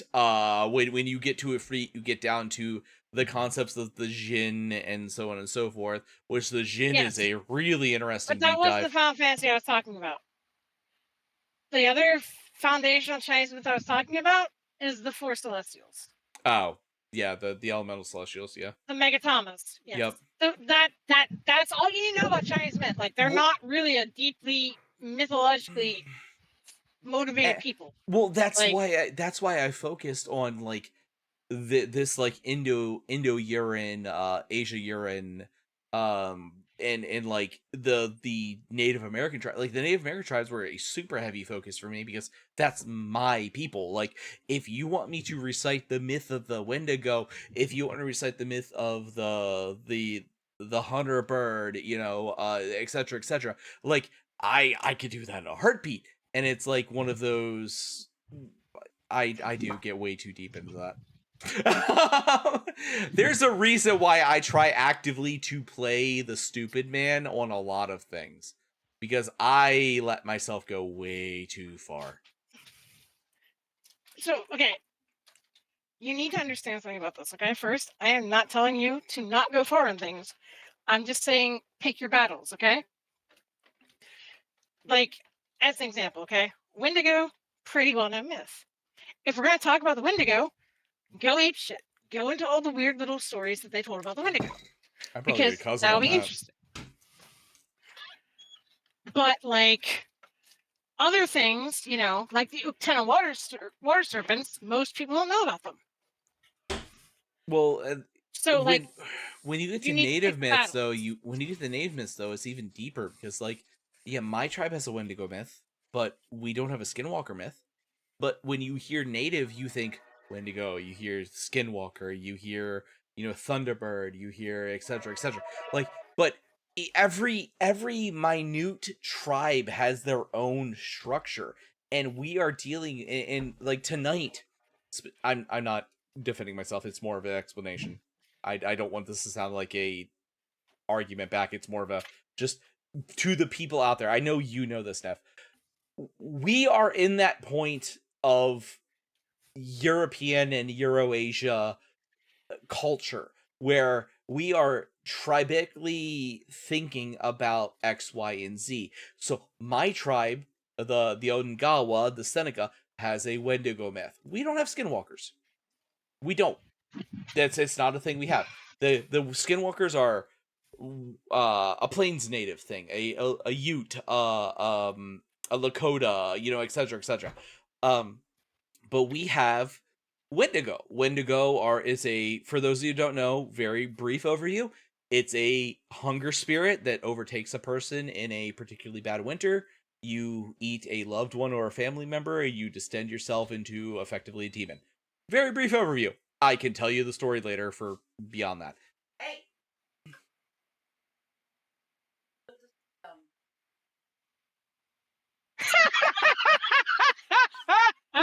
I didn't realize I didn't do that. Anyway, but we are in that point in Indo-Asia at that point. In when it comes to where we are societally in what we were talking about tonight. So like the tribal worships of X, Y, and Z were their culture at that point. And yeah, probably I shouldn't mention the two alpha or say anything about that, but like that's I don't know. It's hard. It's hard for me to draw the lines because I really do feel like it's all interconnected. And I'm not disagreeing with that. But what I'm saying is, again, general audience. Yeah. Remember, podcasting, general audience. Hi. Like, how there are are you doing times- tonight? There are times when going into the weeds with it is perfectly fine. Like, most people have an understanding of what the Wendigo is. So if we talk about the Wendigo, you can break it up into all the different, like, how it translates into each different, tribe, because it all has the same root. Just like if we're talking about, Norse mythology, we can go into how Ragnarok wasn't the end of the world, it was just the second era of the world. Or when we go into Greek mythology, we can talk about the Dionysius cults, the Hades cults that interpreted the gods differently, how Dionysius was actually a major god in some of the Greek city-states, but was reduced in authority when the Romans took over, because the Romans didn't party. They weren't a partying kind of people. Like, that's all stuff that can be talked about. It's just, you need to have your audience have some sort of understanding of the shit you're going on about, right? We spent more time tonight discussing basically third-rate knockoffs of gods than we did about how they actually impact the main religion that people understand. And how those echoes, linger into today. Which is the more useful information, right? Like, you touched on it briefly towards the end when you mentioned the death cult, but we didn't explain why it's a death cult. Like, we didn't go into, how that death cult has shaped modern America, which is, like, where it matters. So the absolute core of the fact is it's a death cult because they did not believe they would survive. No. Prof. What? Prof. I mean, you could summarize that. You could summarize that in a sentence, though. You can summarize it in a sentence, but you can't explain how it impacts modern theology. Which is kind of, if we're talking about Abrahamic religion, we really should be talking about how these things in the past are still with us and why they're still with us and how they're impacting us, okay? Like, again, this is trying to be educational, right? So, like, info dumping doesn't do much. Because what's Tree Spirit going to do now that he knows the son of Hosea is named Josiah? It's not really going to impact how he perceives things, right? But, like, if you tell Tree Spirit, that Judaism was written at a time when the Jews are constantly under threat, it was a divine method that they sought for, like, freedom from oppression. And then you explain how that goes through, when the Romans take over. And then you explain how they keep that ideology because, they're set in Constantinople. And then you explain, after the fall of Constantinople, why Christian persecution became such a big deal in Europe and how we got to Calvinism and then evangelism. That's actual information they can apply to their current lives, right? It's not just random facts about something thousands of years ago. Because ultimately, that kind of stuff, the kind of stuff that we got really in the weeds about, is more of a thing that, if they want it, they can seek it out.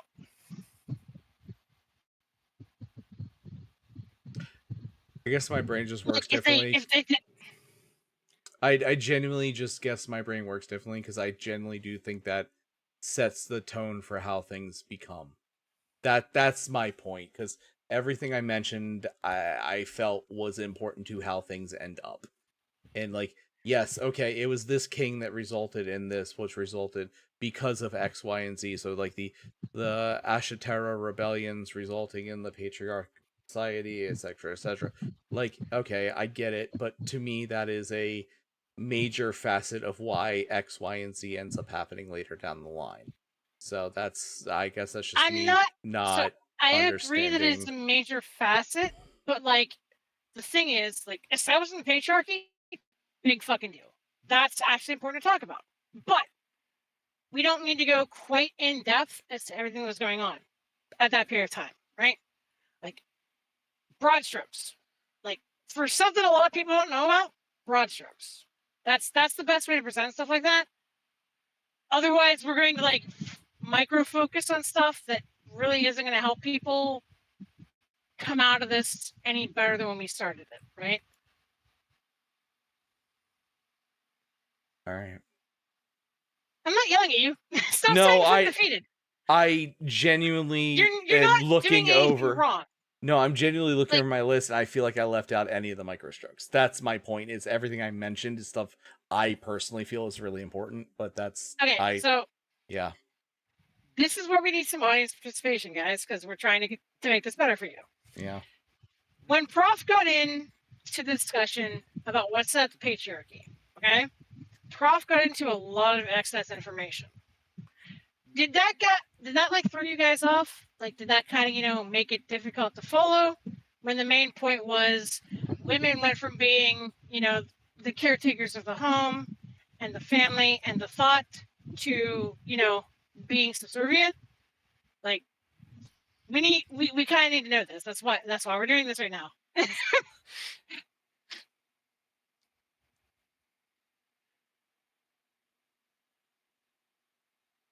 Tree Spirit, Lore, Panda, that's one of you guys. Because we can't judge it. Yeah, I actively cut out anything I thought was super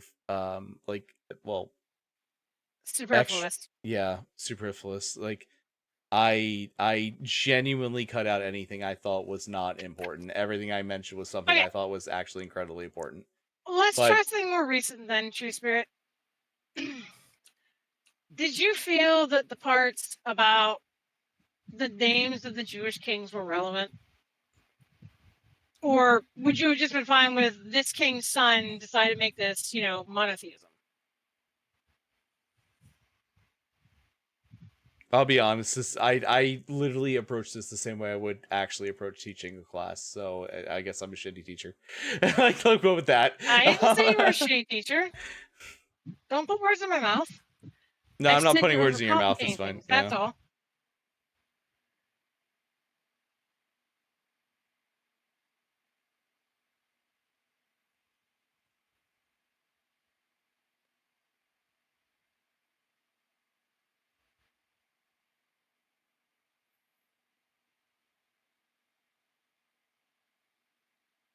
Because, like, I know we overwhelmed you guys with stuff tonight. Yeah, Nick's hit buttons. I don't know which ones he hit.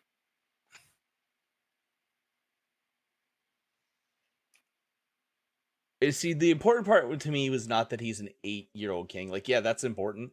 But his father was specifically murdered for being too progressive, and they murdered him to bring the 8-year-old into kinghood in order to groom him. That's the important part about Josiah, in my opinion.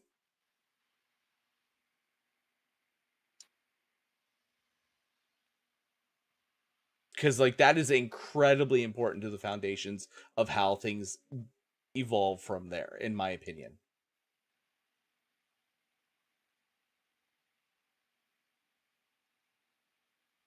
And honestly, that wasn't even like the most egregious example. I just want like, one where you went a bit off in the weeds. I didn't, well, yeah, Like, I didn't consider that off think- of the weeds. But I think the biggest off in the weeds one was probably like when you were talking about Astarte, Ishtar, and all them.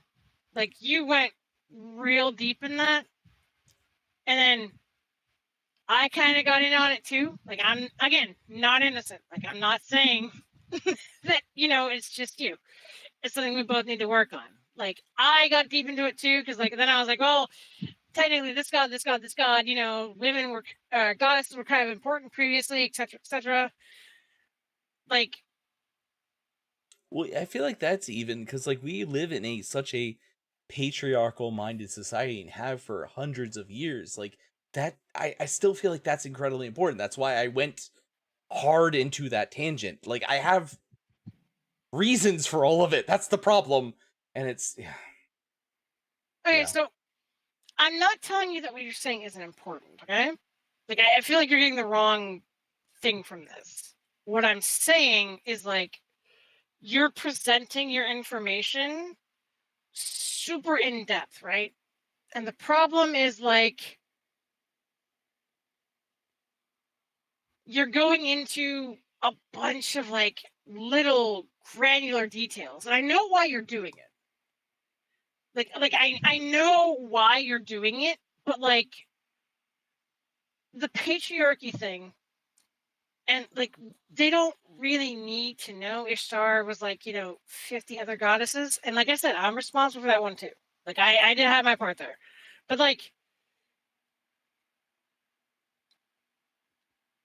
yeah, basically what Tree Spirit's saying, like, we need to start with like the general. Like, you can present information in such a way that is still useful to people.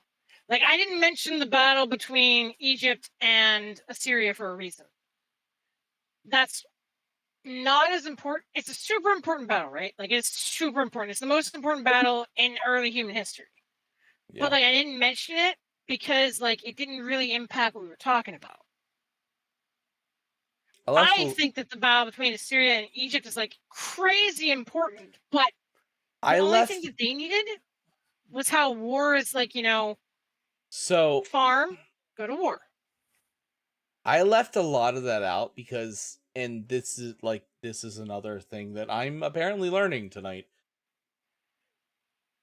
My public school knowledge and learning was focused heavily on war. The Battle of Gana Fields, the Battle of Ashaptaran, like all of that was entire weeks of focus for me in middle school. Like, yeah, I'm gonna be honest with you, my guy.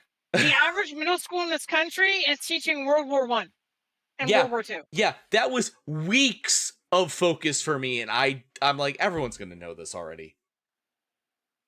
Yeah, no, like, I think you had some bougie ass motherfucking school, my guy, because like the average middle school history course is shit like, this is the Revolutionary War. This is why it happened. It's also wrong. We had This is World War I. We had full placement breakdowns of cavalry charges and a Shuptaran. That was my 7th grade history class. You had some fucking bougie ass school, because like my school didn't even talk about Julius Caesar's tactics when he in the Gallic Wars. Do you want to know? Holy shit! Who taught me about the Gallic Wars? I taught me about the Gallic Wars, not my school. Matt, you know what school I went to. What do you mean it was fucking bougie? Like, a kid in my 7th grade class overdosed on heroin 2 weeks after we learned about Greek. Like, I'm just like, not what I mean by bougie. Prof. We're talking about the curriculum. I mean, I'm not just talking about the students yeah. and shit.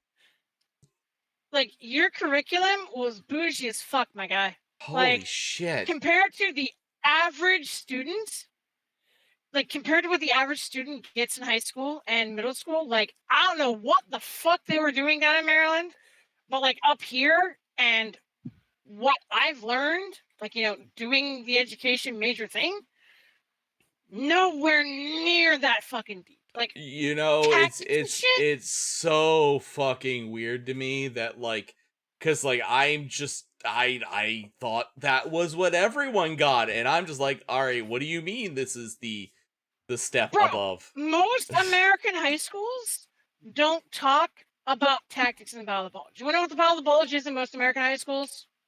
The Battle of the Bulge is a battle of attrition involving trench warfare. Trench warfare. I got a month on the Battle of the Bulge alone. Yeah, Most people get about a day. Jesus Like, Christ. Most of American history, just using American history, right? Unless you're in an AP course, is shit like World War II happened. This is what you happened. This is why it happened. It was because the Japanese attacked Pearl Harbor. Nothing to do with the American-Russian War. Nothing to do with, like, the embargo on Japan. It None of doesn't that. talk It's about the just Sino-Russia war or anything like that? No. Holy shit. Nothing. All right. Yeah, no, that was an entire, like, month of... Sino-Russia was an entire month by itself. No. Most people don't even know there's a Sino-Russian war. Most people don't know there was a second Philippines war. I feel like I need to go back to high school Most and people- experience something else. Most people don't know that the Philippines War came directly from the war with the Spanish. And they don't know why we fought the war with the Spanish. All they know is that Teddy Roosevelt was on one of those islands down near Florida, and he led a rebellion and led a charge up a hill. They don't know who the Rough Riders are. They don't know who the Buffalo Soldiers are. Like, you're dealing with a very elevated view of what most people are getting and what most people know. It's weird because I always thought because I always, like, I was in ROTC and stuff. I was studying this stuff outside of school, and, like, I was seeing the stuff school was lying to me about, and I'm like, oh, okay, well, everyone's getting this. Like, you know, I need to fix my friend's knowledge on this, because it's like, okay, the Sino-Russian War, blah, blah, blah, blah. And I didn't know. I just learned that people didn't learn what that was. Like, in the last 5 minutes, I just learned people did not know about that. Holy shit. What you're familiar with. I didn't think I was that... Oh, God, that sounds terrible to say. Like, I thought I was getting a middling to lower tier history knowledge when it came to high school. Genuinely. No. No. Like, let me give you an example, okay, of, like, world history, okay? This was my 11th grade year. You want to know what they taught us in world history, Prof? The Renaissance was a thing. Knights were a thing. The chivalric code was a thing. You got nothing. You got nothing on James overtaking the Teutonics. You got nothing on the Western Schism. You got absolutely nothing. Well, okay, now we did get a little bit. We did get a little bit on the church schism. We got the church schism. We didn't get anything about Russia. We had like. We had Lord Keeper, I need you to understand. Academically, my school is considered shit. Okay? I need you to understand. Outside of mathematics, you guys these history courses that most people don't get. Outside of mathematics, my school was considered fairly middling in our county. Like, I didn't realize our history program was that high because we're not graded on it. But, like... No, it's his entire academia, Panda. Like, it's the entirety of his. I have been advanced placement in history and English my entire life. So let's put it that way. I didn't realize it was that far ahead. Okay? Oh my god, you fucking idiot. I didn't realize advanced placement was different from the general public. No. I didn't know it was that far ahead, okay? I had AP history too, okay? Like, I know the history part. Like, I understand where you're coming from, because, like, we got into the weeds on Calvinism in AP history. Like, we went deep into Calvinism and religion. Calvinism was an entire semester. Most people don't get that. Most people don't even know what Calvinism is.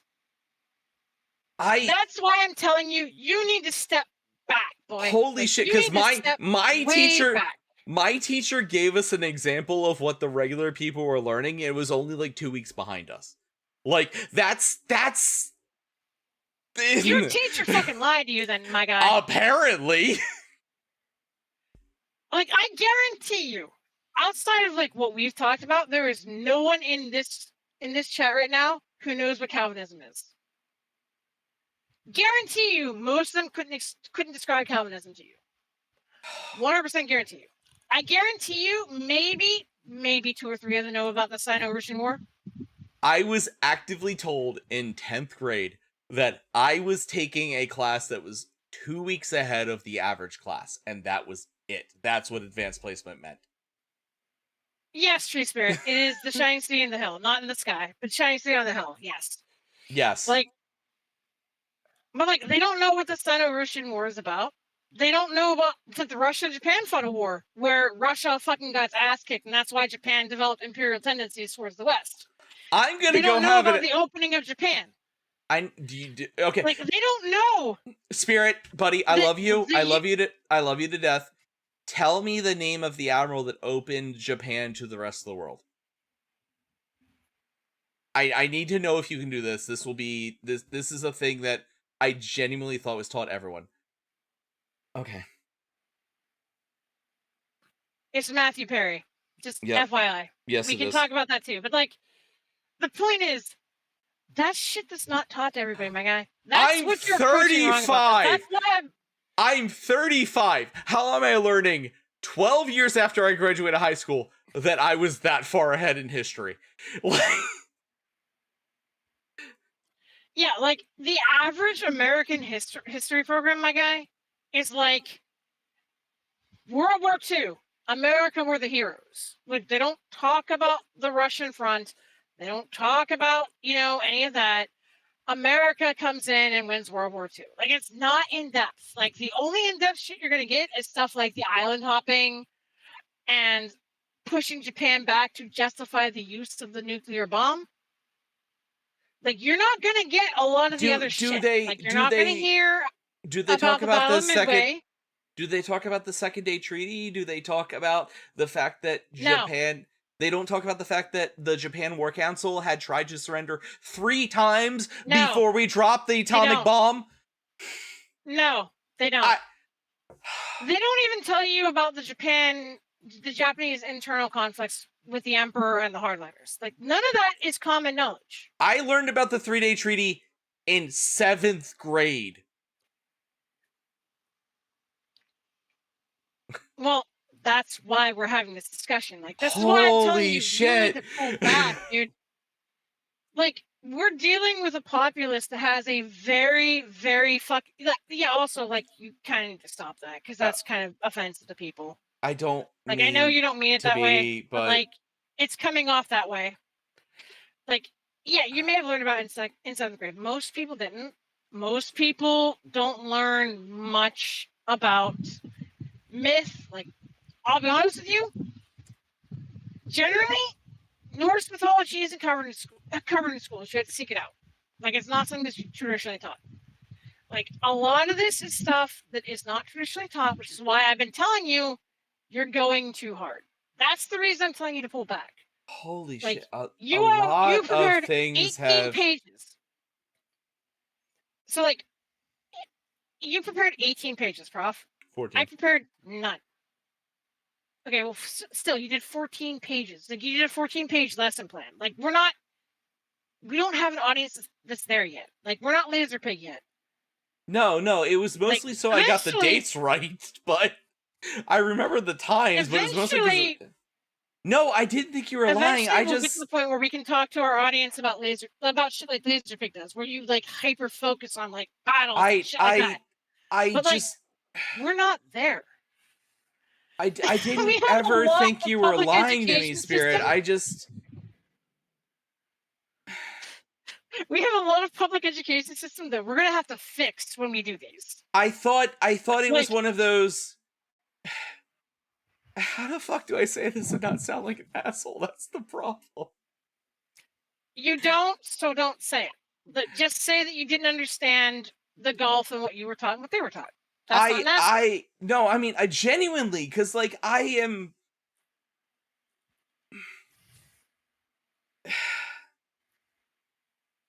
A lot of things make sense now that didn't prior.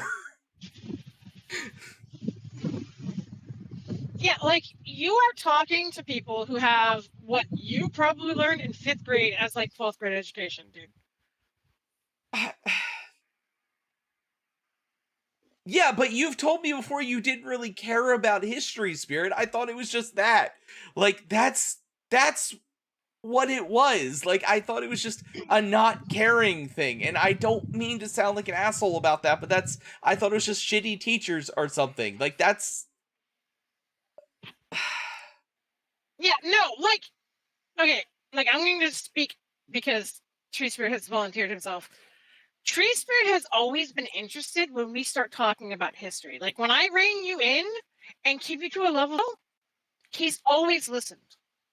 It's not a lack of interest. It's not a bad teacher. It's that the curriculum is dog shit for most of America.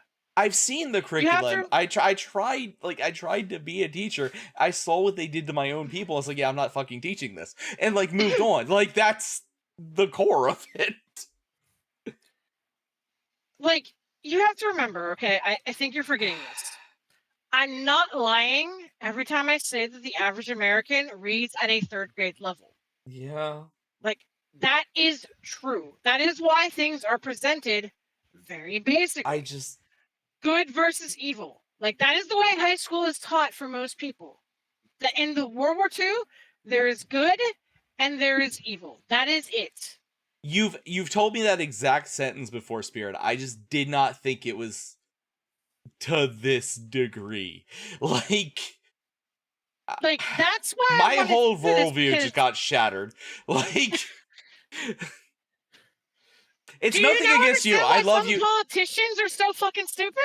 No, I do. Like, it's nothing against you guys. Like, I adore you. I'm happy you're willing to listen to me go full autism. But like, I have ranted about things in the past, and no one has called me out about this like before. Like, I have actively always ranted with the idea that like the baseline is the, like, I knew I was advanced placement, but I always ranted with the baseline was a couple weeks behind what I knew. That's what I've always come from as. No, that is completely No one called me out. No one called me out on stream. You told me outright you were not interested. Yeah. I haven't been there for when you've been talking about history stuff, but I mean, no. Spirit has told me off stream and stuff like that. No, I was always actively told by my teachers I was only weeks ahead. I was told by my teachers. Well, that's apparently I have gone years thinking my teacher was just like blah. But I thought just people didn't give a shit about history and I was just the weird one. Okay? I didn't realize I was actually advanced. Yeah, like that's the whole basis for this conversation, Prof. I thought people just didn't give a shit about it, and I was just like, oh, I need to make this fun for people. This is stuff you've all heard before. No, and this is all stuff you've heard before, and you've blocked out. I didn't realize it was actively new information. Okay. So here's the thing, dude. Like, and this is, like, why I'm bringing this up, because, like, I noticed a very big difference between what we were doing tonight and when I did my myth stream, okay? Mm-hmm. You have to start with the assumption that your audience doesn't know dick about what you're talking about. Like, period. Like, you cannot assume that they know anything about what you're talking about. Because if you engage with them at that level, the people who know stuff will ask you questions, but the people who don't are going to take away stuff and actually learn, which is, like, the whole point of this, right? So that's what I'm getting on you about. Like, that's what I'm like, dude, you're starting way too advanced with these people. Honey, I need you to understand, I've ranted to our children enough, I expect them to understand everything I've said tonight. I've ranted to our children enough that I expect their baseline to be the baseline I expected people to have tonight. Like, I need you to understand that, love. Yes, the youngest too. I have ranted to him. But, like, what I'm trying to explain to you here is, like, yeah, I wasn't kidding. I don't know if you heard or not when I said my goal is for a 100 level course and you're teaching grad shit. Like, that is the goal we're actually looking at here, Prof, between what you and I know about history and what the average viewer is going to know about history. That's why, like, you know, I'm trying to pull you back. I've been trying to pull you back all night. Every time you get really into something that you know is important, And I've been trying to get you to explain it in like simpler, basic terms, right? Because yes, you're bringing up these names, and the names of the key historical people are important. But like Matt said, he didn't need to know everything about King Josiah. All he needed to know was there was a Kid King, because his dad was murdered or whatever, and the Kid King was indoctrinated by the clergy into being a militant monotheistic. The very first that is monotheistic, the very first officially recognized monotheistic. But anyway, yeah. He got into the weeds, Lunecra. Like, he did prof stuff. I mean, I fully expected it, and I've been trying to gently pull him back all night. I feel like until this moment we were fine. Until I had this minor crisis of self. We were fine. No, I was trying to pull you back all night. Like you can talk to Tree Spirit about this. I've been not so subtly trying to pull you back all night, Prof. Panda, I'm not far away from you. like it's not been just one time tonight. It's been like every time. I'm like, bro, step back a bit. You gotta step back. They don't know what you're talking about. Like that's why I brought this up, because I couldn't understand why you weren't able to realize where like everybody else is at. Now it makes sense, because you assume that you're 2 weeks ahead of everybody when you're like 5 years ahead of most people. Yeah, if not further. That is a really sobering experience. That's why, like, I'm saying shit like Baalin doesn't really matter. Like, when you go into like the tax code of Baalin, I'm like, that shit doesn't matter, man. Most of the fucking viewers we have right now don't know who Baalin is. Wait, I need to know, did they even teach the laws of Hammurabi in high school? Like, Hammurabi's laws were basically described as thou shalt not kill, or an eye for an eye, a tooth for a tooth, thou shalt not kill, and obey thy father. That is the most gross oversimplification I've ever heard. Welcome to fucking American high school, dude. Holy That's shit, what we're that dealing with. actively hurts me. You had 3 weeks. I had 3 weeks on Hammurabi. Like that makes sense, Lorekeeper. But like it was how it was the motivations, the concepts, the what he saw in the Babylonic faith. Like, back to reality, Prof. This is what I'm talking about. Most of these people don't know who the fuck Hammurabi is.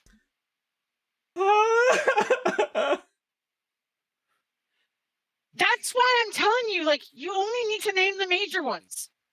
Like, or the ones that have funny one-line quippy stories about them. Like, they don't know who the fuck Marcus Aurelius is, probably. Like, a couple of them might, but most of them aren't going to. I would say maybe Siege and maybe Lorekeeper, because they have interest in history. I will be genuinely. Marcus Aurelius is. I will be genuinely mad if Marcus Aurelius is not taught in regular history. Marcus class. Aurelius is not taught in regular history.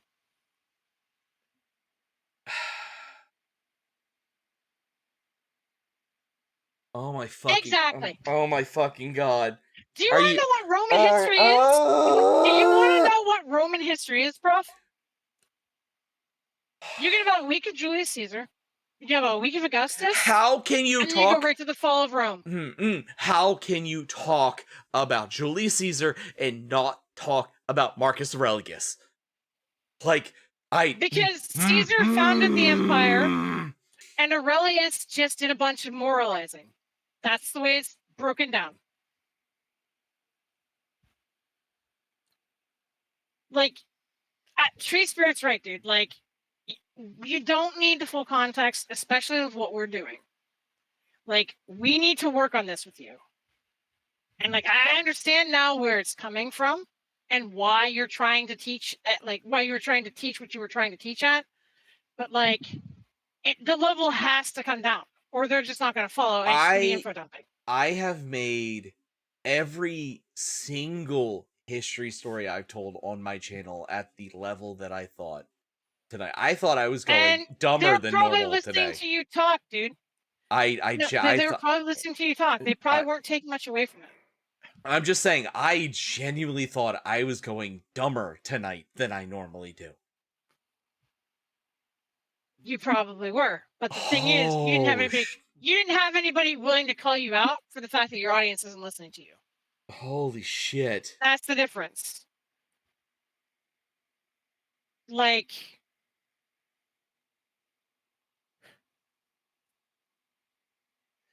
we really need to work things down from where you're at. Because I'm, again, like, not kidding, dude. Like, I'm aiming for like a 100, like a 12th grade to 100 level course. And the shit you're talking about is literally master's stuff for most people. It's yeah, I might have to have you look at it, Spirit, because I genuinely thought I was talking at the level that Neff was saying. Because I don't want to sound like an asshole. I really don't. I really Then don't. just let me. I'll talk for now, and we'll work on it. But like, you are doing right now, okay? Like Lunecra said, you need to plan your lesson plan as you would for a child that is not related to you. Okay? Like, take what you thought you learned in 4th grade, okay? Start with that. Show it to me, show it to Spirit, and, like, literally we'll look at it and tell you. Because, like, what you're doing... No, this is... Siege, the Siege, things that... this is genuine. The things I said tonight were things I learned in 11th grade. I have not said a single thing I learned in college tonight. Every single thing I said tonight was I looked up my 11th grade textbook and built 14 pages of Spark Knights over my 11th grade textbook. Prof, you should probably stop emphasizing the grade. Yeah, probably. It sounds a lot worse than you think it does. I know you mean it earnestly, but, like, it sounds way worse than you think. Like, most people, and again, this is probably going to come as a shock to you,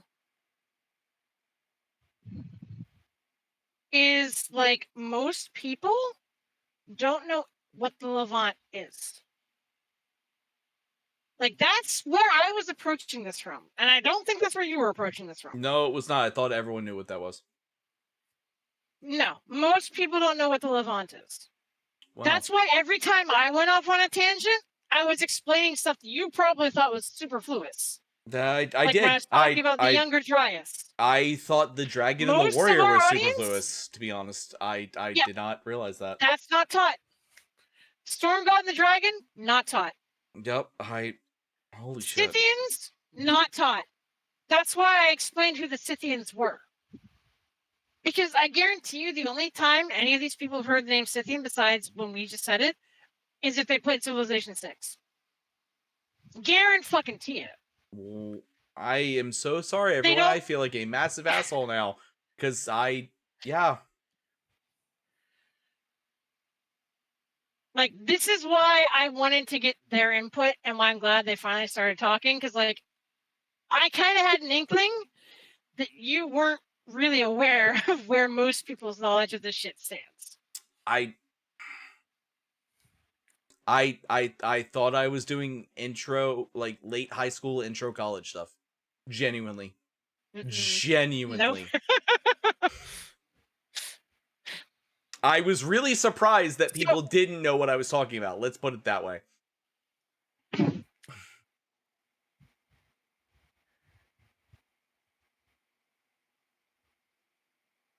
Yeah, basically, like, Tree Spirit kind of put that into, the way that you would probably feel a Tree Spirit, or something like that. Like, it does come off. I genuinely have no idea what that means.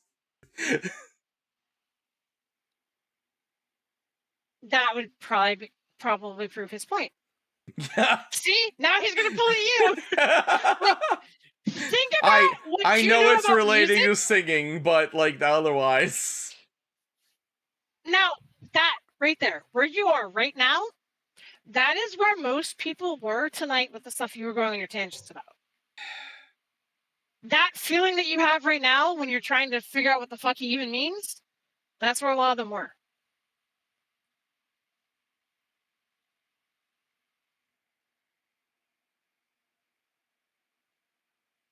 And like, No, I know he's what doing 3 this to octave. illustrate a point and to tease you. I know what 3 octave range is. The part is the 17. The part that confuses me. The rest of it, I understand. 17 is his age, you idiot. Oh, well, yeah. Like, see, this is a why lot of I'm the dumbass normally, okay? Because I don't like acknowledging this. a lot of more mainstream, like, education in history focuses on like big names in history for like socio-cultural reasons, and then shit like, you know, America is the best. So like European history will mention like King Henry VIII because they figure kids are interested in him, but they're not going to talk about, you know, the kings that came before him. They're the entirety of the Tudor line. You get to King Henry VIII, they don't even talk about all of his wives. Like, they might acknowledge. No, like, they do talk about his wives because they have a rant. Because they have a rhyme for that. Not all of them. Divorced, beheaded, died. Divorced, beheaded, survived. Yes, but they don't like name Anne of Bordeaux. They don't name Anne, you know, blah, the blah, Yeah, they do. blah. Okay, well, Yeah, they do. Yeah. Most people don't bother with the names because, like, you know, they're irrelevant. Like, they're footnotes in history. Yeah. And that's kind of what I'm getting at with, like, a lot of these people. And, like, a lot of the things you brought up. Like, Josiah is kind of a footnote in history to the average person.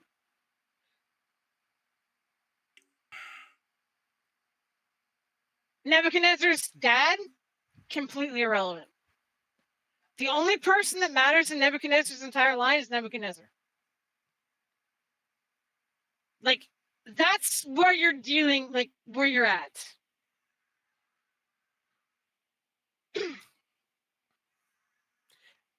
Tree spirit.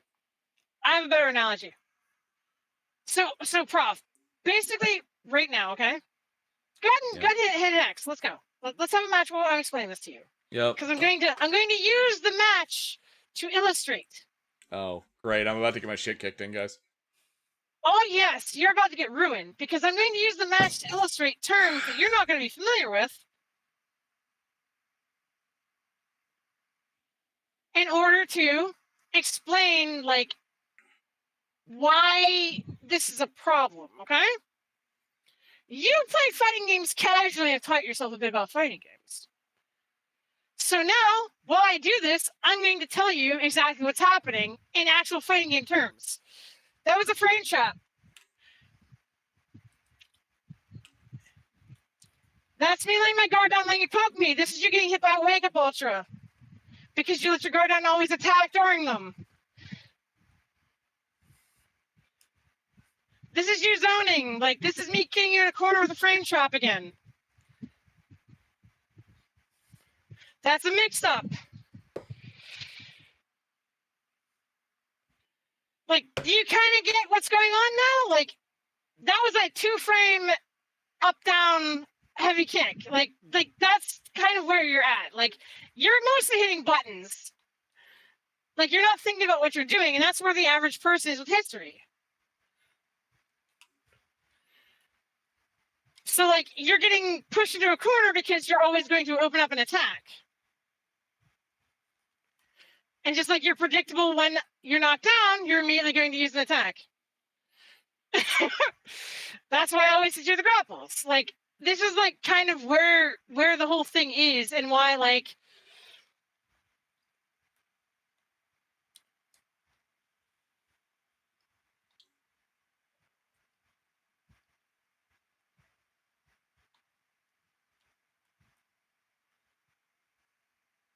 I'm having a difficulty doing, you know, in-match casting. But, like, the point is, like, you know, you don't think about shit like this because it's kind of irrelevant to you. Just like you just walked into a Wake Up Ultra.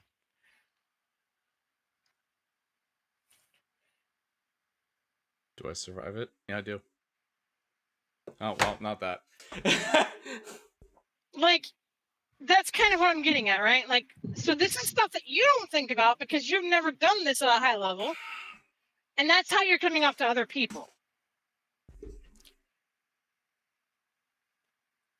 Like, the Wake Up Ultra thing is something that you just don't think about. Like, you always attack when I'm getting up, which is why you always get Wake Up Ultra.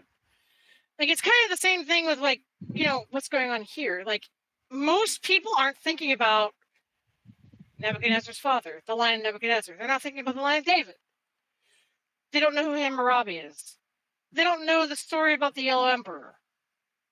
They don't know the story of William the Conqueror. They may have heard of him, but they don't know anything about him. Other than maybe he conquered something. They probably don't even know who he conquered. 1 second. Last one, because I'm genuinely curious. When I say Gilgamesh and the Ur cycle, how many people know what I'm talking about?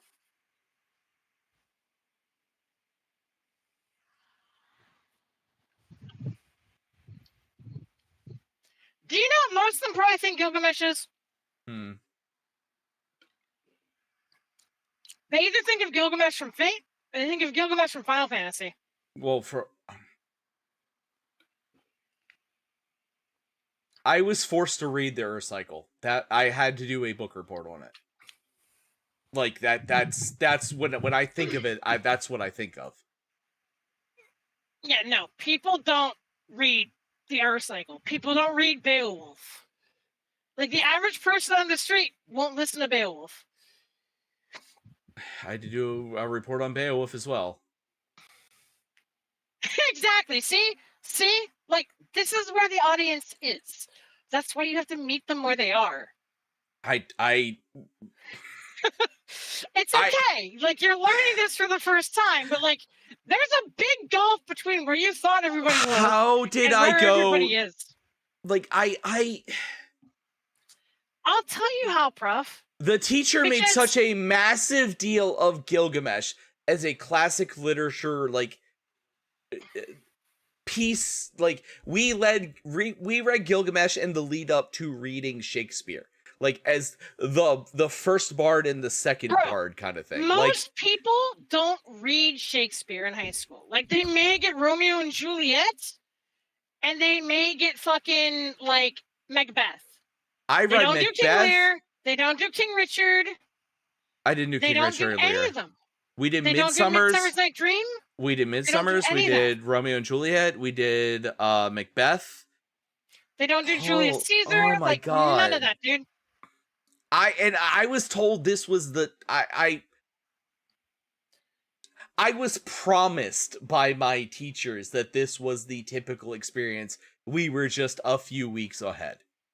Like, no. That's the thing. No. When it comes to specifically the literature, when it comes to that is because I was in a test class for literature that resulted that was us reading those as well as modern day things. Like, we read like Animal Farm and so on and so forth.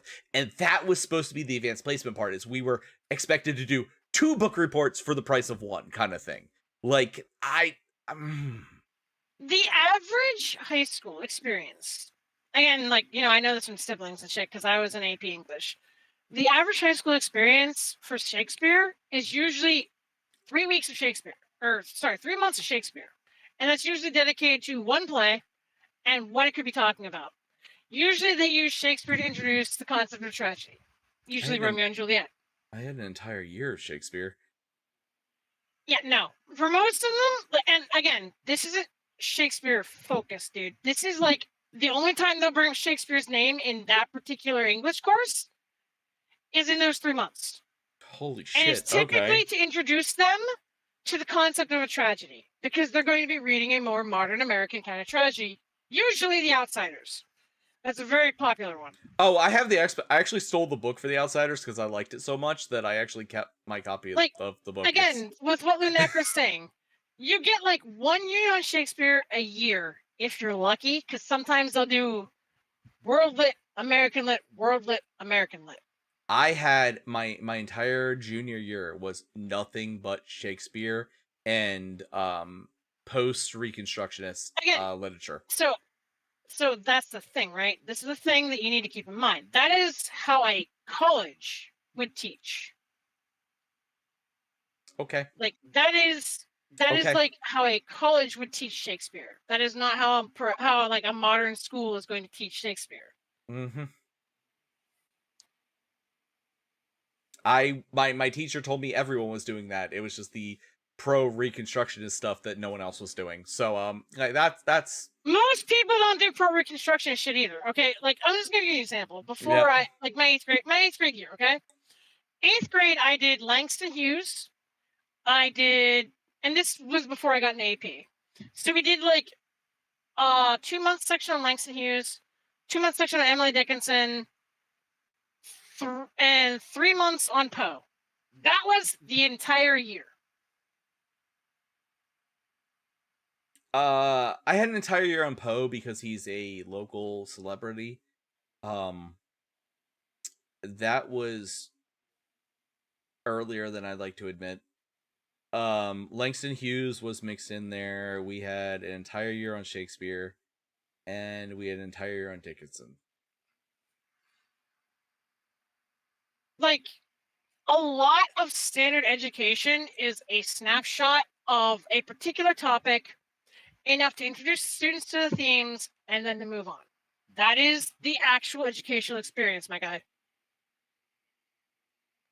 Like, you need to.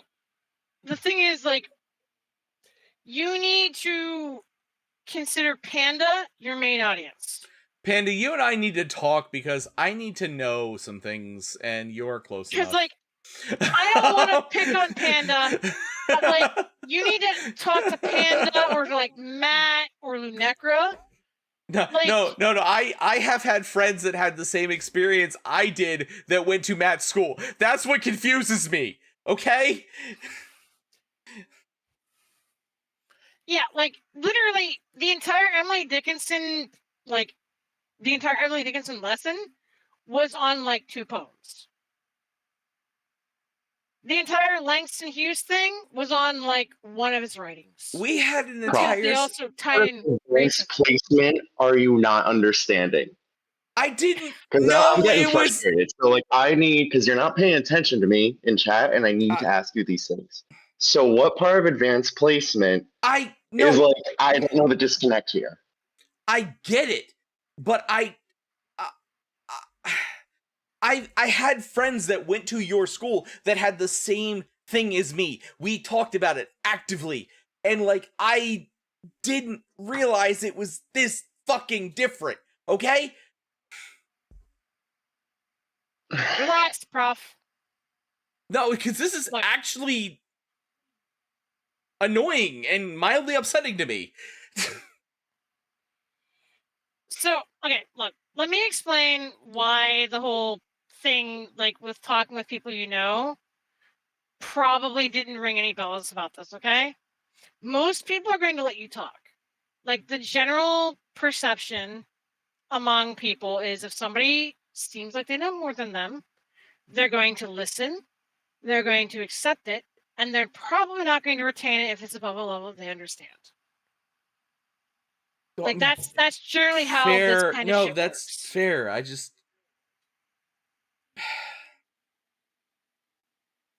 All right, yeah. Like- no, I apparently been fucked up for So years. It's maybe fine. your buddies in RTC, like, they heard you talk about this history stuff, okay? Did they ever give you meaningful input back? Yeah, quite a few of them did. On what?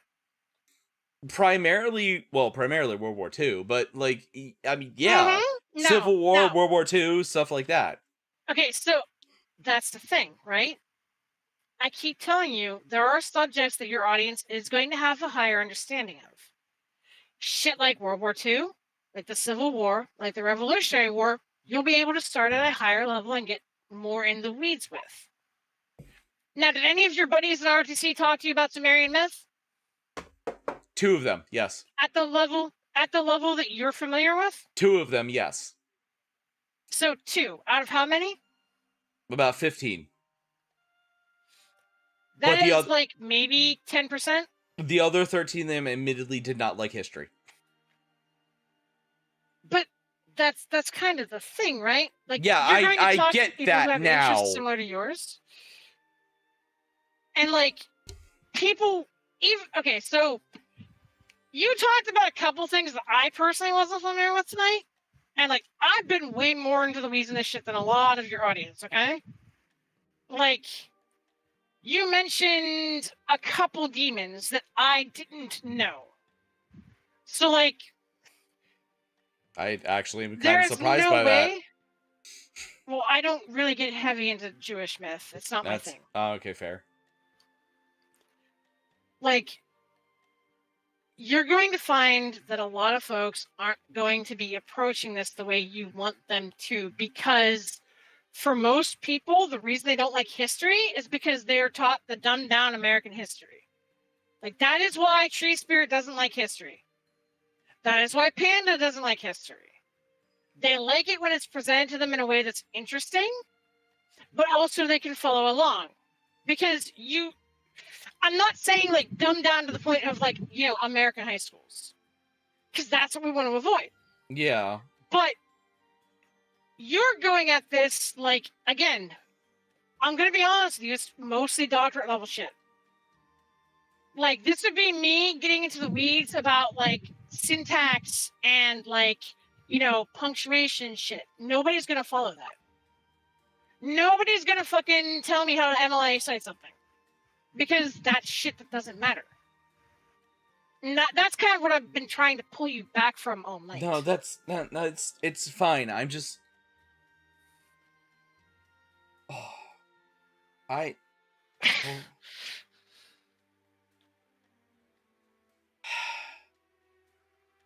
it's one of those things, like, this could sound bad. I don't mean it this way. I hope he knows I don't mean it this way. When one person tells me, oh, well, X, Y, and Z, it's okay, fine. They just didn't have a good teacher, or they didn't blah, blah, blah. When you're hearing from, like, 7 people at once, you're like, holy fuck, I am the problem. You know what I mean? But the thing is, you're not the problem. Like, you need to stop approaching it like that. Well, I'm not you saying know that you're a what problem. you know what I mean by that, though. Like, I know what you mean, but, like, the language you use right now actually does matter, because you're in a kind of a mood right now where you've come to realize that shit isn't quite what you thought. If you keep getting down on yourself, it's gonna make your mood worse. Okay? I want to get that clear right away. Yeah. Second, like, you need to understand, like Lunecra said, the big thing you need to take away from tonight is, like, we need to dial shit back a bit, quite a bit from what you're familiar with. Because, like, when I heard you had 14 pages of notes, I'm like, what the fuck is he doing? Like, most of what we're going to be able to talk about, you're not going to need notes for yet. It Like- was primarily because, like, I don't like being the person, like, okay, I know this. I can tell you all about the cult of Ishtar. I can tell you all about the cult of blah, blah, blah. But I like having the specifics, and it's the dates that I always forget. When I'm telling you the Sumerian collapse, I could have told you, yeah, it happened in the 8th or 7th century. I couldn't tell you 722. We have cuneiform specifically stating 722. That's what I wrote the notes for, because that is important to me. Like, the specifics, the correct actual dating is the specific part to me. And, like, that's mostly, like, okay, yeah, I skipped a lot. Like, I skipped an entire thing about how when you cut back to the Leviathan myth cuts back to Baal taming, which I am not looking at my notes, so I'm not going to look at the name, even though I wrote it down. But like I said, the whole idea of Leviathan from the Great Testament being tamed by Yahshua, blah blah blah, is all stemmed back from Baal taming the sea serpent of the Tigris and the blah blah blah. And Okay, so I have an idea. That might help. What I said there of the curriculum in our area, general education in our area is still normally within the top 10 out of our 50 states.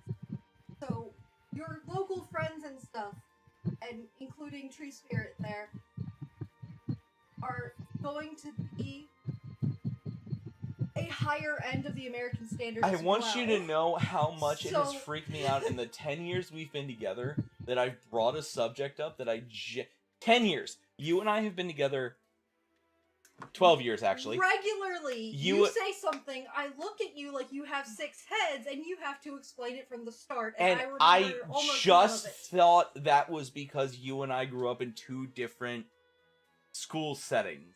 Because you grew up in a different county I than I grew did. up in the county better than this one, technically. Yes. And then and- I came to this one. And then I genuinely thought it was just a difference in county curriculum. I didn't realize it was this bad. I didn't realize I was the one that was the weird person in this. I genuinely thought I had the common knowledge and other people did not. Okay, so to answer your question, Siege, we touched on Zoroastrianism. We touched on a lot of the small tribal Panda, kind I'm of gonna things. text you where I'm actually from in a minute, because you are local. Okay? We'll leave it at that.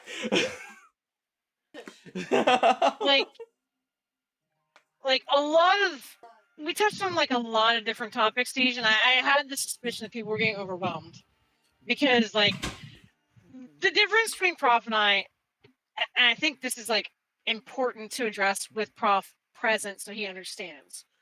Like when I present you information, I try to assume that you're coming at like a low baseline and I over explain. Rather than like attach a bunch of generic shit to it, unless like I'm in a autism spiral, I'm going to be like, okay, so there's this, and you need to know why this exists. Like the Younger Dryas. Like I mentioned the Younger Dryas, and then I explained that the Younger Dryas was a period in between the glaciations that happened 10,000 years ago. Because most people don't know what that is.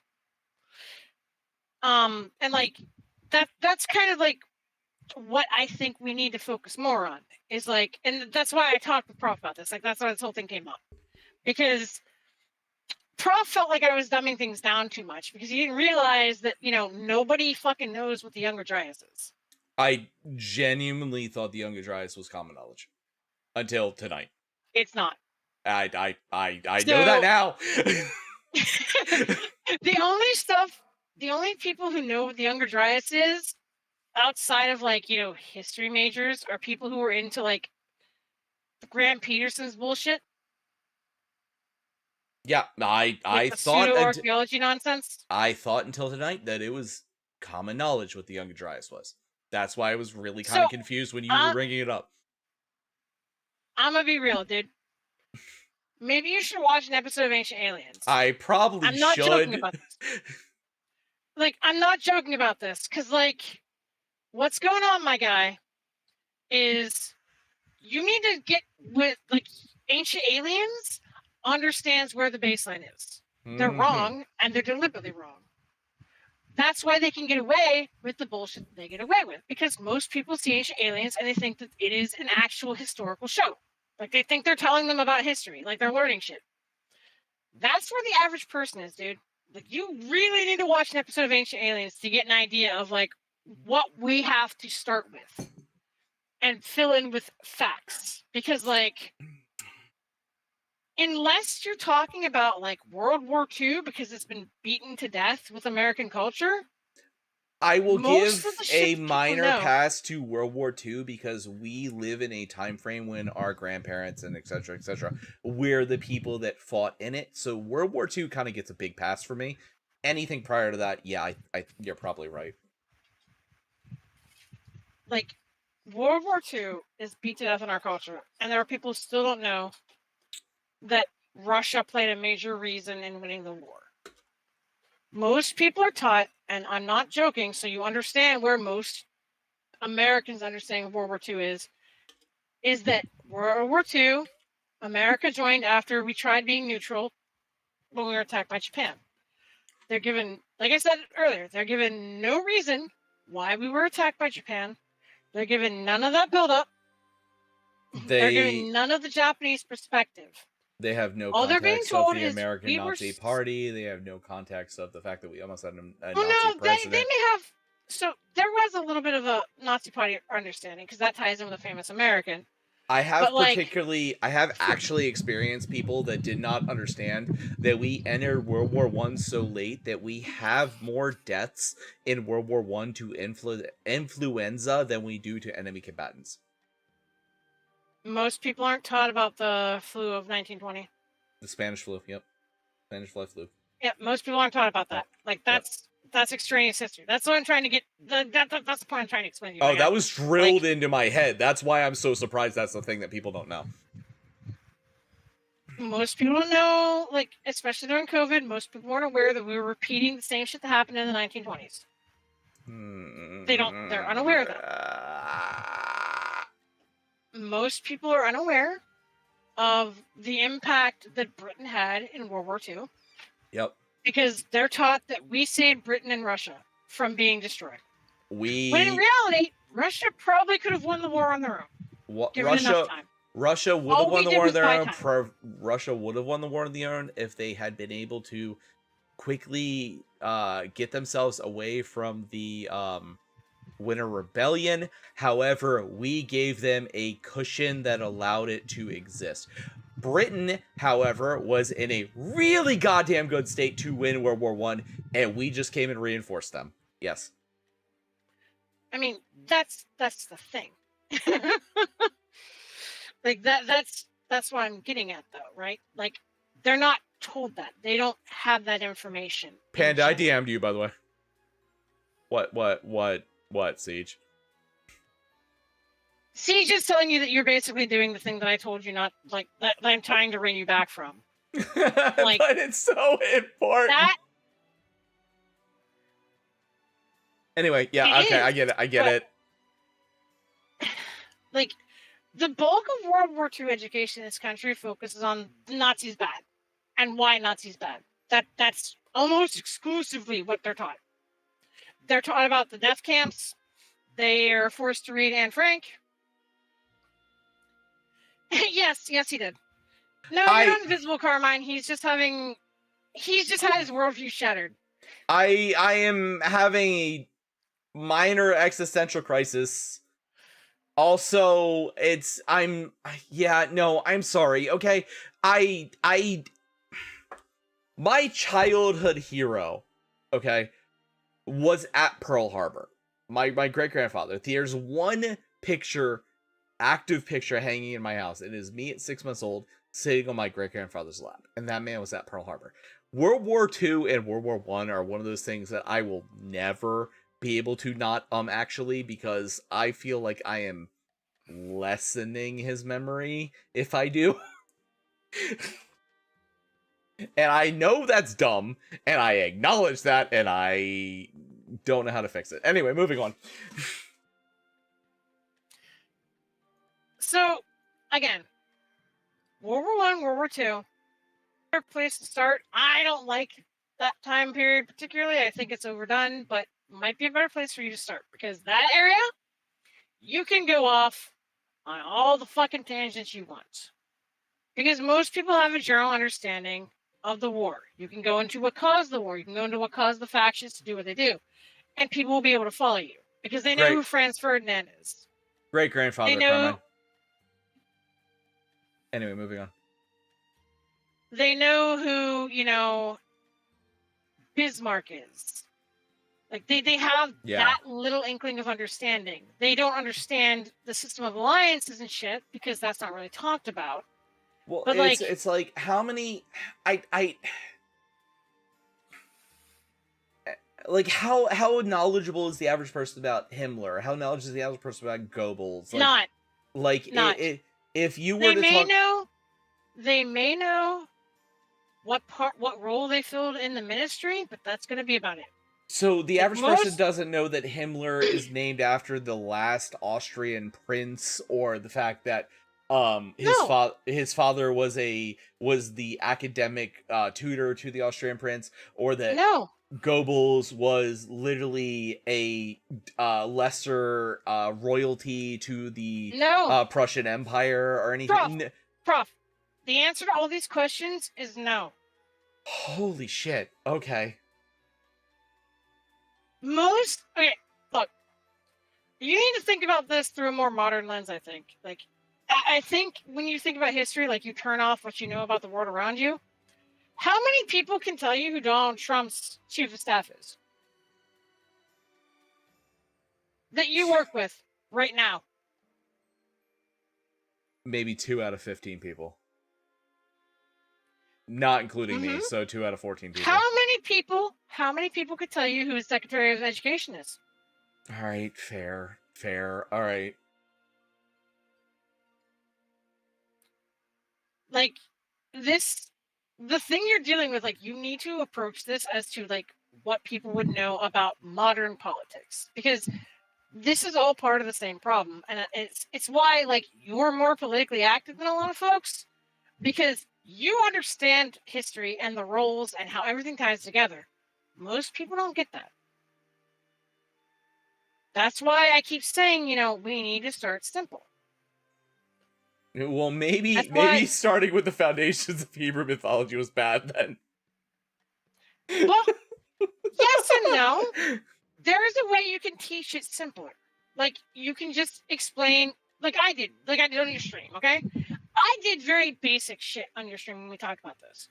I mentioned how Zeus, the statue of Zeus, was basically what formed the Christian conception of God. Yeah. I mentioned how Jesus isn't the first individual in mythology to basically rise from the dead. Yeah. Like, big, broad strokes. Not like granular details. They're not ready for granular details. Big, broad strokes, you can do any topic.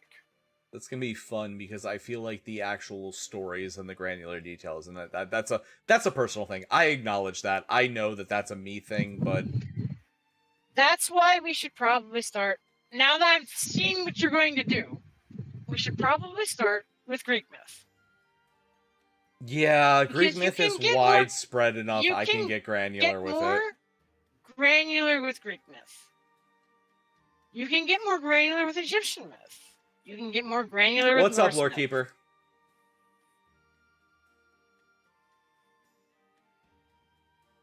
Panda, if you want me to literally get like super actually about history, just ask me about a subject, dude. I will do it. Like,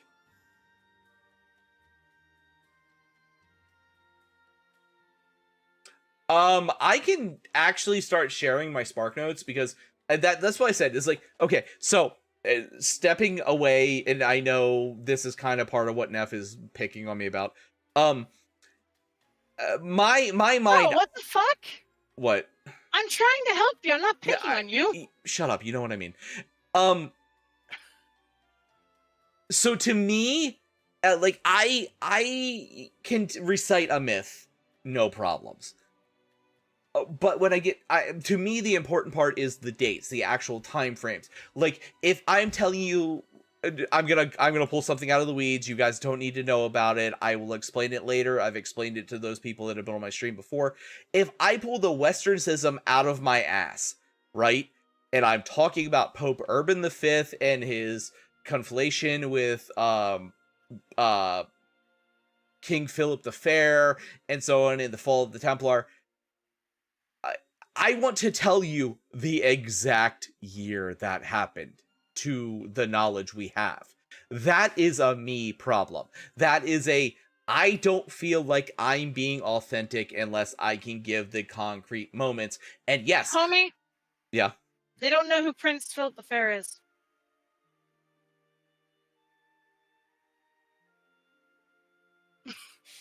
He's one of the most important French kings of all time. I'm not going to elaborate beyond that. He's the king that led to the fall of the Templar. No. That's a whole other storyline. Moving on. You missed my point.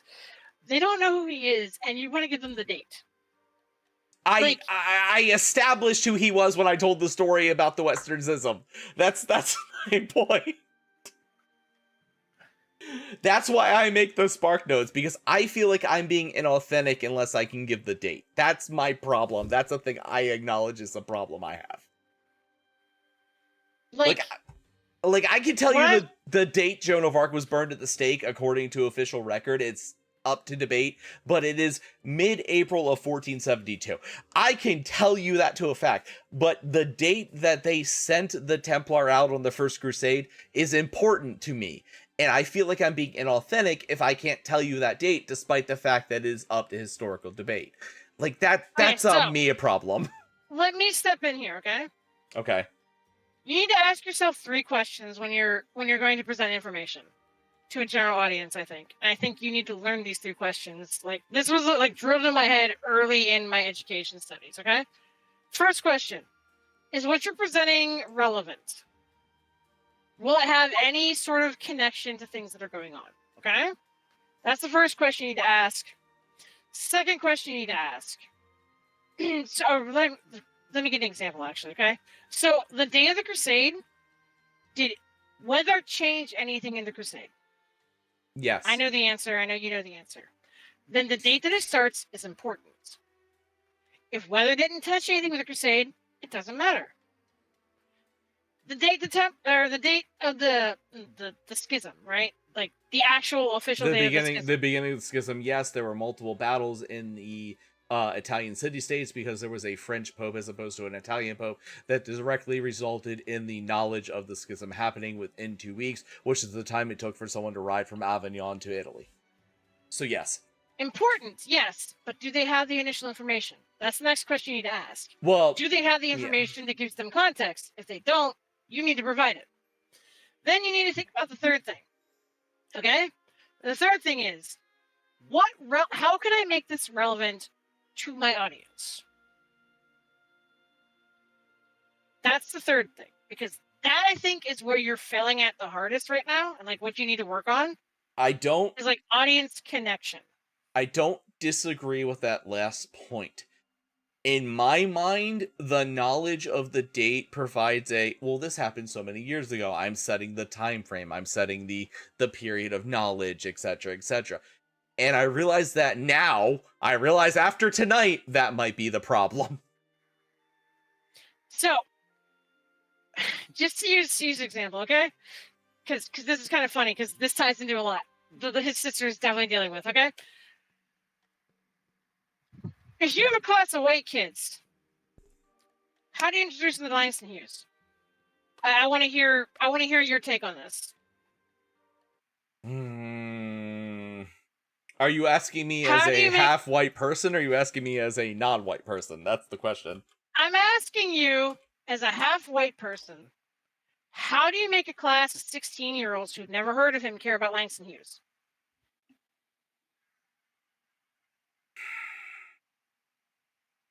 Because I think this is where you need to find your voice the most after tonight. Well, it depends. Are we reading...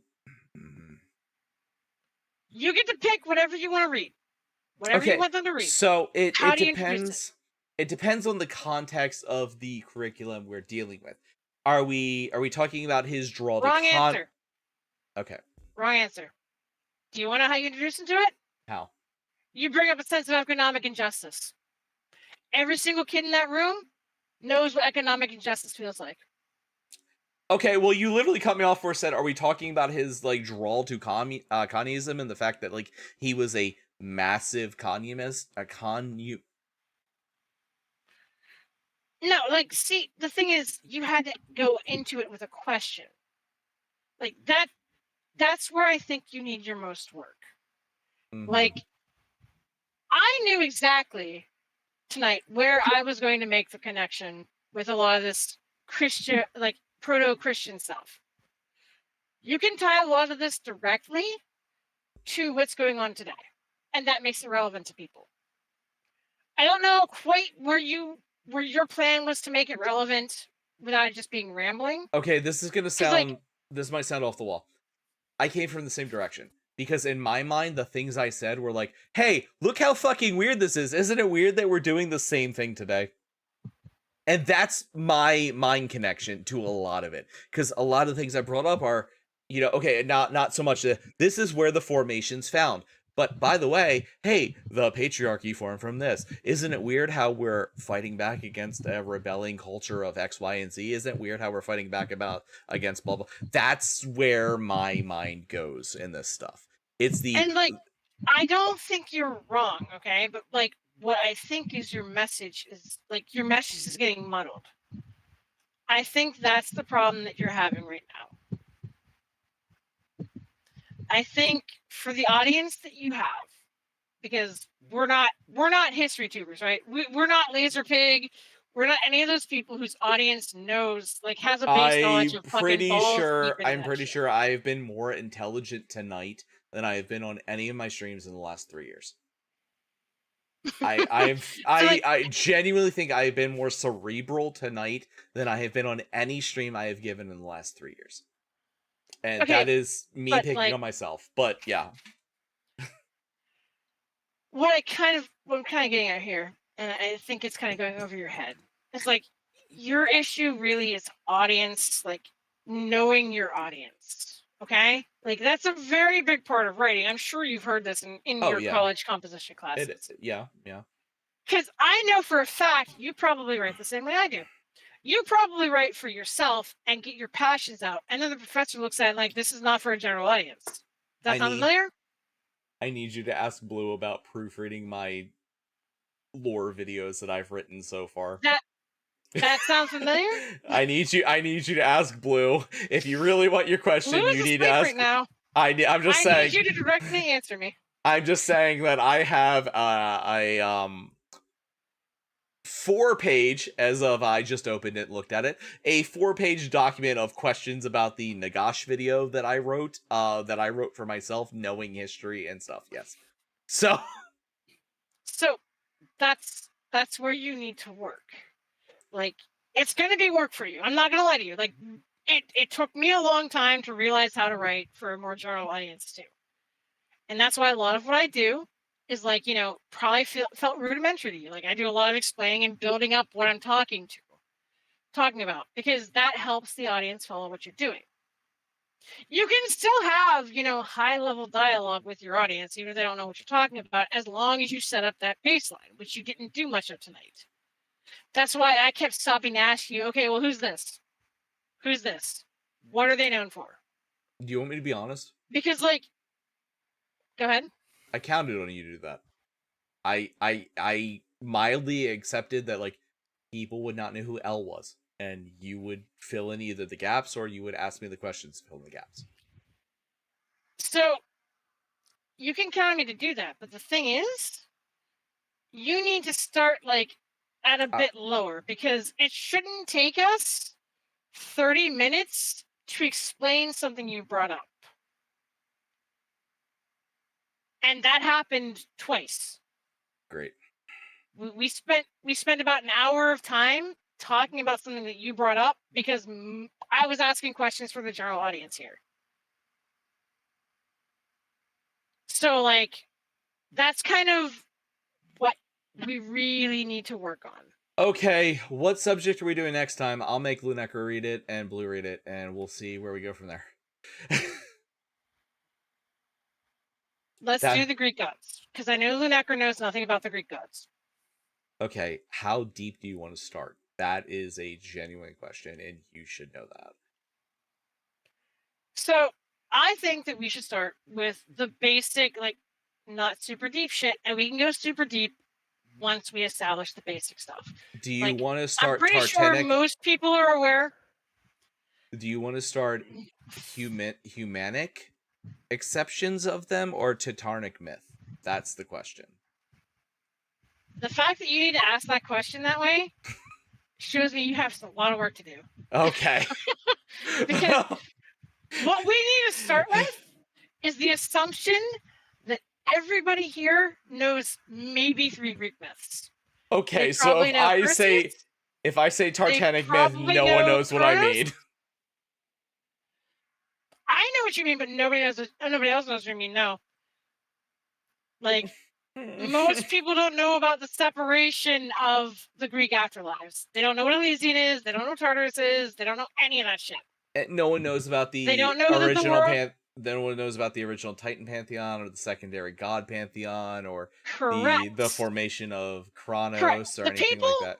The thing that they know in myth, they may, and this is a 50-50. Like, they may know the myth of Kronos. That one's 50-50. They know Lord- Perseus. Lore They Keeper, know. Lore Keeper, you are a nerd in my own vein. If I say Tartanic myth, which Tartanic He myth literally just answered you.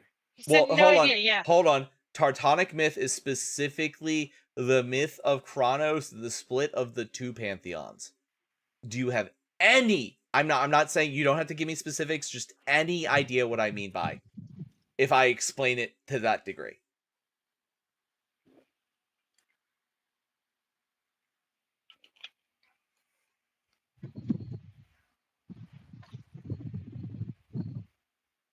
There's There's your answer. There's two pantheons of the Greek mythology. There's the pantheon of Titans that are locked up in Tartarus, hence the Tartanic myth, and the pantheon descended from Gaia and Kronos, which are the pantheon we know about. Okay. All right. We're not getting into Titans yet.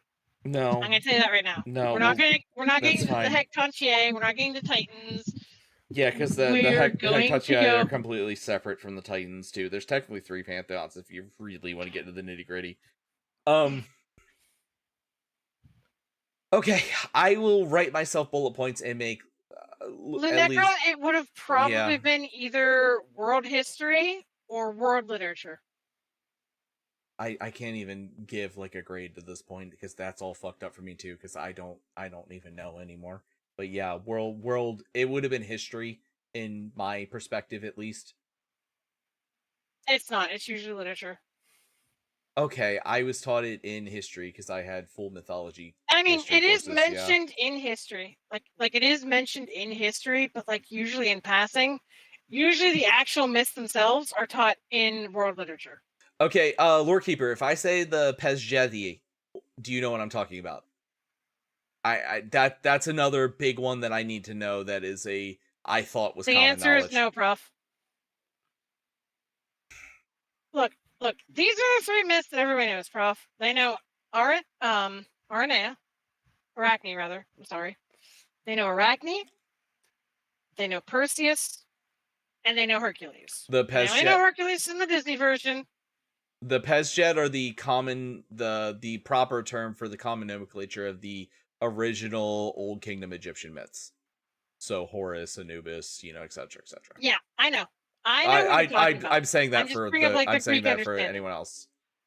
And Egyptian understanding, you're looking at maybe, and this is a very big maybe. They may know the myth of Ra. They may know the myth. They may know the fight was Set every night, and they may know Anubis judging the way of their heart. They don't know anything else. They don't know the dissection of Horus. They don't. We were never taught the dissection of Horus. The subservient of Hassat to Ra. The subservient of No, you don't need to keep going. The answer is no. Okay. Holy shit. Okay. You need to take multiple steps back. I'm gonna text you something because that actually blows my mind. Genuinely. I mean, Siege, I spent most of tonight pulling Prof back. I only really got into the weeds about Earth history. And I stopped the explanation of what was going on with it when I was explaining it. Like I usually do. I'm telling you, Prof, I explained the dragon and the storm god for a reason. Okay. Holy shit. Alright. Analysis of myth and literature is not taught frequently. That has I love you guys to death, all of you, genuinely. That has genuinely shaken my worldview. I am yeah.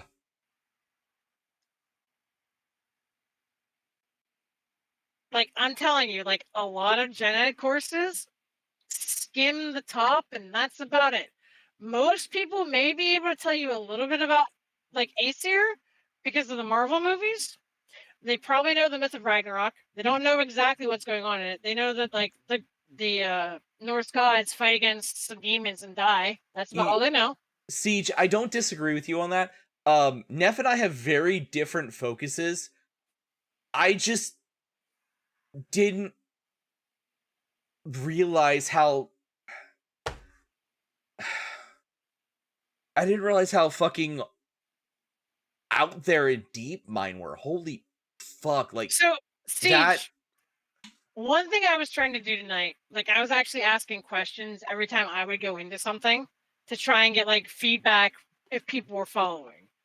Like I know how you guys follow me, and that's why like I'll slow down and ask questions. I don't think Prof was aware of how people follow in general on these kinds of things. So like Prof was definitely going too fast, and I spent a lot of it trying to pull him back. I don't want to keep sounding like an asshole, but I feel the need to explain myself. You don't need to explain yourself. You've already done it. You learned about this a lot earlier than most people. You want to give like a full picture. Like we understand. But that's the problem is like I didn't realize that it was to this level. Like yeah.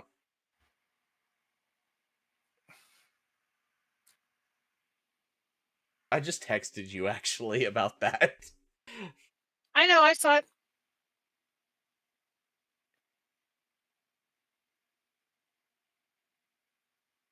Anyway, okay, well, I guess we will establish Greek myths next time, and I will run things through multiple people before I start talking about them, because holy shit, Here's what's am going to happen, so Prof. sorry, everyone. I am going to write a one-page plan of what I want to cover. I'm going to give it to you. You're going to fill in things that you think need to be covered. You're going to send it back. I'm going to go through it with red-colored text. I need to check out everything that I think is too advanced. Okay. Like I will send you a brief lesson plan. I'll let you explain things that you feel that we need to go over, but then like I'm going to go through it, and if I feel like you're, pushing too far cuz now we have time to prepare, cuz it's probably not going to be for another 2 weeks or 3 weeks, I'm going to get through it. I'm going to tell you what I think's too advanced, and we're going to go from there. I will do my I best think to this has pull been back. eye-opening for you. I think this has been an eye-opening evening for you. I genuinely have had my worldview shaken.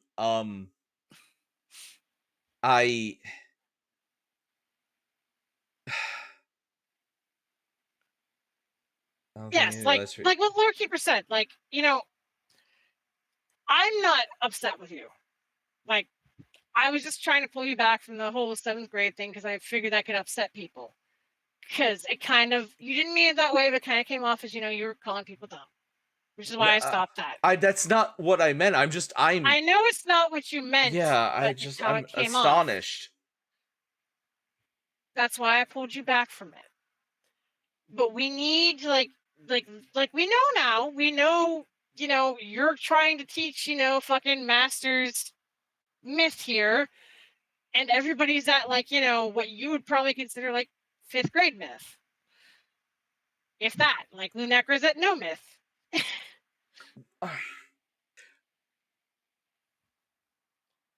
And like we can either we can do history or we can do myth. I think it's better if we focus on one or the other for the time being. No, that's fine. That's fine. I just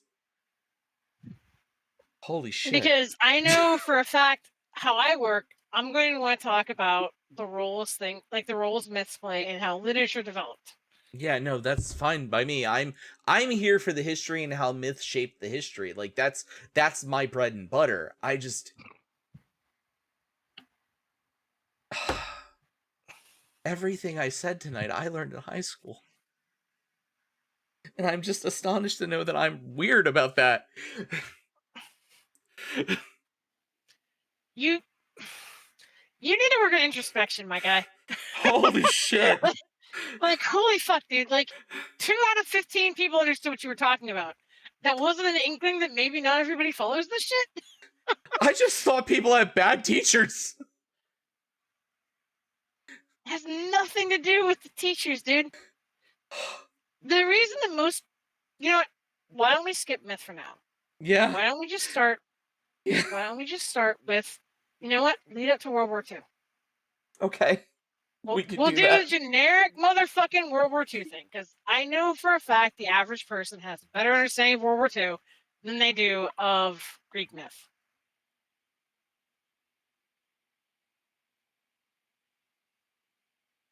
So you have a disadvantage. Yeah, okay, fair. When I went to school, I was intending to teach late stage high school or early college. That is what I focused on when I was intending to become a teacher in real life. Thank you for that, Siege. That actually does help a little bit. It still is not. It's still mind blowing to me. Shadow, thank you for the resub. Sorry, I'm having an existential crisis right now. Shadow Tamer 1 has paid their tuition for 9 months. And like, I think part of it is I kind of knew where people were when I came up with the idea to do this, because I've done this before with the kobolds. Like I've had, talks about how myth formulates what we see, or So- how this thing in history formulates what we realize. And like up until this point, like all of my stories have been, an in-setting lore or a urban legend or mythology in like a very small scale. Like if I'm gonna tell someone about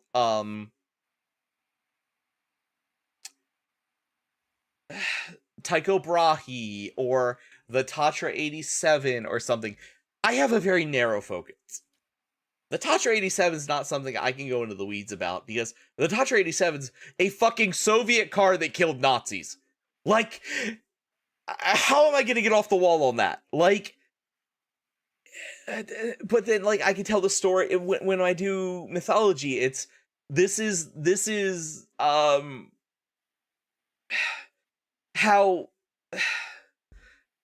Scotty joined the Aesir, like I talked about earlier. This is Thor cross-dressing to save the love of his life from the ice giants because Sif was being made to marry an ice giant, so Thor cross-dressed as her and beat the shit out of him with his hammer. This is, the story of Susanoo, as we talked about earlier, with Susanoo going on a rage, and the 30 Days of Night as Amaterasu hid in the cave. Like, it's very narrow perspectives, and this was all stuff that I was like, okay, the context exists already, and I never realized the context didn't exist already. I thought when I said Amaterasu, the Shinto sun goddess, and Susanoo, the Shinto storm god, people would be like, okay, yeah, that makes perfect sense. Never, wait, the fuck, there's the Shinto sun goddess? I that never dawned on me.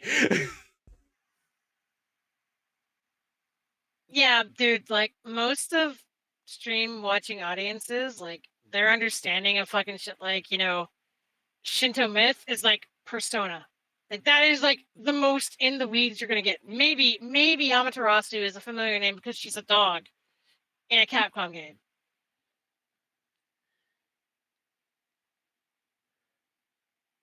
Peak during time as high school mythology games are all. Thank you, Recrisis. However, I've had a full existential crisis in the last hour because I've learned my entire worldview is wrong. So anyway. Well, even then, like those games really don't. They don't tell They give you anything. familiar They're characters from wildly myths, different. They don't explain myths. Yeah. They can't hear us anyhow. Oh, that's fair. I hope that someone got something from tonight because this genuinely is my own personal favorite time period to talk about. I hope that at least came through. I will elaborate questions as needed. Please ask me them. I will do my best to give the knowledge needed. Do you want to do over for this one? I might need a do-over for this one, actually. Do you want to do that next time and do over for this one? I don't know if I could dumb this down that much. Like, that's the problem, is when you're talking about the formations, I genuinely feel like the subsumption of multiple deities and stuff leading into the monotheistic society is incredibly important. But Stop. Okay? Okay. There is information that you can dumb it down to. Okay. Let me explain how you dumb this down to a general audience. And I don't like using the term dumb down either. how you simplify this for a general audience who does not have experience with you, the experience that you have with this sort of shit. So, first, talk about the flood. Everybody knows about Noah's Ark. Literally, everybody in the stream knows the story of Noah's Ark. Talk about the baseline for the flood. Talk about why the flood happened. Talk about when the flood happened. You know, Bring up another flood myth. You just brought up a really good point. Is I assume that everyone knows a large portion of these mythos because they are the basis of the Abrahamic faiths, and the vast majority of people are raised in Christian, Judaism, or Islamic ideology. So I do believe that, like, that actually I think is a major part of tonight. Is I do genuinely think a large portion of people are understand these myths on a broad scale, and that was a thing I was probably hitting into, actually. You were definitely going way beyond what most people understand of these myths. Like, I'm just gonna be real with you, dude. Ars Goetia, 90% of these people don't know what the fuck that is. That's why I called it the Book of Demons. The Lesser Key of Solomon. They don't know that. That is advanced theology shit, my dude. Like, the Key of Solomon and talking about demonology, that's shit that most people aren't taught. Like, this shit that most people are taught in Christian belief systems is shit like the commandments. It's shit like, do as God tells you. Because, like, you are going way beyond what most people know. Siege, I haven't Like, been to church in like 20 years. But anyway. Like, that's your problem. Is like, I don't know why, but you assume like everybody has the same baseline as you. And like, almost nobody does. Like, I may have your baseline, but I'm like probably the only person here who does. And even then, like, I'm not big in the Ars Goetia. Like, I don't really do Judaistic myth. Okay, so the Goetia I personally know is a problem in the fact that I know Goetia is incredibly common in a lot of anime and stuff, and I do know a lot of my people watch anime, and I know where that one comes from. I know where my theories that people, or my thought that people understand what the Goetia is. But yeah, that's But like, did you not pay attention, like, when we were discussing, like, doing, like, I know you saw you saw it the other night, like, we were talking about it. We were talking about the mythos, oh, you probably didn't see it because that was on stream, actually. So, like, Lorekeeper didn't know who Zoo was. Like, what you would consider foundational to basic Christian myth, like Zoo and Ziz, yeah. Lorekeeper didn't know who they were. Okay. Like, Yeah, foundational. I did not know that. All right. Yeah, I would consider And that foundational. Lorekeeper is probably one of, like, our more religious understanding Zeus viewers. is Semiurg, Leviathan, Azikal. Like, yeah, like, this is shit that most people don't know. That's why I try to tell you to, like, let's lead with, like, let's get into this with the Pokemon connection. Because if you can tie it to, like, Pokemon or something and use that as your framework to explain why the things are the way they are, people will be able to understand it better. Like, I guarantee you, okay? Panda plays Pokemon all the fucking time. He probably doesn't know what the Creation Trio is based off of. Siege probably doesn't know. People don't talk about Behemoth and Leviathan in biblical terms anymore. They're characters in video games. They're characters in Final Fantasy. I mean, people don't even acknowledge Tiamat as the Babylonian overgoddess or anything like that, and Yoshi's just Tiamat is the five-headed D&D destruction. dragon. Yeah, the five-headed D&D dragon. Yeah. So, like, that's where you're at. Like, yes, these things are mentioned in media that our viewers consume. However, they are not mentioned in the way that you think they are. Like, Blue was a perfect example tonight, talking about Baal. Like, that is most people's understanding of Baal. Like, so starting with, like, if you want to talk about demons, okay? we can do that. But you need to start with starting with Diablo, for example. Like, okay, so these demons are in Diablo. These are who they are. This is a little bit of a story about each one of them. Yeah.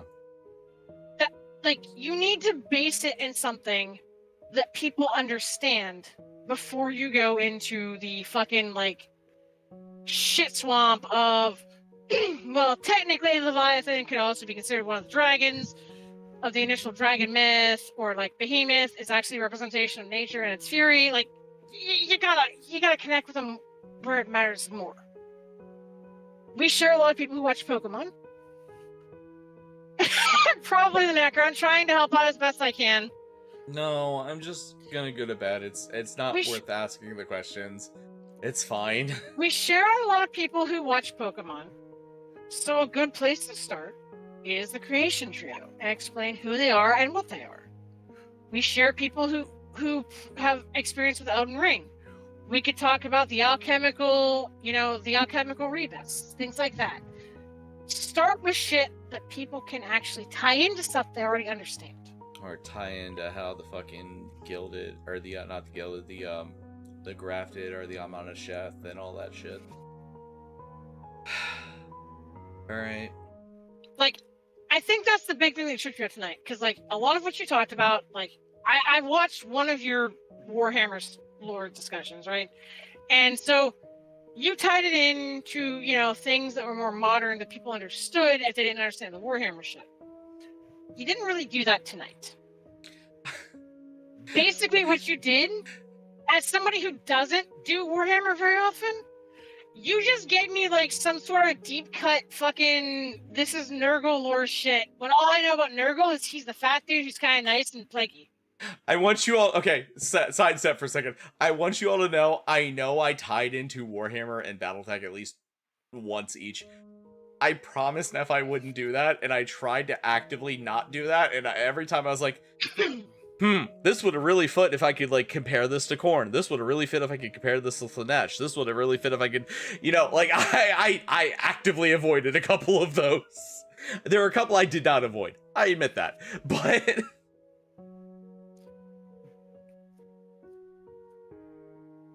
on that and the fucking Throne of Skulls. For example, okay, just for my point.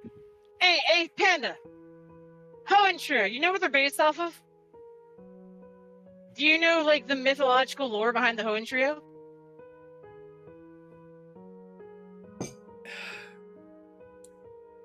Lorekeeper, the whole reason I wasn't painting tonight and we were playing fighting games instead was because she was worried on me going on more Warhammer tensions.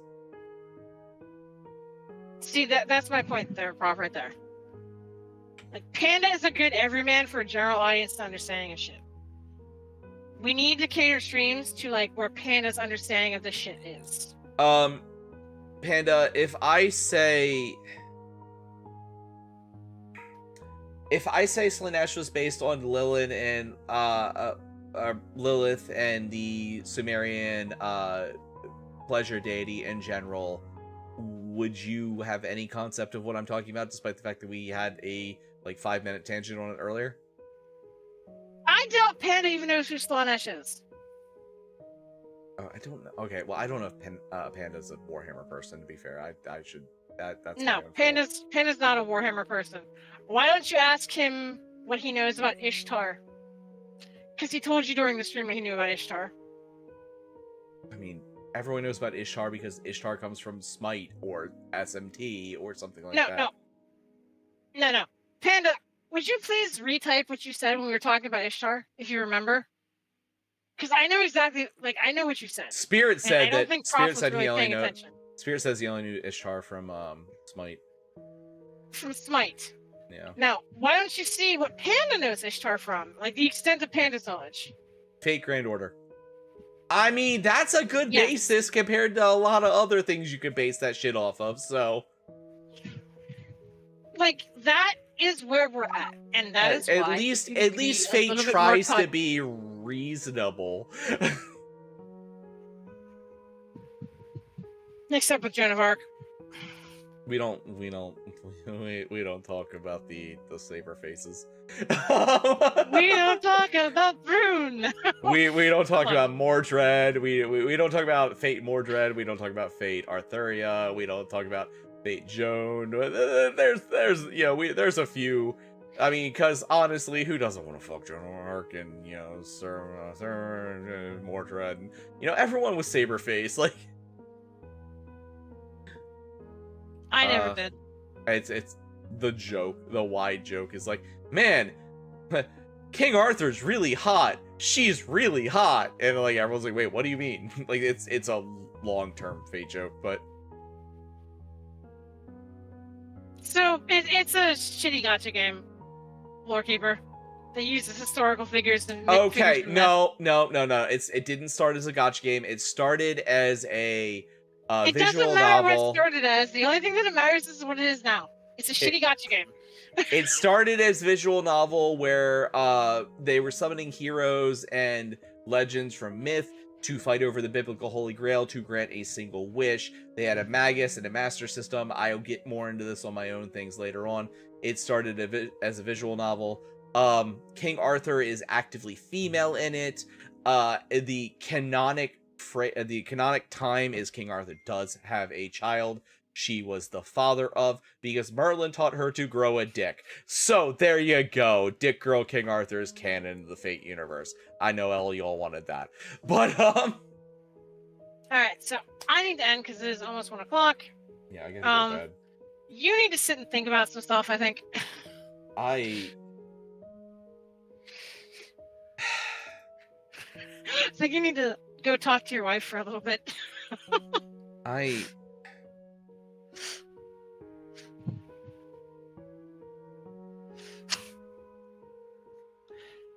don't have anybody to raid because it's like, actually I do have somebody to raid. I'm gonna raid Sweaty Banana. That's fine, because mm. Good night, guys. Sorry it was a little bit rough. We will improve on it for the next one. I will have more involvement.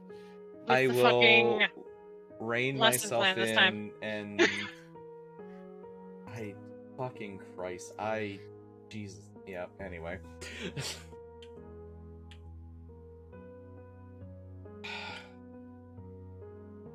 I'll be Bye, back. guys. I'll be back on Wednesday doing something. I don't know yet. I will talk to you all later. Have a good night tonight. Have a good day tomorrow. Class is dismissed.